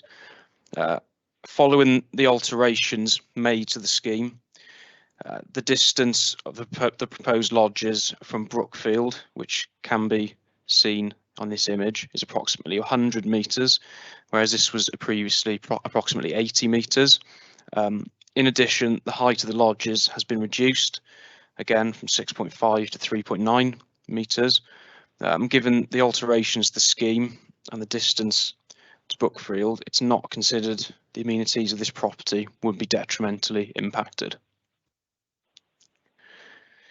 The dwelling at Ross Farm here is located immediately adjacent to the application site, as can be seen. However, this dwelling is owned and controlled by the applicant. There's also property, as has been mentioned, located to the south of the application site, namely Ross Old Farm. There's approximately 25 metres to the curtilage. However, given that distance, the topography, intervening established vegetation and the fact the highways intervening, it's not considered, again, the amenities of this property would be adversely impacted. It's further noted the Environmental Health Department were consulted and they've raised no concerns in relation to the amenities of any neighbouring properties. The proposed development also satisfies criteria for loss of daylight and loss of privacy, as detailed within the Residential Design Guide (SPG). Given the proposed development's compliance with this criteria and the comments of environmental health, and also the amendments made to the scheme, it's considered the previous concerns have been addressed by officers, and it's not considered the amenities of properties will be detrimentally impacted. It's noted again within third-party correspondence and comments we've heard from the councillor, concerns been raised in terms of highway safety, specifically the access road being unsuitable to transport the accommodation to site, the increase in traffic caused by the development been detrimental to highway safety, and the access to the site being inadequate. The proposed development seeks to amend the existing access at the junction, providing visibility improvements in each direction, access widening, stopping up the existing access, as well as providing the provision of an additional passing bay. The Highway Authority were consulted on the proposed development and have raised no objection, subject to the inclusion of a number of appropriately worded conditions regarding parking arrangements, junction improvements, visibility improvements, access width, surfacing, gradient, and surface water drainage, as well, again, as the provision of an additional passing bay. All of these conditions, as recommended by the Highway Authority, will be included with any grant of consent. It's considered these will ensure highway safety is maintained at the site and address the concerns raised within third-party representation. There's the junction there. In terms of the concerns raised regarding the surrounding highway network being unsuitable to deliver the accommodation to site, it's likely this would be a one-off journey, and also given the nature of the development, these chalets may be assembled on site and not wholly transported to site. Also, the surrounding highway network, should be noted, is unrestricted, and it can be used by any vehicle at any time, and therefore a one-off journey, potentially by a HGV, is not considered a valid reason to oppose the application. Again, given a vehicle of this nature could travel this highway network at any time unrestricted. Furthermore, the Highway Authority have raised no concerns of this nature, and subject to the recommended conditions, it's not considered the proposed development would detrimentally impact highway safety. Again, within third-party comments, there's also been concerns raised in relation to the impact of the development upon biodiversity, specifically the proposed development damaging local wildlife and trees and increasing the risk of pollution in the area. A preliminary ecological appraisal and arboricultural appraisal have been submitted in support of the application. Both documents have been reviewed by the council's ecologist and deemed to be appropriate and acceptable. The ecologist has recommended the inclusion of some suitably worded conditions to maintain biodiversity at the site, which are adhering to both the appraisal, submission of a landscape scheme in accordance with the above plan, a more detailed scheme, an external lighting design scheme, a tree protection measures, a hedgerow compensation planting scheme. Subject to including these recommended conditions by the ecologist to the grant of consent, it's considered third-party concerns have been addressed and the proposed development would not detrimentally impact upon local biodiversity. The recently adopted Future Wales National Plan document sets out guidelines for new development proposals and their contribution towards a green infrastructure. Biodiversity enhancement has been proposed in connection with the development in the form of bat boxes, bird nesting boxes and tree and hedgerow planting, as has been indicated within the preliminary ecological appraisal, which will be included within the list of approved plans and documents as part of the granting of any consent. Furthermore, the provision of electric vehicle charging points has been indicated through the submission of amended plans, which meets the requirements of Planning Policy Wales and Future Wales, which requires a 10% contribution, and this development would be well in excess of that. It's therefore clear that the development will make a positive contribution towards a green infrastructure. There's been some concern raised in relation to foul drainage arrangements, potentially causing pollution to the surrounding area. The development proposes to connect to a package treatment plant as a means of foul drainage, which is illustrated on this plan. Environmental health consulted, and again I've raised no objection to the use of a package treatment plant at this location, and based on the comments from environmental health, it's considered satisfactory to address the third-party concerns raised, and the proposed foul drainage arrangements are deemed to be acceptable. There are some public rights-of-way located within the surrounding area, which are highlighted on this map. Third-party representation has highlighted the importance of the public rights-of-way not being affected by the proposed development. The public rights-of-way, as shown here, are not located within the extent of the application site and won't be impacted by the built development. There's potential maybe some disruption during any construction phase. Therefore, an informative note would be attached to the grant of any consent, just reminding the applicant of their responsibilities regarding the right-of-way being suitably protected. The application site also falls within a mineral safeguarding area. However, given the proximity of the site adjacent to an existing residential property, it's considered unlikely the proposed development would impact on the extraction of this resource. And also, given the temporary nature of cabins, they could be removed at some point in the future, and if any extraction was needed. There are some outstanding matters from public representations to be addressed, which haven't yet been discussed. Firstly, concerns have been raised over information missing from the plans. However, it's considered that we have all the information necessary and available to make an informed decision on this application. In addition, no objections to the development or requests for additional information have been received from any statutory consultees. Secondly, there's been concern raised regarding a lack of demand for this development and offering no benefits. Planning Policy Wales and Future Wales policy documents are supportive of new tourist developments, as well as LDP policy TD1, which encourages new tourist development because of its contribution to the local economy. It's considered the introduction of tourism development at this location would make a positive contribution towards the local economy and would not adversely impact the area. Finally, concern has been raised regarding a precedent being set for further tourism development at this location. However, each planning application is determined on its own merits, and any future plans at this site would first be assessed, as this one has, by the local planning authority.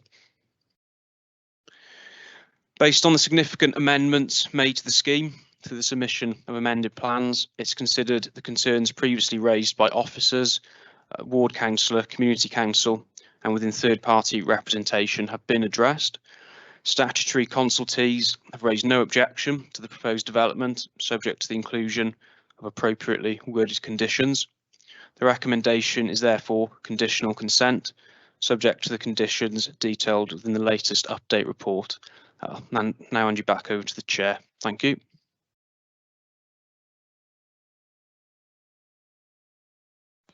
Sorry, Chair, you're on mute.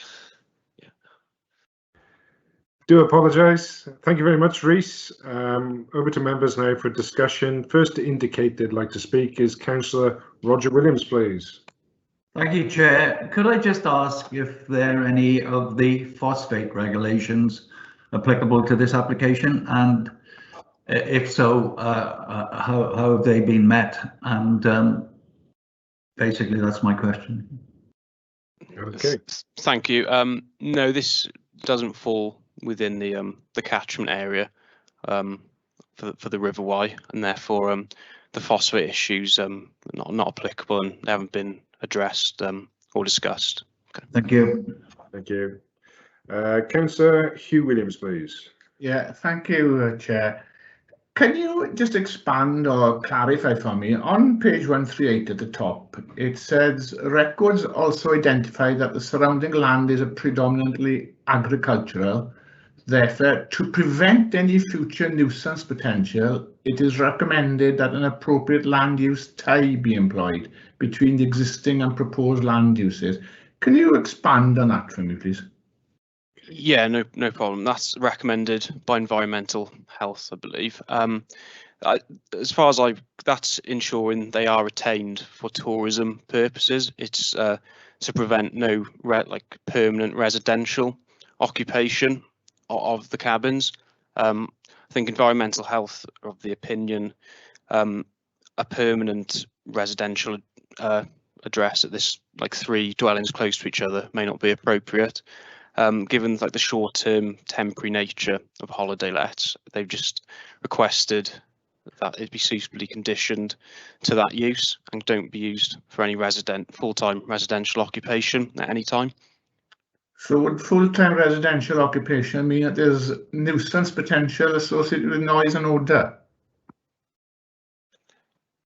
I've not seen it in this form before. So I actually think I questioned when I read the report, Councillor. I read that too and questioned it. I think they've misunderstood slightly. I think if in considering a development, you must always consider whether it's compatible with neighbouring uses. Right. And if it was, one way of dealing with that is potentially if it was a farm which had a barn conversion as part of it, you could tie the two together, so you actually join them, so you make sure that they're considered as one. It's not the case here, so I think that the issue is, or the planning issue to consider is the proposed use here compatible with its surrounding uses. That's always the key consideration. Aside from that, the officer is recommending that we would put an occupancy condition on the dwellings to ensure they never become used as permanent residential homes properties. Yes, so sorry, Peter, in that case, and so we are going to tie the surrounding land into this. No, we wouldn't. No, I think there's a misunderstanding without going into the sort of history of it all. I've done some advice and discussions with Environmental Health around compatibility of uses, and that's certainly a discussion that we've had around barn conversions, where you're introducing maybe an incompatible use within a working farm. You'll end up getting me to explain it all. No. Yeah, but I don't see it as an issue here. That always with our planning committee, as planning committee members, it's thinking about whether the use is compatible with its surrounding use or not.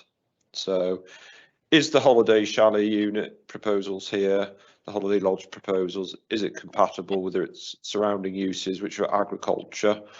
I see no conflict there whatsoever. Well, we're not tying either in. No. That wording is incorrect. No. Yes. Okay, thank you. Yeah. Thank you. Councillor Les George, please. Thank you, Chair.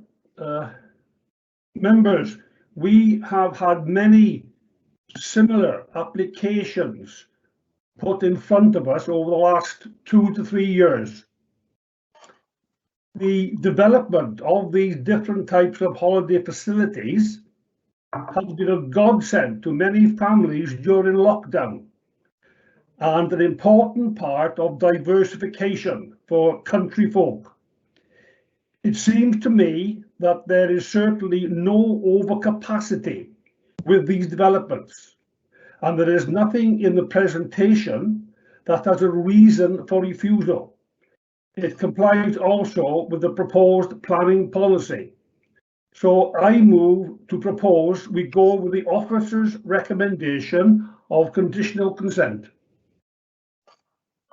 Thank you very much, Councillor S. George. Next to speak is Councillor Catherine Silk, please.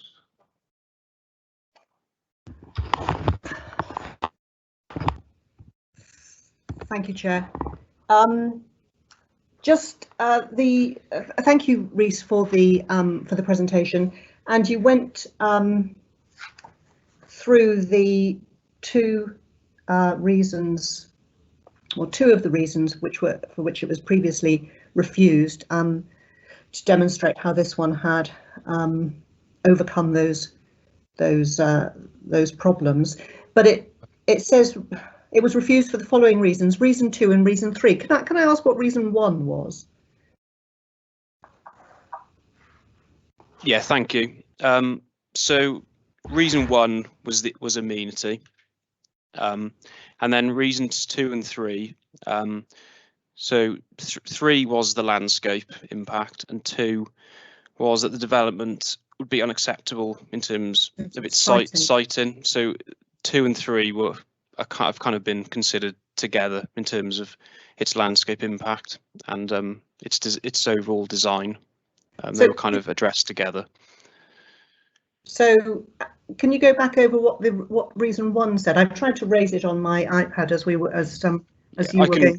Read it out as it. Could you read it out, please? Yeah, no problem. The proposed development would have an unacceptable impact to the amenities enjoyed by the occupants of nearby properties in terms of being overbearing. Right. Okay. Okay. So you haven't specifically addressed that one in your presentation.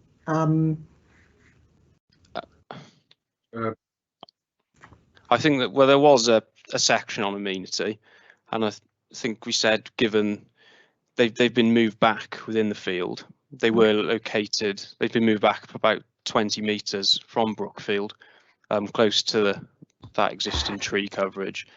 Been reduced again, the overall number, and the height is significantly reduced from 6.5 to 3.9 metres. So given those amendments, it's not considered those amenity concerns would be a reason to refuse this application, and it's considered that's been addressed. Okay. All right. Thank you very much. Thank you. Thank you. Councillor Gareth Jones, Vice Chair, please. Thank you very much, Chair. Thank you, Rhys. Rhys, taking up some of the points raised by the local member and indeed the community council, they all seem to stem around the highways access to this site. Could you show us again what the access looks like? Have you got any more photos? I think the agent in his opening remarks, Wyn Jones, referred to that the concerns of getting the actual log cabins to the site wouldn't be an issue because large livestock lorries and tractors and trailers already use it. I just like clarity that the site is okay as far as highways go, and if Simon is still there, where he'd be able to confirm how far they have to pass and travel, and there's no need for any passing byways. Thank you. Thank you. Simon? Thank you, Chair. Yep, there's actually 2 junction improvements on this one. Sorry, Rhys. Are you able to chart back to the Crossroads junction as well?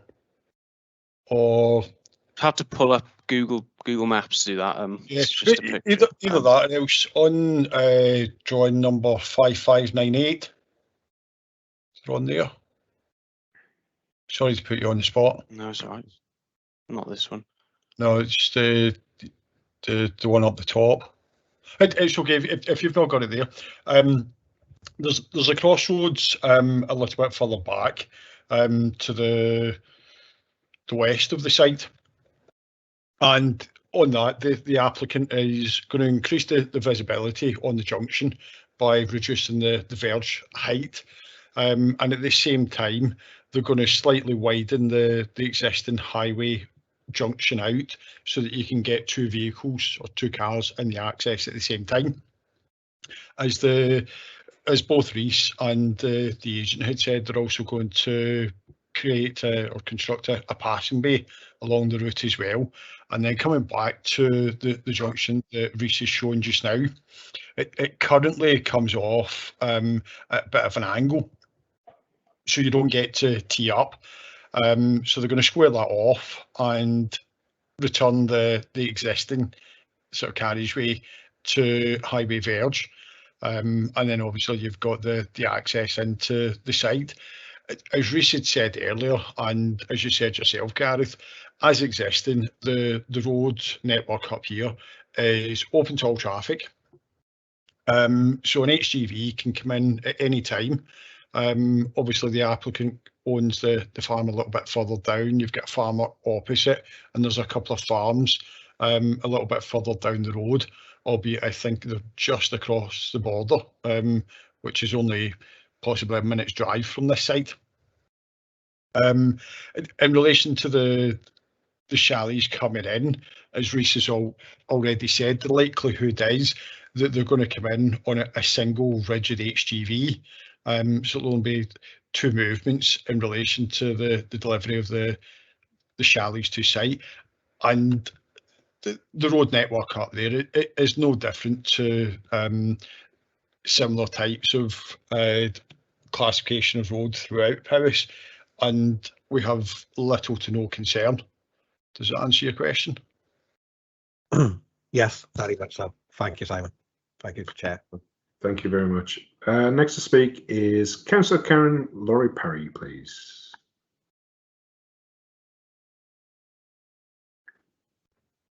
Councillor Karen.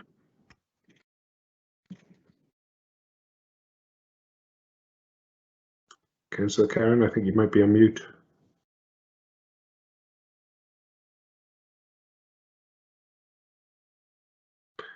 We'll come back to you, Karen. We'll move on to Councillor Gareth Pugh, please. Yeah, thank you, Chair. As far as the visual impact goes, I think they've come forward now with the alterations for the proposed development, and they seem to have mitigated most of the problems that they were originally having. And just a quick point, I think as well that weight needs to be given here to the planning gain from the improvement of the junctions, not just the one, the farm junction itself, whatever, the other one down the road. And I think that's going to be a great improvement for a lot of other local people. So I'd like to say that we mustn't forget that, and a lot of weight needs to be given to the improvement of that junction. Thank you. Thank you. Councillor Karen, are you available to speak? Yes, sorry, Chair, I couldn't actually click on. Okay. Just one query. On page 138, where it says Powys County Council Ecologist, 18th of March 2021, it refers there to the 4 original chalets, 4 holiday chalets. Does that make any, obviously it's down to 3. Does that need, it's only technical, but does that need to be altered? Because that is dated 18th of March 2021, as far as records are concerned. The ecologist probably just commented before the description had been changed, or used the original description. I don't personally think it needs to be changed, but someone correct me if I'm wrong. Peter, bring you in, please. Sorry, slow getting to the button. Yeah, Reece, provided the ecologist hasn't raised any issues, it shouldn't make any difference, because we've seen a reduction in the scale of it. So, so I haven't got my notes to hand on that one. Okay. Just double check. Well, they've advised conditions, so they're accepting of it. So no objection, subject to conditions. Okay, so it doesn't affect it. Okay. Right, okay, thank you. Okay, good. Next to speak is Councillor Linda Cofield, please. Thank you, Chair. Yeah, I was just going to say, I mean, it sounds as though we didn't see the previous application, the one that was refused, but reading the report, it does sound this is a much better thought out development isn't going to be as obtrusive. As it's already been said, the betterment to the junctions will certainly be an improvement. I know the roads in this area reasonably well. They're very quiet roads. A few more vehicles is, I wouldn't think, neither here nor there. All in all, it's a good diversification and help the tourism trade in this area. So, I'm happy to support this application. Is that a proposal to second? Yes, I'll second that if you've had a proposal, yeah. Thank you. Councillor Howell Lewis, please. Yeah, sorry, Linda's already done it. There's no reason why, no planning reason why we could go against this. So I was just going to second, Chair. So. Okay, brilliant. Thank you very much. As there's no other members wishing to contribute to the discussion, it has been proposed and due. Yes, I was, Chairman, but Sorry? I couldn't see that my name wasn't at the bottom of the list there because it was down the bottom. Councillor Phil Pritchard, Phil please. Pritchard, yeah. Only a quick one. This happens to be, for those who don't know the area, it goes from the Shropshire border up to Fordon and Montgomery, right along the top of the mountain.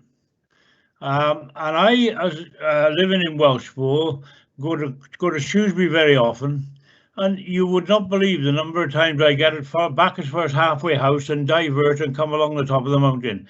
It's a beautiful route. It's a very narrow road, but it's got ample, or more than ample, passing places. And the crazy thing is, you never get anybody up there who doesn't hit the brakes and back into somewhere so that somebody can get by.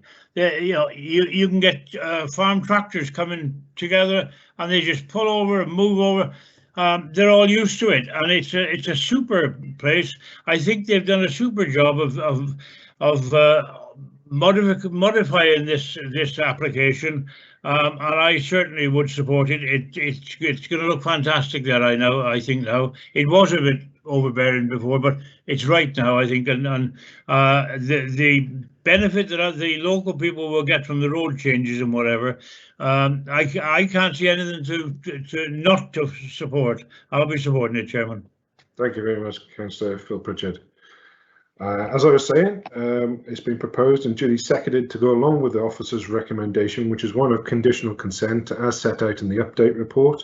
Those members wishing to do that, please indicate in the voting slip that will appear in the chat shortly. Thank you. And there it is, members.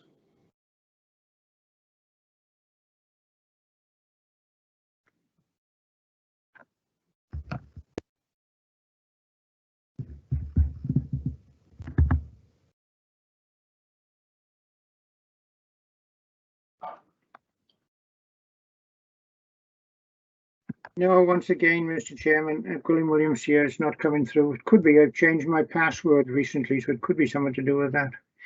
Right. Okay, we'll come over to you, Councillor William Williams, for a variable again.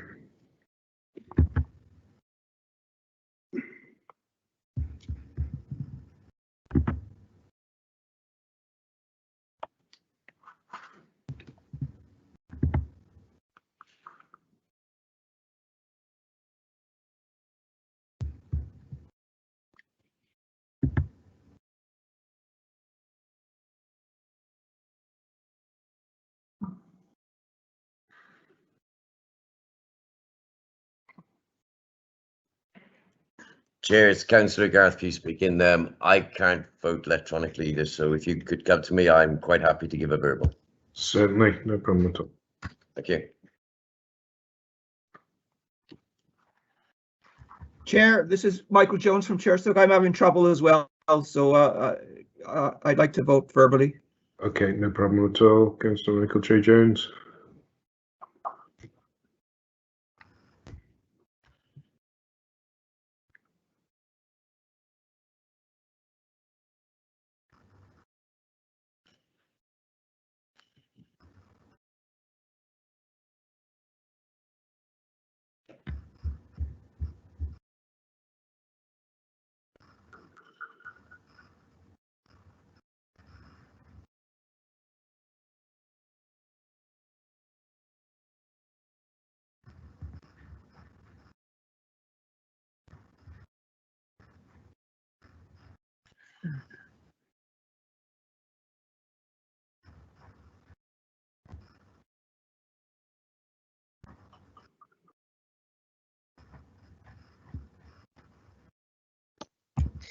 Thank you, Chair. I've had 14 votes on the system.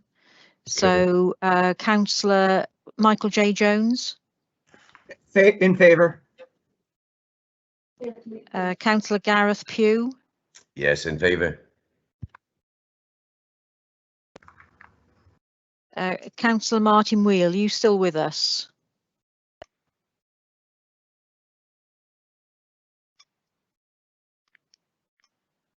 He's showing on the system as being with us. Right. You've got your microphone on mute, Councillor Martin. I think he did say he had to leave at 3 o'clock, if I remember rightly. Yeah, he's showing on as being still in the meeting room, but anyway, he's not responding. Councillor Gwilym Williams. In favour. Thank you.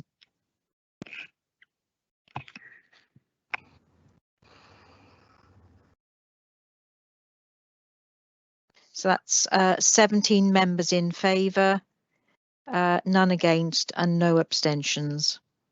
Okay, that's unanimous. So that meets with officer's recommendation. Thank you, Carol.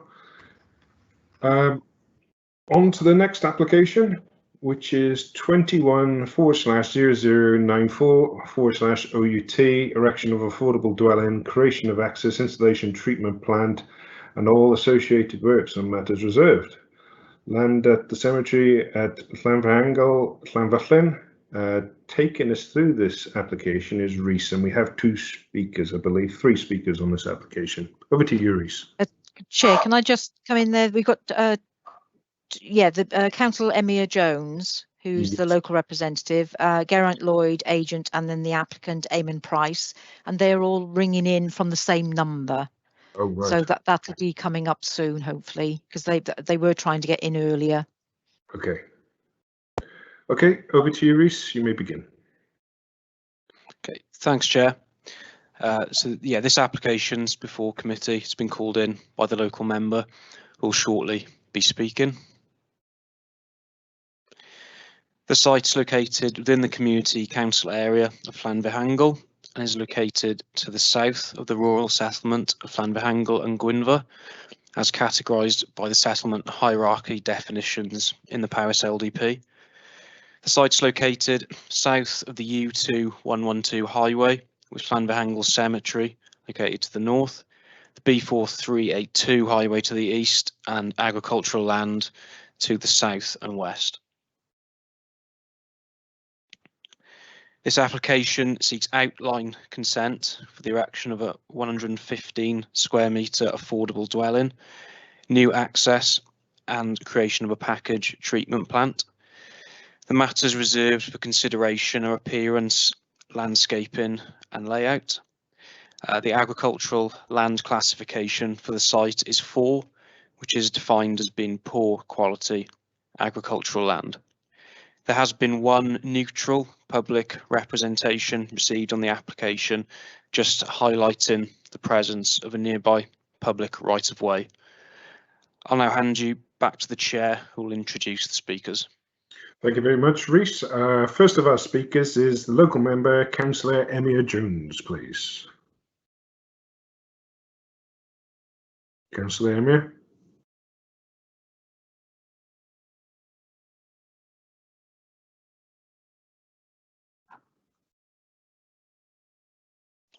Chair, the speakers are in the meeting, but at the moment, again, I'm having problems trying to unmute. Peter, are you able to unmute them? I've tried and failed again, so we Right. might have to ask them to leave and rejoin again. Oh, no, it's worked now. There seems to be a lag, doesn't there? No, it's okay. It's now worked. So is that Councillor Emia Jones? It is. Thank you very much indeed, yes. Councillor Emia, welcome to the planning meeting. You have 5 minutes and you may begin when you're ready. Thank you very much to the planning committee for allowing me to speak. I speak in full favour of this application. This is a genuine case of a local person with a genuine need to have a home within the settlement that he was born and brought up in. The affordability section is easily satisfied. The application already owns the site. The proposed site is in the nearest site to Llanfihangel that the applicant owns and joins the settlement in a logical manner. Typical Powys rural developments are what is known as ribbon developments. This is not the case in other counties. Shropshire, for example, have settlements with a defined centre, a cluster of close-knit houses, and then an open countryside. Powys settlements tend to have a more petering out pattern, with houses loosely dispensing for the centre and gradually dispeating onto the countryside. The proposed site would sit nicely within the typical Powys pattern. Please also note that there is a historical application on this site, although it has never been built on, so that the site has a successful planning history. So when there is a borderline case, which is clearly when we believe the very effort should be made by the committee to support these kind of applications. Without such support, we are at risk of losing genuine local people who are at the heart of the community, such as Llanfihangel. Like many small villages, Llanfihangel is struggling to survive. We have lost our school and our church, but our sense of community is strong. We have a pub, a cafe, a vibrant village hall, and just recently are trying to get post office services back into the village. The one thing we do not know is that we need to nurture our young people to keep them in the village. Eamon was born and brought up in Llanfihangel. He works at the family farm, and without this planning permission, he would be forced to look elsewhere for somewhere to live, meaning that he will have to travel miles to keep the farm running. There may be, for instance, those sporadic building in rural areas is not appropriate. This is not one of those instances. The Community Council are fully in support of it, and there has been no objection by anybody at all on this planning application.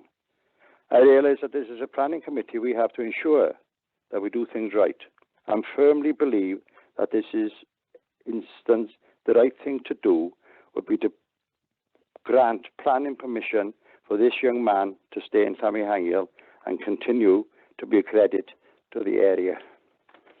Thank you very much for listening. I am wholeheartedly in support of this application and kindly request that you do too. Thank you very much. Thank you. Thank you, Councillor Emyr Jones. I believe that the agent, Geraint Lloyd, and the applicant, Eamon Price, are going to share the time. So it's up to you, gentlemen, who goes first, but if you could introduce yourself to the committee beforehand, and you have a talk time of 5 minutes. Okay. Okay. I introduce myself as Geraint Lloyd. I'm the agent on behalf of Eamon Price. Eamon Price might jump in for a few words at the end, but I think we're sharing the time. So, Mr. Chairman and members of the committee, obviously I'm proposing a successful outcome from this application. I'm just going on from a few points from Emyr, and notably the changes that was made to the LDP a few years back, where local needs have suddenly taken a bit of a hit from the policy changes. And what I mean by that is the rural settlements now have to be defined of 10 houses or more, and that's very difficult in rural areas. So I reckon about a third of local needs applicants have suffered the consequences of this policy. I know that's a sideline issue, but it's having a negative effect on the local needs applicants, successful local needs applicants. Obviously, there's a affordability criteria that we've got to meet. Eamon ticks all the boxes in terms of born, bred, educated and work in the community. But I looked at some research this morning on Llanfihangel house prices, and the average house price in Llanfihangel for the last 6 months, or 12 months, sorry, is 402,000. So obviously there's some very rural properties in that, but if we took those out of the system, we'd be looking at over 250,000. So bearing in mind the average income of a local person is about 25k, we're looking at 10 times the income. So I feel very strongly on this matter. Obviously, I'm a local person myself, so I'm passionate about getting permission for local people. Obviously, there's negative effects of people moving into the area, although it's welcomed in terms of a boost to the economy. I think we should stand for in shoulder to shoulder with local people to maintain the indigenous people of the community. As Emma has pointed out, these are stalwarts of the community and should remain so for a few years. Just going on to the development of the site, obviously the applicant owns the site just adjacent to the cemetery. This is the nearest site that he has got to the village of Llangfieangel, so we're really on the fence. And I understand, I think Rhys would agree with this. I think Rhys was aligned with giving an approval on the early stages, and has subsequently sort of fallen on the wrong side of the fence, so to speak. So obviously we feel passionate that we should be included in the outskirts of Llangfieangel.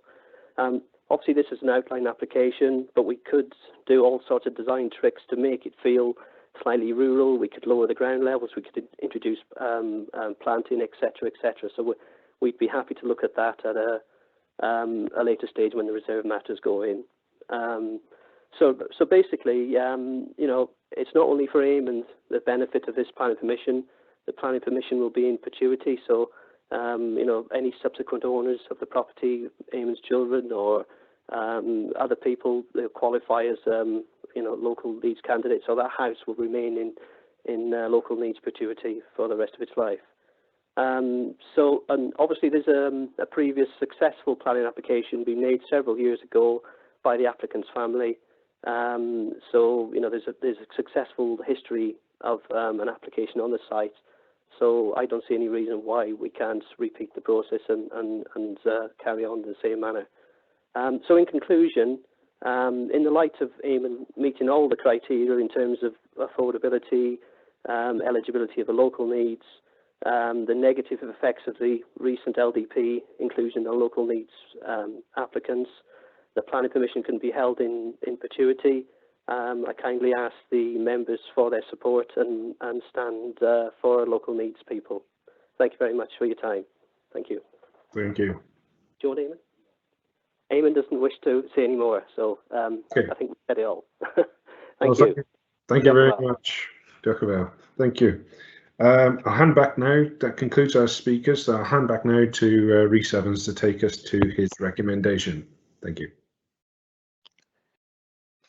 Thank you, Chair, and thank you, speakers. So the dwelling proposed is an affordable dwelling, and therefore consideration has been given as to whether the applicant is eligible for affordable housing. In accordance with the LDP Affordable Housing SPG, in order to be eligible, applicants must meet a local connection and financial assessment.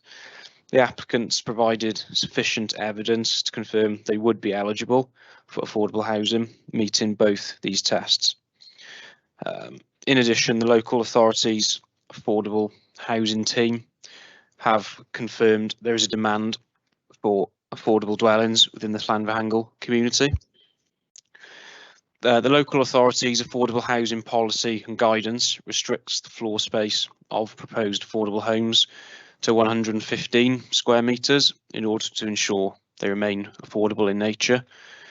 In addition, the restriction on plot size of 0.1 hectares is encouraged to assist in limiting the value of the dwelling, and for the same reason, scale of outbuildings is also limited.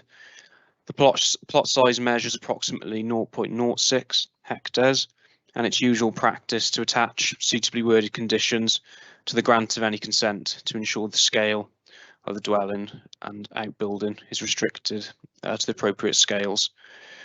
Based on the submitted information, the applicant is considered eligible for affordable housing. So the proposed development is proposed to the south of the settlement of Llanfihangel and Gwynfa. You can see from the star on that map. Policy H1 of the LDP permits residential development in rural settlements for affordable housing when this application is for a single dwelling and is well integrated into the settlement. It's first of all important to consider whether Llanfihangel and Gwynfa can be considered a rural settlement. Then rural settlements aren't listed in the LDP, but are considered to be historically named and contain more than 10 closely grouped open market dwellings. In addition, Llanfihangel and Gwynfa does contain a cemetery, church, public house and community centre, and it is considered there is in excess of the 10 dwellings. It's therefore considered Llanfihangel and Gwynfa does qualify as a rural settlement in accordance with the LDP. So consideration is now given as to whether the proposed development complies with the requirements of LDP policy H1 and whether the application site can be considered as well integrated into the existing settlement. As you can see from this image, the application site is separated from existing residential development within the settlement by a distance of approximately 80 metres by a cemetery and a highway, which you can see there, and is also located outside the speed limit zone for the settlement. Officers consider the cemetery and the U2112 highway, which is here, forms a boundary and logical ending to the settlement, and further development to the south of this would constitute development in the open countryside. Furthermore, it's noted the existing built development in Llanfihangel and Gwynfor follows a linear pattern, and these all tend to gain access off the B4382 highway. Whilst this property would continue a linear development pattern, the proposed development would be the only dwelling accessed off the U2112 highway, which would not follow or respect the existing pattern of development in the settlement. This image is taken from the application site facing north towards the existing settlement. The purpose of LDP policy H1 requiring new housing development proposals to be well integrated is to ensure that settlements are not extended or expanded into the open countryside. It's considered a dwelling at this location would extend the settlement significantly, for instance, from the southern boundary of the extent of the application site to the nearest part of the curtilage of the nearest residential properties in Llanfihangel. It's a distance of approximately 80 metres. And then there's also the cemetery and highway intervening. This would constitute quite a significant extension to the settlement, which is currently approximately 500 metres in length. This image is taken from the site facing southwards. This parcel of land is considered to form part of the open countryside and not form an integrated development within the existing settlement. It's therefore not considered the principle of development at this location complies with H1 in that it's not integrated into the existing settlement of Llanfihangel and Gwynfor. Considerations then been given to new housing development in the open countryside when some scenarios housing can be permitted, for instance a rural enterprise dwelling. However, the proposed development does not fall into any of these scenarios, as therefore considered it would be unjustified development in the open countryside. So in summary, the application site is not considered well integrated into the existing settlement of Llanfihangel and Gwynfor, and officers consider the principal development will be contrary to policy H1 of the LDP. So moving on to scale and design of the dwelling, these details are reserved for consideration at any future reserve matter stage. However, as previously stated, the indicative scale of the dwelling is 115 square metres, and the plot size would be around 600 square metres. It's considered that the site is capable of accommodating a single dwelling at this scale. Again, this would be further discussed at the reserve matter stage. Similarly, given appearance and layout, the dwelling are reserved. It's not possible to fully assess the impact in terms of neighbour amenities at this point. However, from the indicative layout and looking at the surrounding area, it's more than likely the site is capable of accommodating a single dwelling without detrimentally impacting the amenities of any properties. In terms of highway safety, the proposed dwelling will be accessed off the U2112 highway.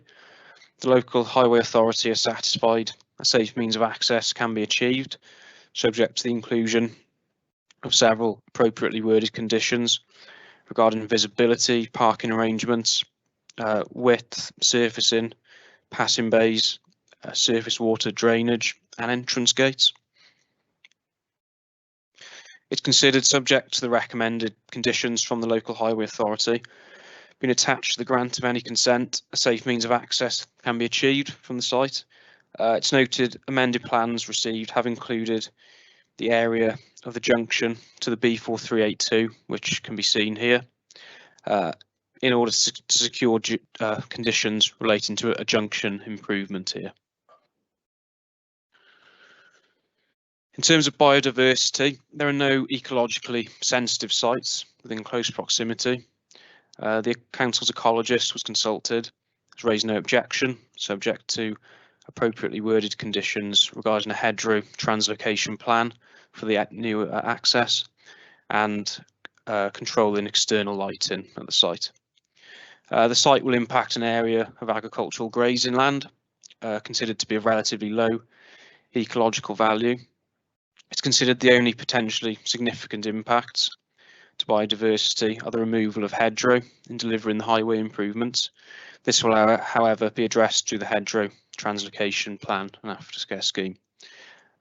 Adequate biodiversity enhancement could also be discussed at any future reserved matter stage. Based on this, there's not considered any adverse impacts for biodiversity as a result of the development. The development proposes to connect to a package treatment plant as a means of foul drainage, which is illustrated on this plan. Environmental Health have raised no objection to the use of a package treatment plant at this location, and therefore it's considered drainage arrangements are appropriate. The site's also located roughly 260 metres south of Llanfihangel and Gwynfa Conservation Area, with the extent of the conservation area illustrated on this map outlined in purple. Given the distance between the site and the conservation area, it's considered that the development would not be readily visible because of the distance and the presence of intervening built development. So subject to a carefully considered design at any reserve matter stage, it's not considered that the development would harm the conservation area. There is a public right-of-way which runs within the extent of the application site. It's noted the layout of the dwelling isn't confirmed at this stage, so it's not possible to be certain, but it appears adequate provision can be secured and the right-of-way can be protected. Countryside Services have been consulted. They've raised no objection, subject to a lengthy informative note, just reminding the applicant of their responsibilities regarding the right-of-way, and subject to the applicant being made aware of this, it's not considered this asset would be detrimentally impacted, and the inclusion of any informative would be considered to address the third-party representation received. So to conclude, the site is not considered to be well integrated into the existing settlement of Llanfihangel and Gwynfa, and officers consider the application site is within the open countryside. Therefore, the principle of development is not in accordance with policy H1 in terms of housing development within the open countryside, and is therefore considered to constitute unjustified development in the open countryside. The recommendation is therefore one of refusal for the reasons set out within the report. I'll now hand you back over to the chair. Thank you. Thank you, Rhys. We'll move over to members now for discussion on this application. First to indicate they'd like to contribute to the application is Councillor Elwyn Vaughan, please. Thank you, Chair. I think it's important when we discuss an application like this to understand the local context and nature of the place. And for some of you may be aware of a local folk group in the Maevod and Dolanog area called Plethin for a number of years, and they've sung one famous song. It goes about the drowning of Llanwddin and the supply of water from Llanwddin to Liverpool. Yet whilst that was happening, the irony of the matter that Llanfihangel, the next village, couldn't have a water supply.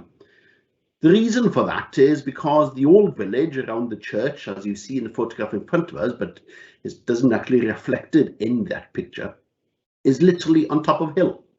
Steep inclines around it prohibits, as it did with water, the development in recent times. And that is why in the last 70 years, if you look at developments in Llanfihangel, they are this end of that picture towards the cemetery. There's actually a clear gap of woodland and land between the old village and what some could say is the newer part of that community. So if the question begs to be answered, if we talk about development in the open countryside for this one, why have all those been allowed in that period of time? Indeed, what it doesn't show there's an estate of, opposite the cemetery, there's an estate of what were council houses. So in the past, this authority or a previous council has developed a estate of houses in the open countryside. And actually even today, they look as if they landed on the moon, smack in the centre of a field. So I think it needs to be put in context and people to understand what we're actually dealing with. And then the concept of that it's 80 meters, a lot of emphasis on that from the closest house. Well, of course it's 80 meters from the closest house because there's a big cemetery smack in the centre. So unless the planning officers suggest that they build a house in the cemetery, it can hardly be any closer. Bearing in mind, therefore, that the whole object here is with affordability, it makes no sense to try and buy other land at huge expense, which would defeat the object of affordability. We have here a situation where we have a local person, ticks all the boxes in terms of affordability and justification, the community justifies it, the wider landscape and history of Llanfihangel justifies it, and when we consider the ridiculous price of houses these days, as has just been pointed out, not just in Llanfihangel but other rural communities, surely we should be looking innovatively at how to overcome such challenges. And there's a certain sense of irony, isn't it? When we had with the previous application, with holiday lodges being allowed, and I quote, allowed in open countryside to close the quotation.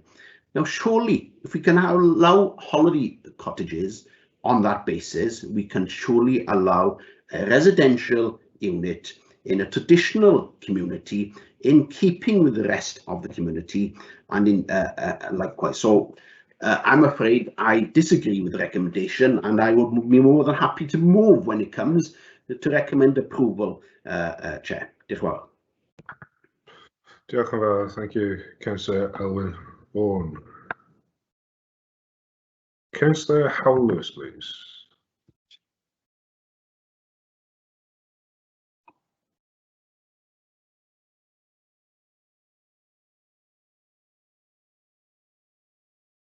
Councillor Howe.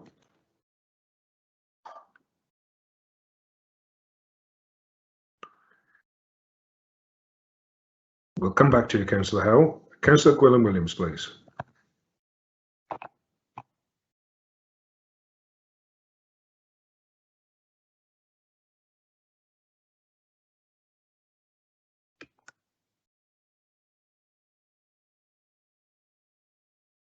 Councillor Gwilym Williams.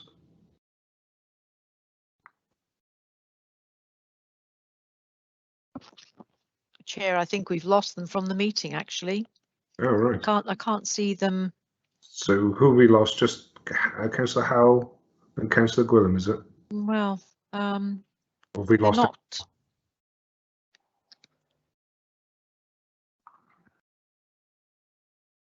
They're not showing up on the list, actually, at the moment. Look. Excuse me, Chair. My internet dropped out. I've only just managed to reconnect. Did you manage to hear all of the discussion from Councillor? Elwyn, yeah, I think it was Elwyn who's talking when when it went off. It's been off for several minutes now. You heard the presentation. I heard the presentation. Yes, it was Elwyn who was speaking when he went off. Well, I'll bring you in now, Councillor Howlers. Yeah, well, thank you, Chair. Yes, you know, one question I have for these, you know, like we hear that there was planning history on this site previously, but in the report it says there were none. That's my first question. Can you enlighten me on that, please? Yeah. So we've done it's noted there's been a lot of reference to an old permission. I've done a full history search. It's not shown a dwelling at that location. However, I have advised the applicant if they did want to prove there was some historic permission, they may wish to come in for a certificate of lawful development application to prove that and prove whether like a start was ever made. But like I said, I have done a full history search and it hasn't identified on our records that there was permission. So that's why it says within the report. Yeah, right, okay. Yeah, looking at the screen, your presentation screen that's up there now, this village it's a wholly ribbon development. I can see on that, and this site is adjoining. Well, it might not be adjoining properties, but it's adjoining the graveyard. It couldn't be any closer to the village. You know, and I must say I agree wholeheartedly with the speakers. You know, and their sentiments over this. That you know, our young people need to be supported. You know, this is an affordable dwelling. You know, if it's not built on land which wouldn't normally gain planning permission, then it's not going to be affordable. The sites that would readily gain from planning permission would be far too expensive.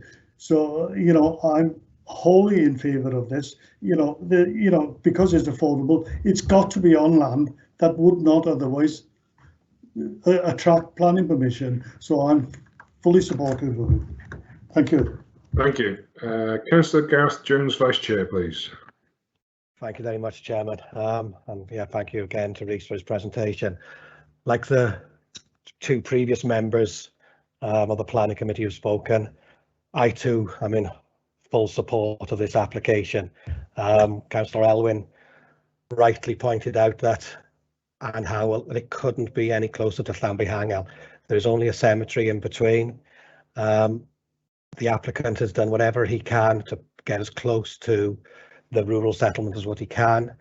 Powys, we seem to have a history of reading policy 100% and adhering to it. And whereas that has its advantages, it also has its disadvantages. And I would love us to be a little bit more flexible to recognise that here we have an applicant in Eamon, Price, who was born and bred there, as the local member stated. He contributes to the community a great deal. It's a very vibrant community, as Councillor Emmers pointed out, but a very small community. And we need to be doing whatever we can to protect these settlements. They're so important, not only to the Welsh language, but to the Welsh heritage and to the backbone of what we consider to be so important to our culture and heritage. I think Rhys in his presentation mentioned that this would probably be the only house that wouldn't be accessed off the kind of the main road then, it would be accessed off another one. There's been no objections from highways. In fact, there's been no objections of anybody. Everything has ticked the box apart from the integration, the interpretation of whether or not it is well integrated into the settlement. I think Elwyn Vaughan mentioned in his speech that he was willing to propose that we go against officer recommendation, and when you're ready, Chair, I would be willing to second that. It's so crucial that we look at this, support it. Not only this, but we need to go further and look at ways in the LDP review coming up next year that we could support local people. Diolch yn fawr iawn. Diolch yn fawr. The next person who wants to speak is Councillor Phil Pritchard, please.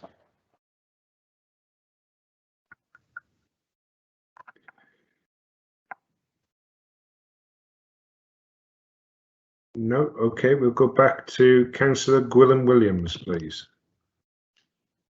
I'm here. Oh, you're there. You're Councillor Phil Pritchard. Yeah, no problem.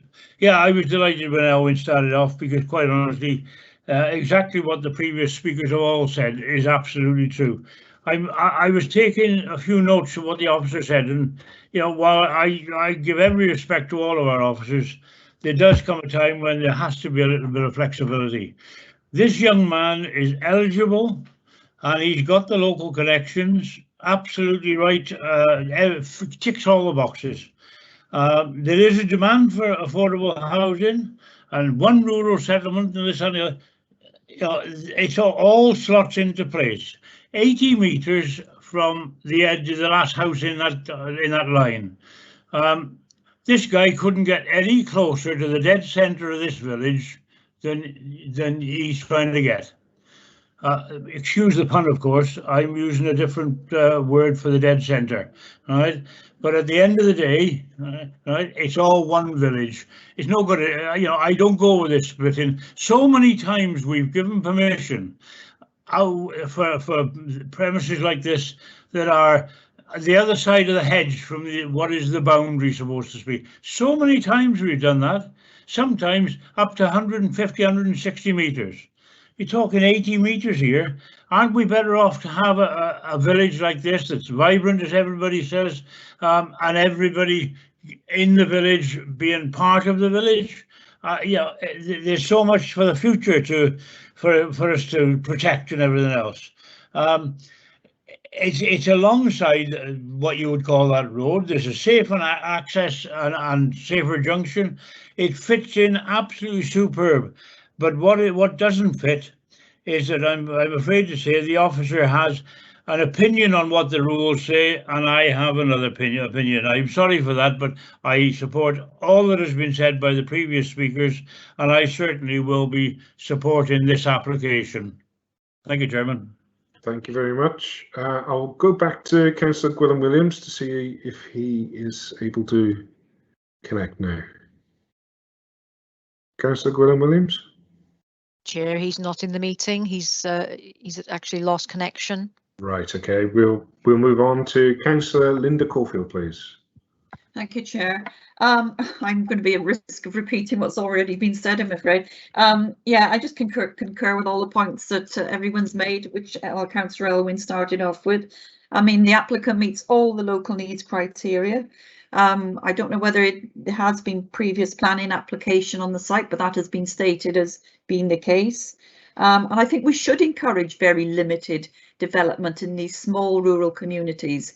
If we don't, they are going to die, or they're going to become exclusive enclaves that very wealthy people, maybe from outside, will only be able to afford, and will be pricing out the local people born, bred, live and work in these communities. And I think you can apply these rules in these small rural communities far too harshly. And as also has already been said, the times that we've granted planning permissions for much larger developments, which are just outside of the boundary, the officer, I think it was said, the road running alongside this cemetery is the natural, logical boundary to this community. Well, you can't build in the cemetery, so I'm fully supportive of the application, and if you haven't had a seconder, I'm quite prepared to do that. Thank you. Thank you very much, Councillor Linda Caulfield. We have had a seconder. The Vice Chair has seconded the proposal. Oh, that's fine. Yeah, thank you. It's fine. I believe I'm getting an indication that Councillor E. Michael Jones is indicating he'd like to speak. Yeah, thank you, Chairman. On a technical point, could it not be considered that the cemetery is an integral part of the settlement? I would have thought that it would be. It is a connection to the settlement, and I think this is just on the edge of the cemetery, so I would suggest that it is part of the community, Chairman. Okay, I'll just go to Peter for clarification. Yeah. On that. Okay, I've sat quiet because I think quite a number of members are raising the same points, and it was useful just to gather them all in one go. So I think we're in terms of the application, if I was to summarise, I think the only issue that it's really outstanding from the officer's side is whether or not it meets the definition of being well integrated into the settlement. We know it's a rural settlement. We know that the need is a genuine need. So it ticks everything. It's just whether the committee consider that to be well integrated or not. I think that's what it boils down to. In terms of the policy guidance that we've got supplementary planning guidance on affordable housing, and it does add a bit more detail around what we mean by integration, and it does talk about gaps between dwellings. So I think Reese, as the officer considering the report, is correct to exclude the cemetery from his thinking there. And I could quote words here. It talks about where there are visibly large gaps between existing dwellings within the group, the rural settlement, and or the proposed dwelling, the test of proximity and requirement for proposals to be well integrated will not be met.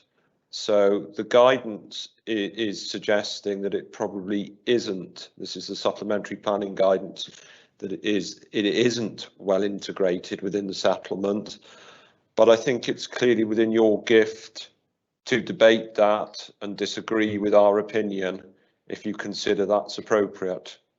Okay. Okay. Councillor Catherine Silk, please.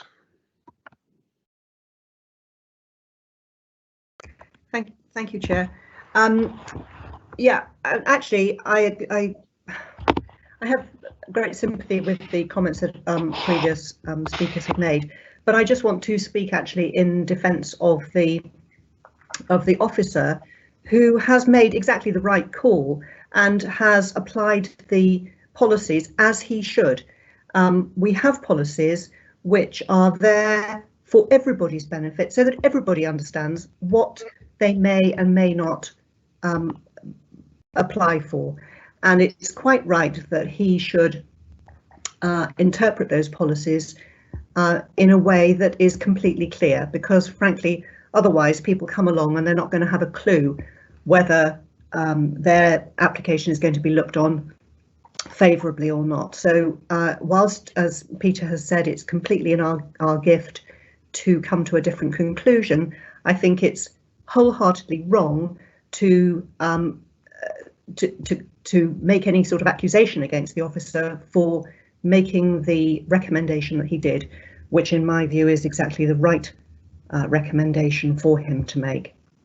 I can only assume as well that when the LDP process took place, the specific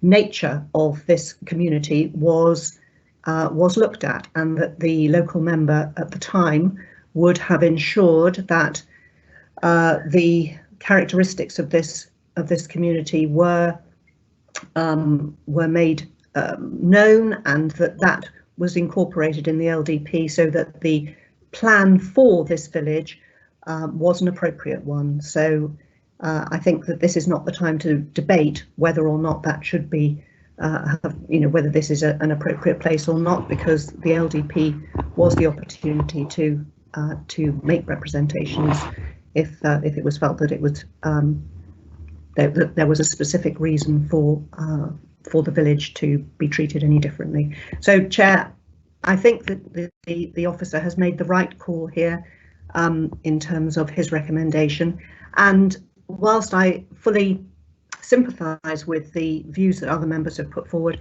I will be following his recommendation. Good. Is that the proposal? No, the proposal. Muted again. A proposal has already been made, and I will be voting against that. Against it, right? Okay, thank you. Okay, Councillor Michael Jones, please. I'm afraid that's an old hand, Old Chairman. hand. Okay, yeah, no problem. Very old hand. Councillor Roger Williams, please.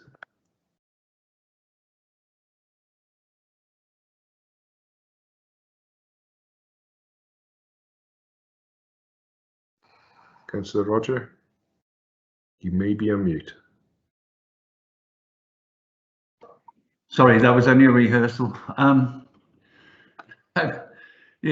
was just saying that no particular plan for this settlement was put in the LDP because these rural settlements weren't defined in such a way. They were defined as having so many houses that weren't either farms or had occupancy conditions put on them.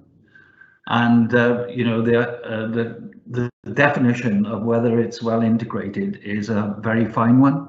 I think the officers have come to the right decision in the precise meaning of the policy, but I think the policy, as it was written, was to encourage or allow affordable dwellings, one affordable dwelling, if I remember the policy correctly, in these rural settlements. The one thing that does worry me is that a lot of emphasis is being putting on the specific individual, and that's what we shouldn't be doing. If it's right that there's a dwelling, an affordable dwelling in this village, then there should be an affordable dwelling for whoever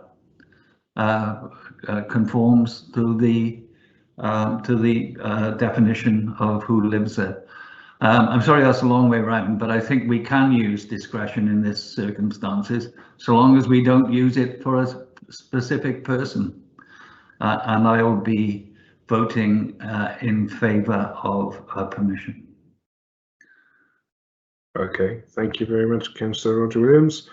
Next to speak is Councillor Karen Lawrie-Parry, please. Thank you, Chair. Yeah, this is a difficult one, isn't it? Because mostly with small villages, as this is, small settlements, it's mostly like on infill.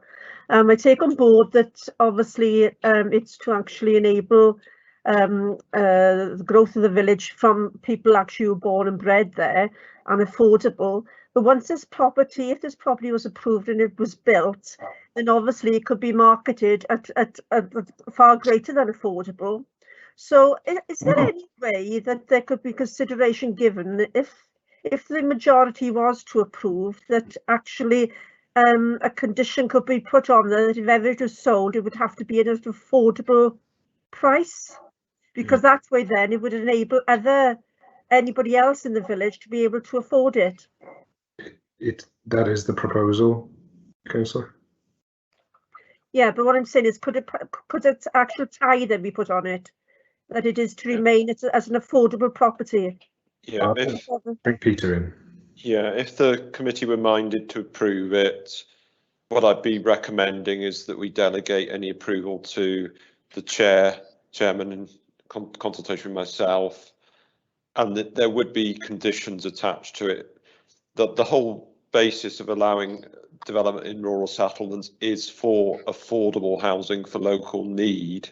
So we would have to make sure that those conditions apply to the dwelling or the planning permission, so that it would be the case. Okay. Going in support of the officer, though, because obviously he's going by the policies as approved by council, then surely they should be looked at then if we're going to be taking this approach, because where do you end, isn't it?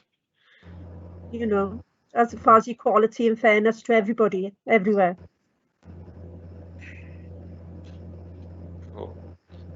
Yeah, the policy obviously is there at the moment, and each application has to be considered on its merits. So, which is what we're doing in this committee at the moment. So, I think we're with committee and where it wishes to go with this one. Yeah. Okay, but you could actually put a tie on it. It is. If approved, as affordable. Right. That is application. Thank you. Okay. Chair, it's Councillor Guthrie speaking. Can I just make you aware, I've had a phone call off Gwilym Williams. He won't be coming back in. He's had an electric cut out at his premises, and we won't see him again today. Thank you. No problem. Thank you very much for that. Okay, I'll just go back to the proposer, Councillor Elwyn Vaughan, just for a little bit of clarity on the wording that can be discussed with me and Peter, if you were so minded, if the committee's so minded to go along with the application. So just go back to Councillor Elwyn Vaughan, please. Thank you, Chair. Well, as I suggested by the officer, I think you leave the actual final wording to yourself and the officers. But it all boils down to definition of open countryside, isn't it? My argument is that it's all the village is actually an open countryside, as has been seen with developments there the last 70 years. That's it being consistent with what has actually happened there is my argument. I don't know how you word that. There's another thing. I'll just go to Peter and Colin maybe, just to make sure that is okay to put towards a vote. Yeah, Colin, correct me if I get this wrong, but basically the proposal is to approve the application as submitted, and then the actual conditions will be delegated, well, the decision notice to yourself, Chair, with the professional lead to agree. There will be conditions. Obviously, it's outlined, so there'll be reserve matters conditions. Reece will have to work through the comments that we've had from the consultees, because some of those have asked for conditions, and then we would have to have the affordable housing conditions applied and local occupant, which includes local occupancy. Okay. Can I just say that must be in perpetuity? It will be. Yeah. Yes, Chairman, I'd agree with that. As for reasons for going against officers' recommendations, I presume it is that committee, or the majority of committee, if that's the way it goes, consider that the proposed plot is integrated into the rural settlement. That was the wording I was looking for, but I couldn't steer the committee into. Oh dear. Have I done something I shouldn't do? Colin just read my mind. Right. Okay. As there are no other speakers, it has been proposed and duly seconded to refuse the officer's recommendation and to approve the application subject to the conditions that Reece will have to work through, and the exact wording will be left to myself and Peter Morris to work through. Okay, those members wishing to do that, please indicate in the voting slip, which will appear shortly. Thank you.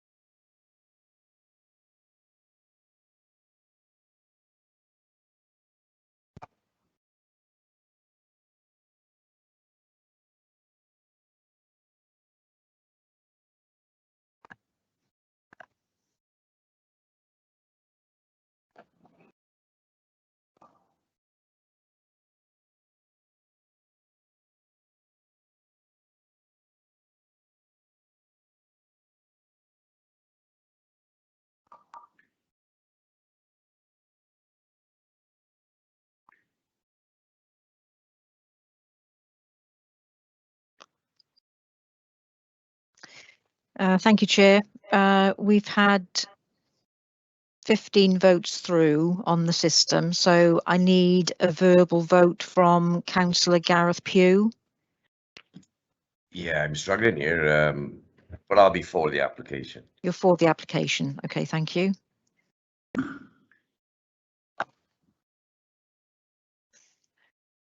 So that's 15 votes voting for the application contrary to officer's recommendation, 1 against and no abstentions. Okay, thank you, Carol. That then makes the application approved. That goes against the officer's recommendation. I believe Jonathan Wilkinson has left the meeting anyway, hasn't he? He has, yes. That's right, okay. We can proceed with the next application, which is 2021/0796/AGR, which is at the Dufferin Myford. This is an agricultural storage building, and I believe, is it Reese taking us through this? No, it's Rian. Is it Rian? Oh, Rian. Sorry, Chairman, Rian. can I just come in and say I'm sorry, I have to leave at this stage. Phil Pritchard. That's okay, Phil. Thank you very much for today. Very much, thank you. Sorry, that's Rian Griffiths. Yeah, do apologise, I didn't have that written down. Yes, so over to you, Rian. Thank you, Chair, and good afternoon, members. Can I just check, Chair, that you can see my presentation? Yes, we can. Thank you. Brilliant. The following presentation is in relation to an agricultural notification at Dufferin in Myford. For the erection of an agricultural building for the storage of hay and machinery. Agricultural notifications are required to be submitted in order to allow us to determine the proposal's compliance with permitted development criteria under Schedule 2, Part 6 of the GPDO. So this is an aerial view map which shows the site as indicated in the centre. You can also see Myford, which is approximately 500 metres to the northeast of the site, up the A495. The block plan here shows the locations of the existing farm buildings, together with the location of the proposed extension in red. The farm holding is separated by the A495. To the northwest of the road is the original farmstead with the farmhouse, which mostly comprises of traditional buildings, whilst the southeast of the road features modern buildings. The proposed extension is for the storage of animal fodder and machinery. The extension is located more than 25 metres from a classified road, is less than 465 square metres in floor area, and is under 12 metres in height. The site does feature a number of constraints as outlined in my report, one of which is the C2 flood zone. The extent of the flood zone can be seen on this plan in blue. Technical Advice Note 15 confirms that proposals for agricultural developments are likely to be acceptable in all areas where there is a risk of flooding. The proposed development is sited adjacent to existing modern agricultural buildings and is of a small scale, covering just 222 square metres, most of which is upon an area of existing hard standing. We do not therefore consider that the risk of flooding would be increased as a result of the development.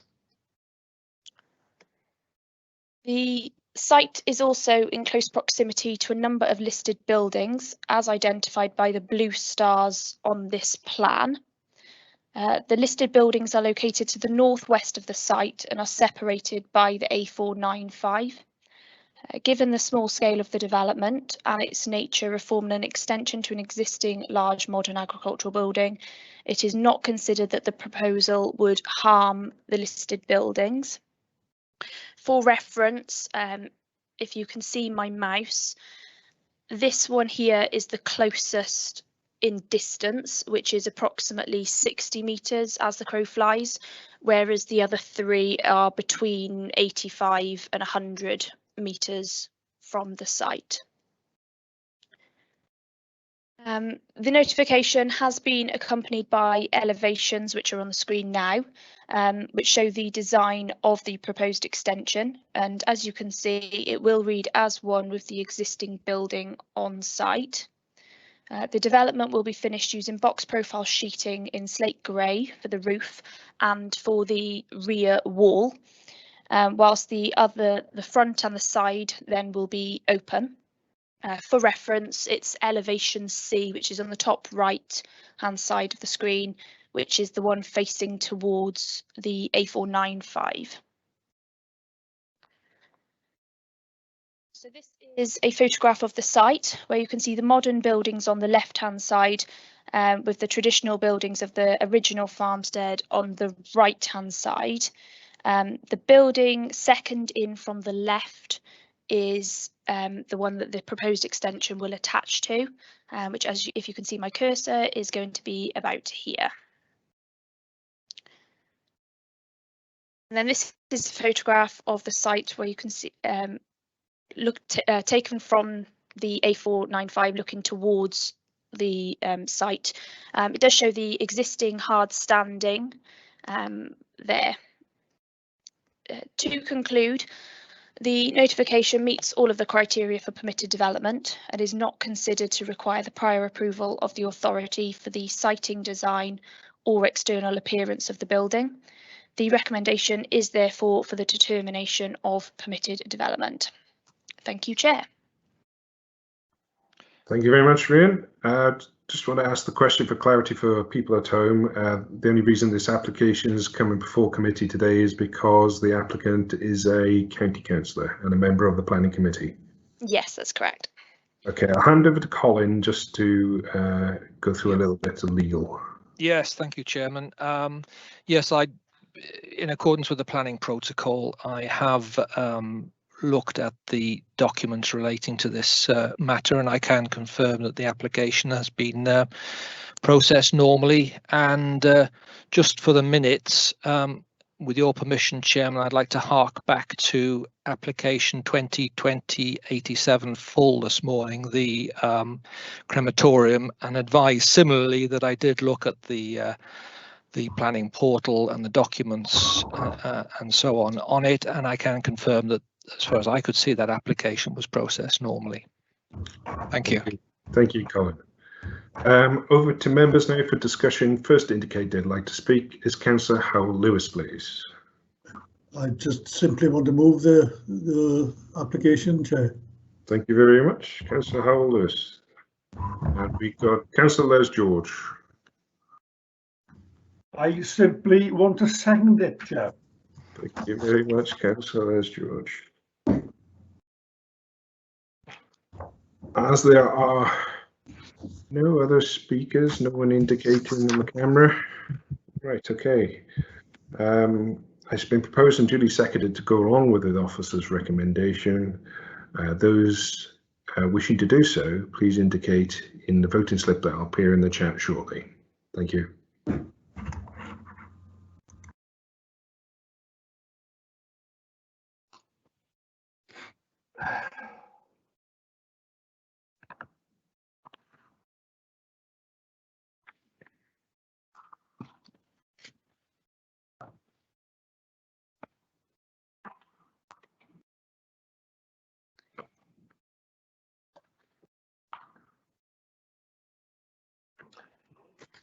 Chair, it's Councillor Gareth Pugh again. Yep. I'm having trouble with my computer's asking me for a password and I don't know it, so I don't mind. I'll be voting verbally when you're ready. Thank you. That's fine. Thank you.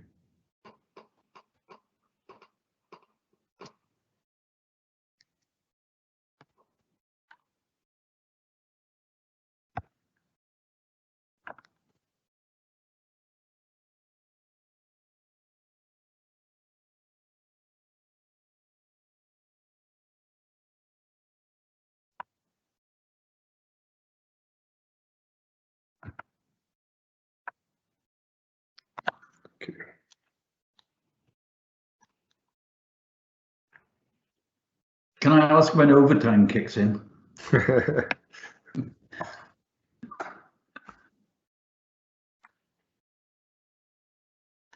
It's certainly been a full day today, members.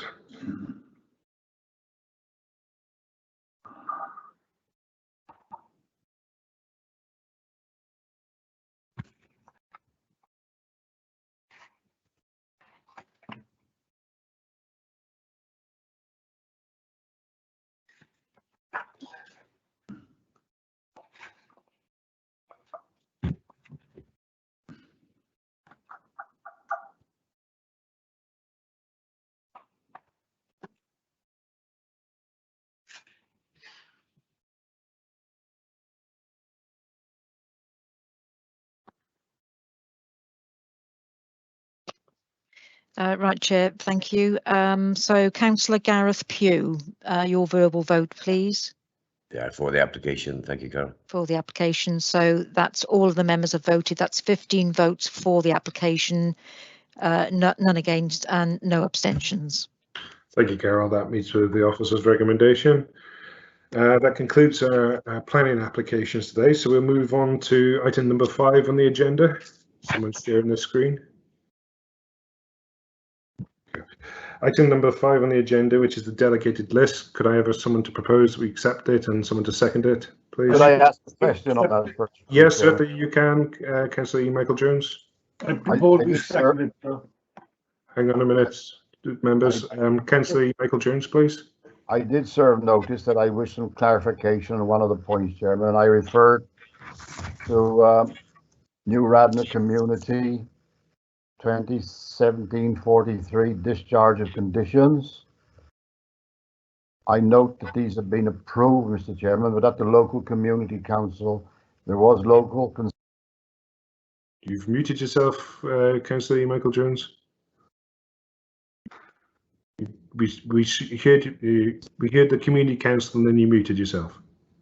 I'm afraid my computer did that, Chairman.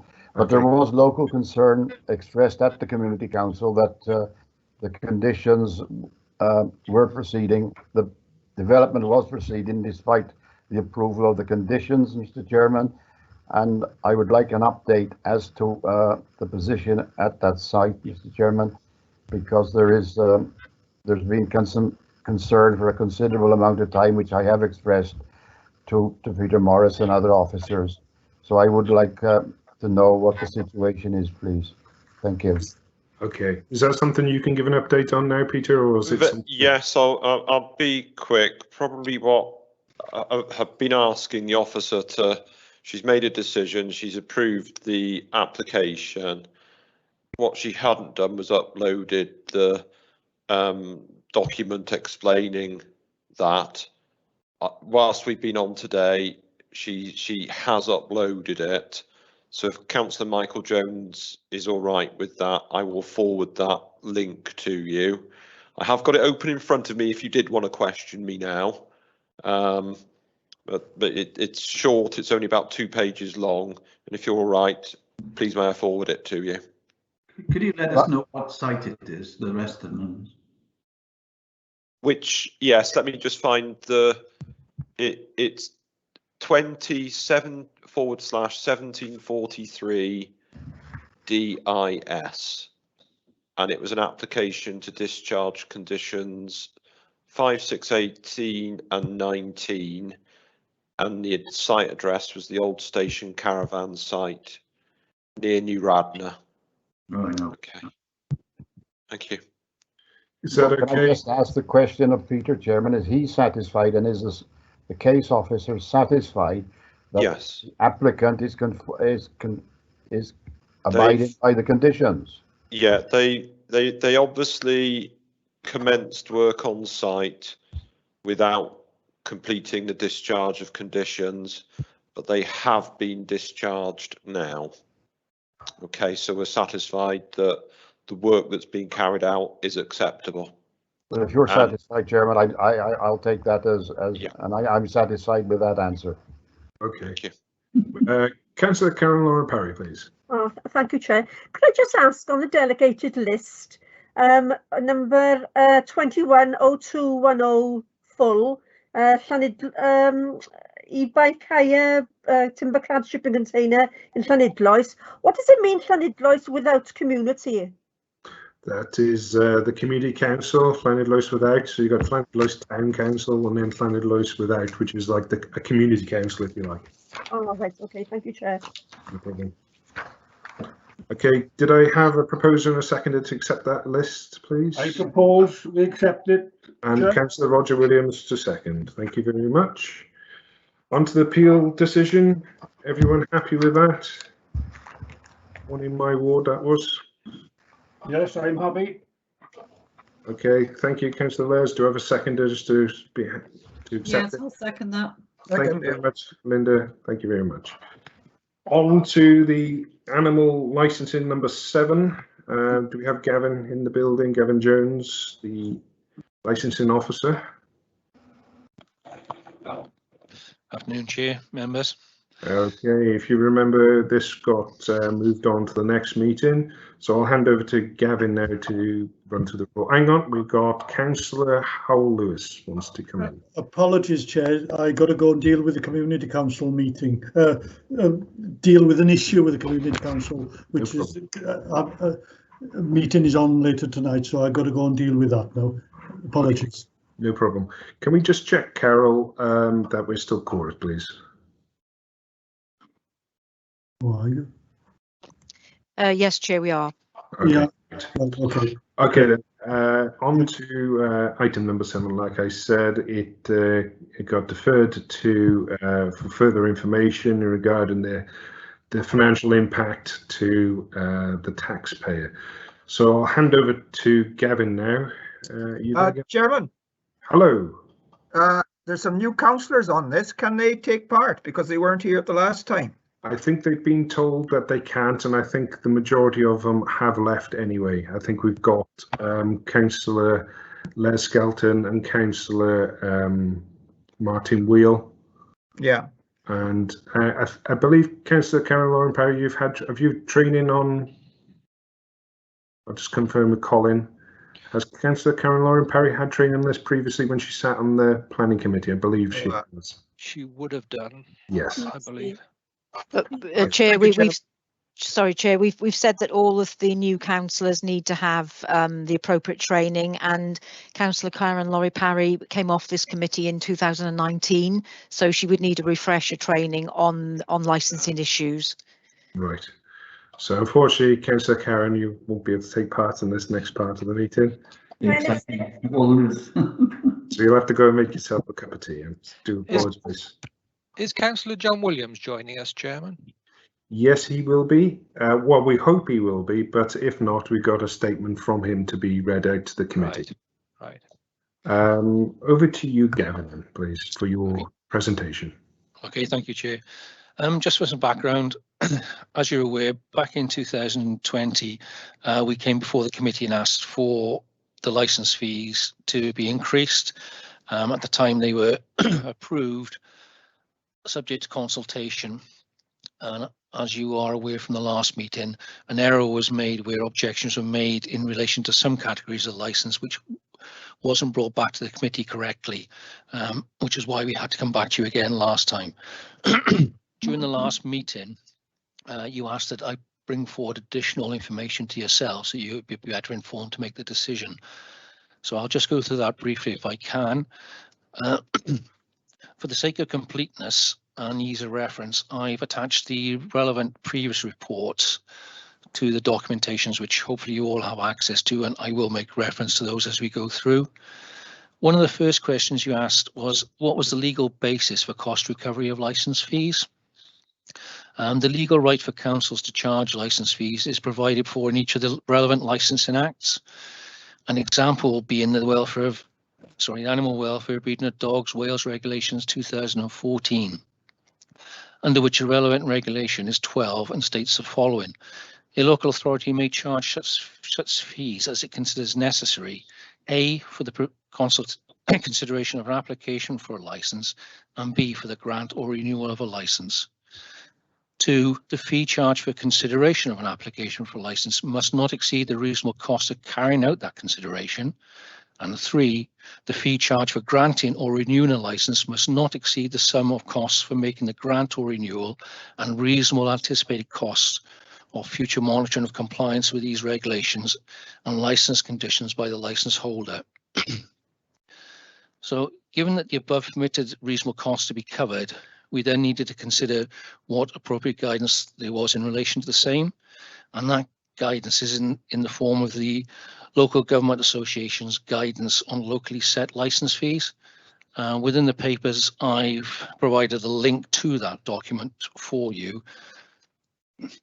In particular, attention should be given really to pages 9 and 10, which outlines the costs that can be included in a license fee, and 12 then summarizes those preceding pages. So if I just quickly go through 9 and 10, if I may, we're permitted to charge the following. With regards to initial application costs, we can include the administration, which could cover basic office administration to process the license, the application, and other resources such as photocopying, postage, etc. We do charge the cost for the administration, but we do not charge postage costs or whatever at the moment. We're also entitled to charge for initial visits. We do charge for that.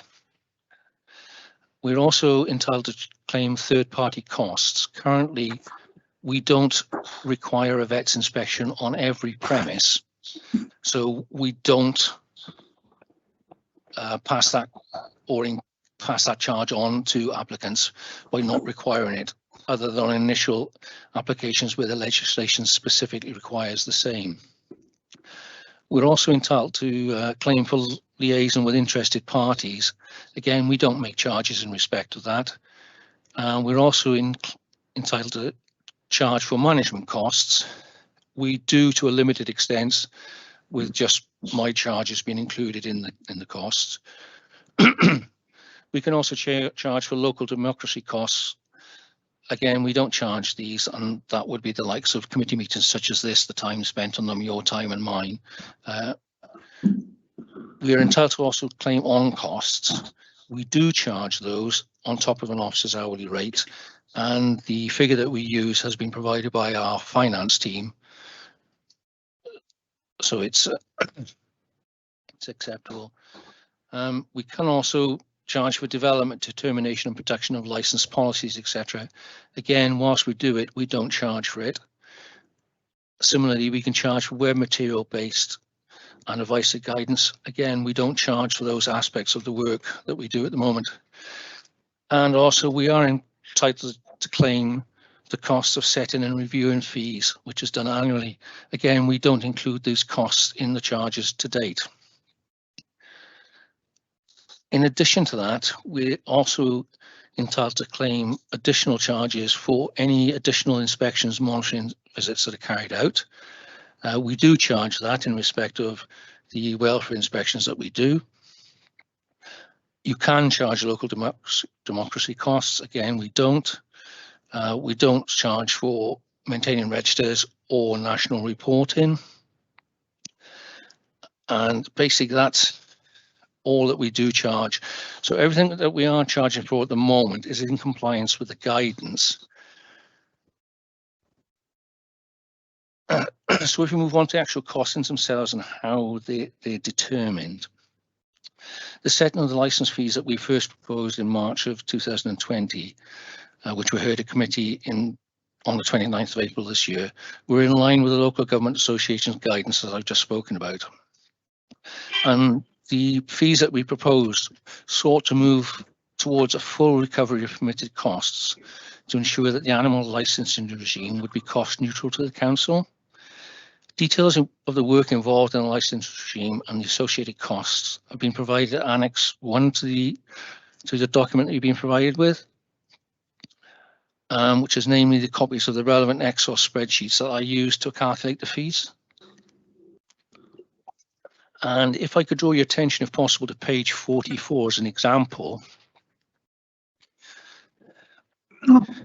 So that one in particular is an example of a dog breeder license renewal process, which is the process which would cover both aspects, the application and and the granting effectively for the other aspects. Do you have that there, Gavin, as a presentation to put up? Yeah, I can see it on screen if you bear with me 2 seconds. Thank you.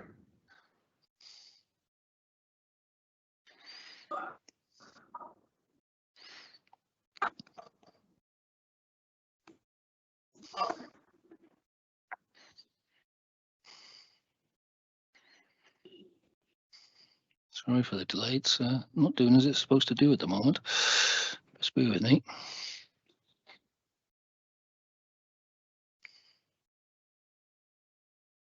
Why is it not coming up on screen?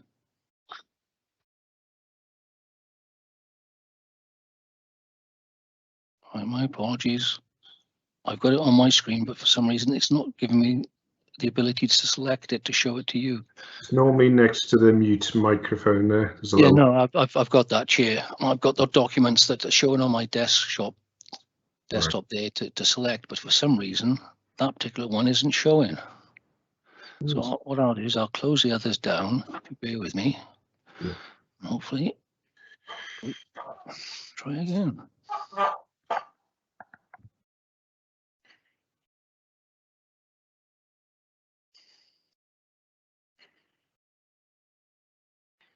I'm sorry, Chair, it's refusing to do it. Okay. My apologies. I can talk through it you step by step. I have no idea why it wants to do it. But if you can bear with me, then I'll go step by step, and I apologize. So what I've done for every type of license is I've actually spoken to the officers involved in it, both the administration and the licensing officers, to determine exactly what they do when they're considering a license and granting it for renewal, etc. And what we've done is we have allocated time according to whether it's admin or the officer in hundredths of a minute. So the first step that we would do is an administrative one, which is that we would obviously review annually who is due for relicensing, and based on that, that admin officer would then create what's known as a worksheet on M3. We have said that will take 0.25, which is 15 minutes. The admin officer would then create a standard letter and all the associated documentation, which they would then send to the applicant, which we are saying has taken 0.33, which is 20 minutes. And then the admin officer would update the officer by way of an email, along with the attached copy of the renewal that was sent to the officer, which amounts to 0.10, which then we go to the officer. The officer obviously receives that email, reviews it, and again, we said it takes 0.1. The application form is then received, hopefully in due course, from the applicant by the administration. They will then check the renewal application form has been received, check that the associated payment's been made. They would then update the necessary licensing database, scan copies of all associated documentation to that database, bank the fee, and then pass the renewal documentation on to the officer. And all of that process takes 0.5, which is half an hour. It's then handed over to the license officer, who would receive the completed application form. He would then check the application form to make sure it's fully complete and he has everything he needs, and he would cross-reference that to the necessary databases to ensure everything was correct. And we've allocated 0.5 to that, which is half an hour. When the officer's happy with that, he would then arrange a primary inspection to those premises, and he would write to the licensee to inform of the inspection date. That process takes roughly half an hour again. The officer would then travel to those premises in order to carry out that inspection. Now, obviously, we can't determine a time for every single premise. So what we have done is we have tried to average out the rough travel time for the journey to and from a premise, and we've estimated that to be 45 minutes, which is 0.75. An inspection is then undertaken at the premises, which we've averaged out to 0.33, which is 20 minutes roughly. The completed inspection, the officer then has to complete an inspection report and the necessary visit sheets at the conclusion of his inspection, which he then has to scan and attach to the M3 database under the licensing remit. That we've allocated 1.5 hours for, roughly. He then would have to notify admin that everything is in order and for them to process the actual generation of a license. And we have said that would take 10 minutes. The administration then take over for a period. They would then process a new application form and generate a copy of the hard license, which we have said would take half an hour. They would generate a covering letter to be sent to the licensee with the renewal license, which we have said would take 15 minutes. And they would then pass that copy letter and hard copy of the license to the officer for checking, which we've said would take roughly 10 minutes. The officer would receive that letter and the license. They would then check that it's all correct. And we have said that process would take 15 minutes. And they would then update M3 and admin to issue it. Admin then would receive a signed copy of the letter and all attachments. They would scan the same to M3 database, and they would dispatch the same by post to the applicant, which we have said would take 20 minutes in total. Then we've allowed a contingency within the scheme to allow for any hiccups such as non-payments, or where amendments are required, or where officers have to chase any missing applications, etc. And we've anticipated that the cost to administration could be anything up to 45 minutes and to an officer of anything up to half an hour. So that would cover the principal part of the renewal. So then we go on to, in addition to that, because they now have a license, they would have an annual inspection, welfare inspection. So with regards to that, the officer would need to check the M3 database to determine when a inspection was due, and that would take roughly 5 minutes. They would then check the premise history and prepare for that inspection by looking at any reports that have been previously written or any intelligence that's been received in relation to the premises. And we have said that would take about 15 minutes. Again, the officer would then need to travel to and from those premises, and we've estimated that to be 45 minutes again. They would undertake the welfare inspection, which we would anticipate, because this is a small thing, 15 minutes, the officer's time. They would then return to the office where they would complete their inspection sheet, their visit sheet, scan the same to M3 and pass the details to the administrative officers for processing, and that would take about half an hour. The administrative staff would then complete the inspection sheet received from the officer and ensure that it was correctly entered onto M3 into the relevant licensing section.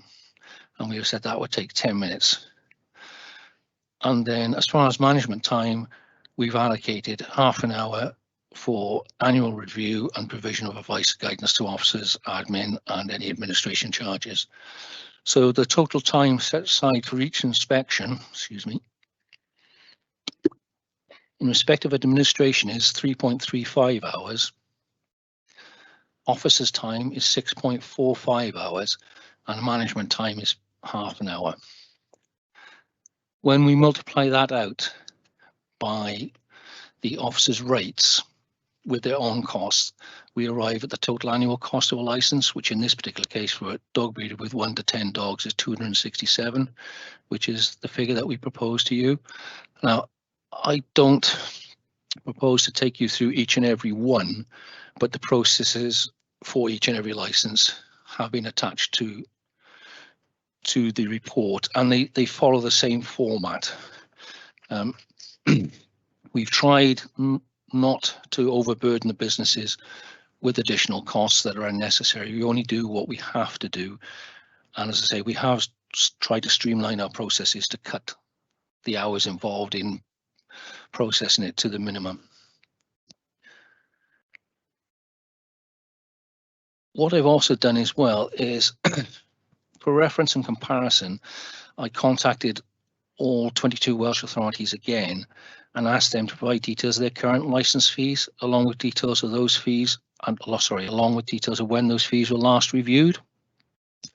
The results of that request are provided Appendix 2, which is on page 12 of your pack to this report. and should also be considered alongside Appendix 2 to the original report, which would be on page 20 of your pack.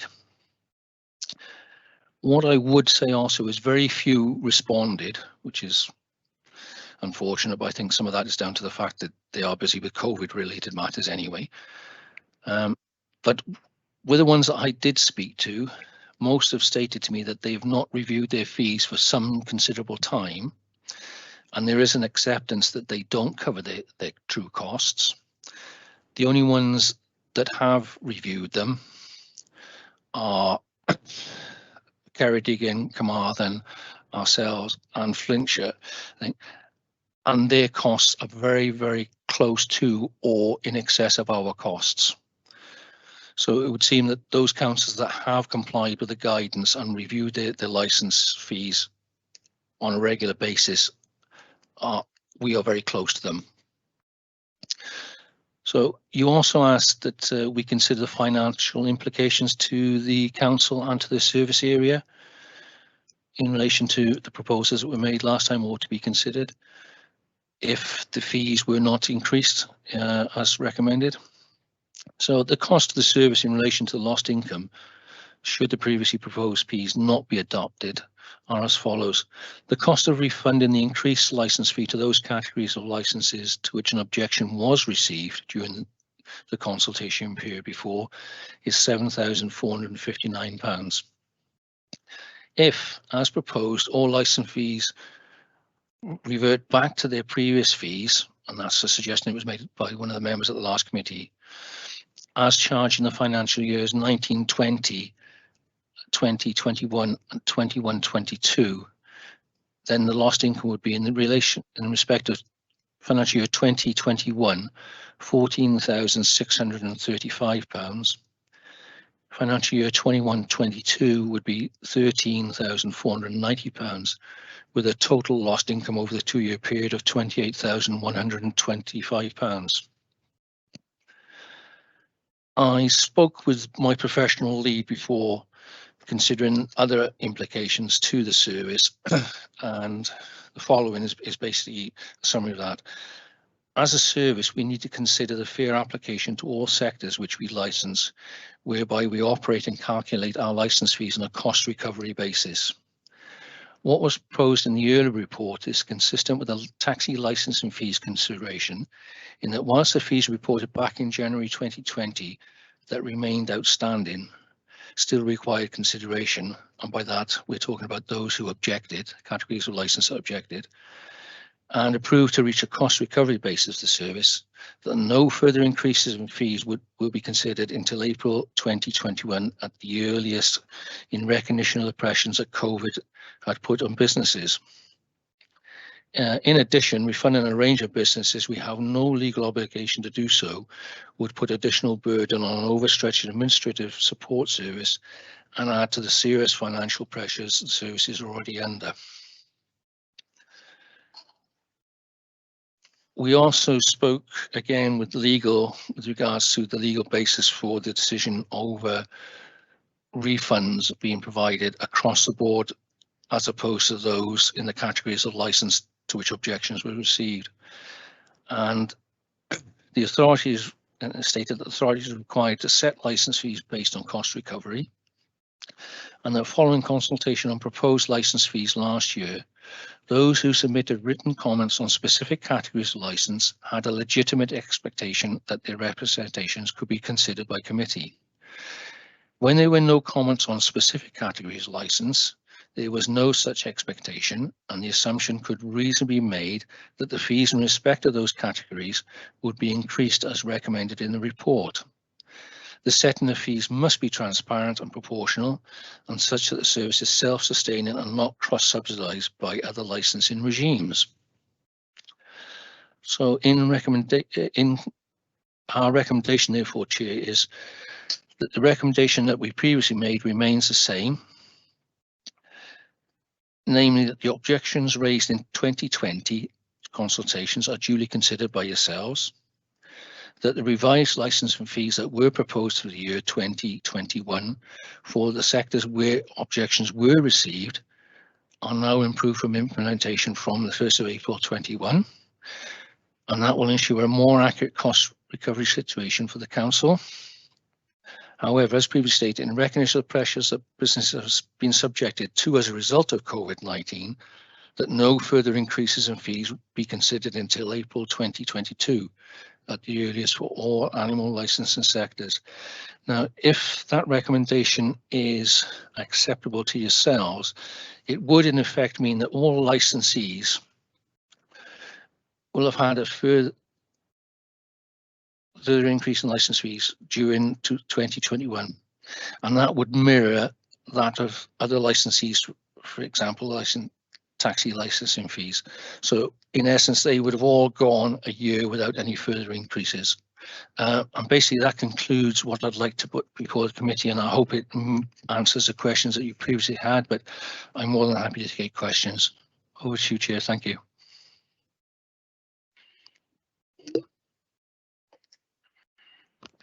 Chair, your microphone's muted. Thank you, Carol. Thank you, Gavin Jones, for that report. Colin, Colin Edwards, do you have any additional comments you would like to make before I go into discussion with the members? Just unmute myself. No, I don't think so, Chairman, but I'm happy to take questions. Okay, brilliant.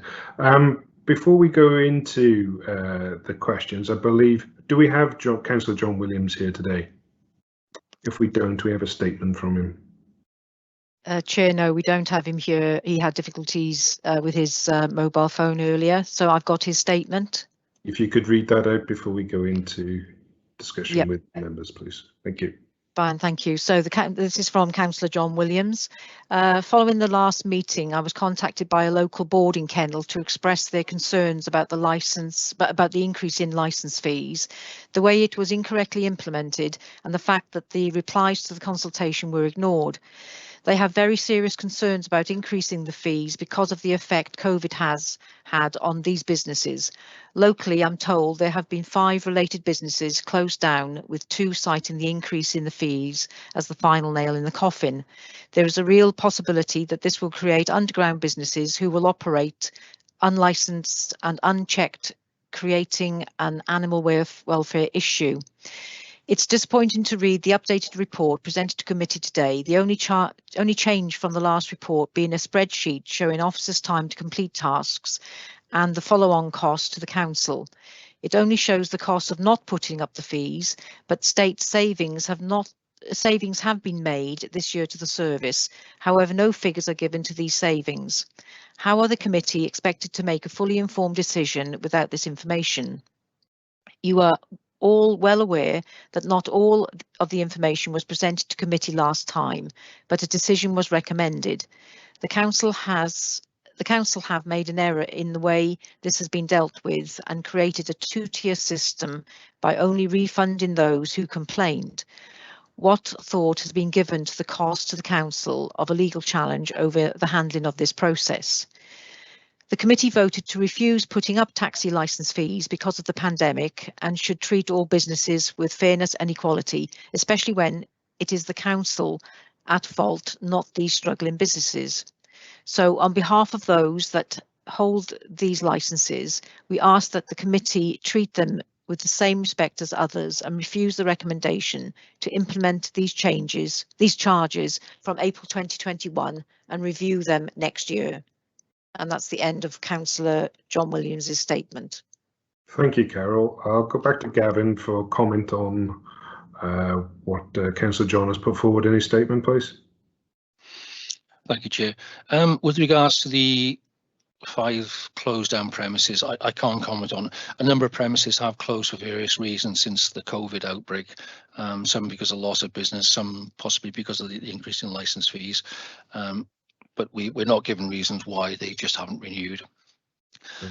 With regards to leading to unlicensed businesses, I don't necessarily agree with that argument. There will always be unlicensed businesses out there.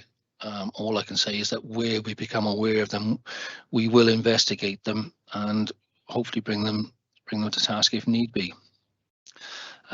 with regards to only refunding those who complained, that's been misunderstood, I believe, and that is probably down to my explanations, and I apologise for that. It wasn't a case of only those who complained who were refunded. If we have received a complaint for any category of licence, then all persons who held a licence in that category were provided with a refund. And the reason that was based on legal opinion at the time, was because we hadn't taken it back to yourselves again for ratification, those fees couldn't be held. Obviously, categories of licence which weren't subject to complaint, based on legal advice, the fee was automatically increased. And with regards to the contrast to taxi fees, again, if we take it back to 2020, and no one actually complained about the fees, they would have all been charged those fees at the time. Those that did object, their fees were refunded for that 12-month period. So they benefited, admittedly. We're now asking for them to be adopted from this year, but we're not asking for any further increase in fees until next year, which is exactly the same position that taxi fees are in, if that makes sense. Yeah, okay. Because Councillor John isn't here, I'll go over to Colin Edwards, our solicitor. Just because he isn't here, I want to make that available to John for a response, if any, from yourself, Colin. Yes, I mean, if I've got, it's a little bit complicated, but if I've got this correct, and Gavin has said that I've got it correct. Firstly, animal license holders are being put in the same position as taxi license holders, in that they will all enjoy 1 year of no increase. Is that correct, Gavin? Yes, that's correct. Yeah. So in that respect, that is what Councillor John was requesting. So I think hopefully he'd be pleased to hear that. As regards my legal advice, I stand by that. It is not the only possibility that could have been considered. I think it's within a range of possibilities, but having regard to the service provided and the costs to the council, I stand by it, and I think that was a reasonable approach to take. But nevertheless, as I say, if members agree the recommendation, all animal license holders will enjoy 12 months without an increase. Thank you, Chairman. Thank you very much, Colin. First of our county councillors who wants to speak on this application is Councillor Roger Williams, please. Thank you very much, and thanks to Gavin for coming back with that. And also thanks for making it quite clear that it wasn't the individual businesses who objected, but it was those individual businesses in the particular categories that had a rebate. And I'm correct on that, am I, Gavin? First of all. Yes, you're quite correct there, yes. So it wasn't just those people who objected benefited. The point I make is that when the Welsh Assembly, or Senedd as it's called now, decides how much grant to pay us, they assume that we're going for cost recovery on on the services that we provide by providing licenses and doing the regulatory work that we do. And if we don't get full cost recovery, then it's other services or the ratepayers that have to carry that cost. And the other thing is that, yes, I'm sure that boarding kennels may have suffered during this time because people haven't been going away on holidays, haven't been able to go away on holidays. But, there may be other businesses that have really benefited, and there will be lots of councillors who will have been reading in the papers about the escalating costs of puppies and various other dogs. and thinking how much those breeding establishments have been benefited by the increase in trade, you know. So, you know, it cuts in lots of different ways, and but having heard what is proposed now, I'm prepared to support that and move that. But I think it's good that we've had a full explanation of the way these things work and the implications it has on the council's finances. Thank you very much, Councillor Roger Williams. Do I have a seconder? Because I don't have anyone else. Councillor Les George. I'll second it, Chair. Okay. I'll second Roger's proposal. Thank you very much, Councillor Linda Caulfield. Councillor Les George, please. Yeah, I was going to second Roger's proposal, Chair. Okay, brilliant. Okay. There are no other speakers. I believe there's no one indicating to me via the video. So it's been proposed and duly seconded to go along with the officer's recommendation of accepting the report. Those members wishing to do so, please indicate in the voting slip that will appear in the chat. Thank you.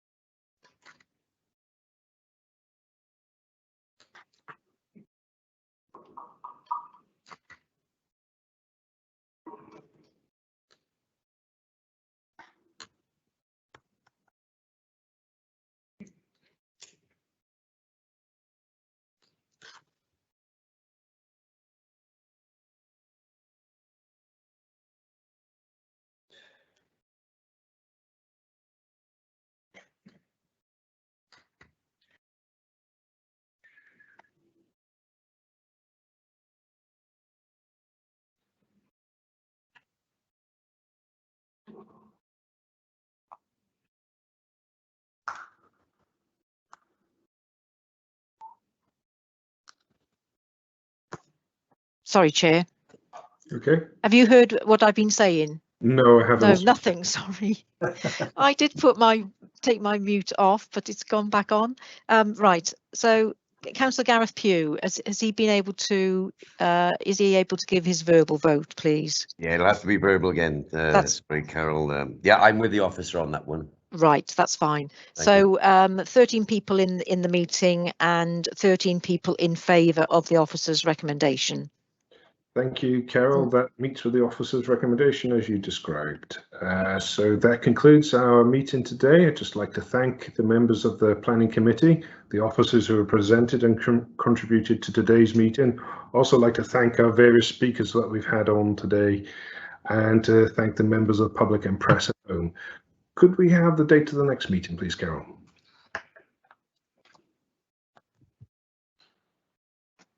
Sorry to put you on the spot. Yep, Chair, the 10th of June. 10th of June. Yep. Just for the clarity for members of the public. Thank you all.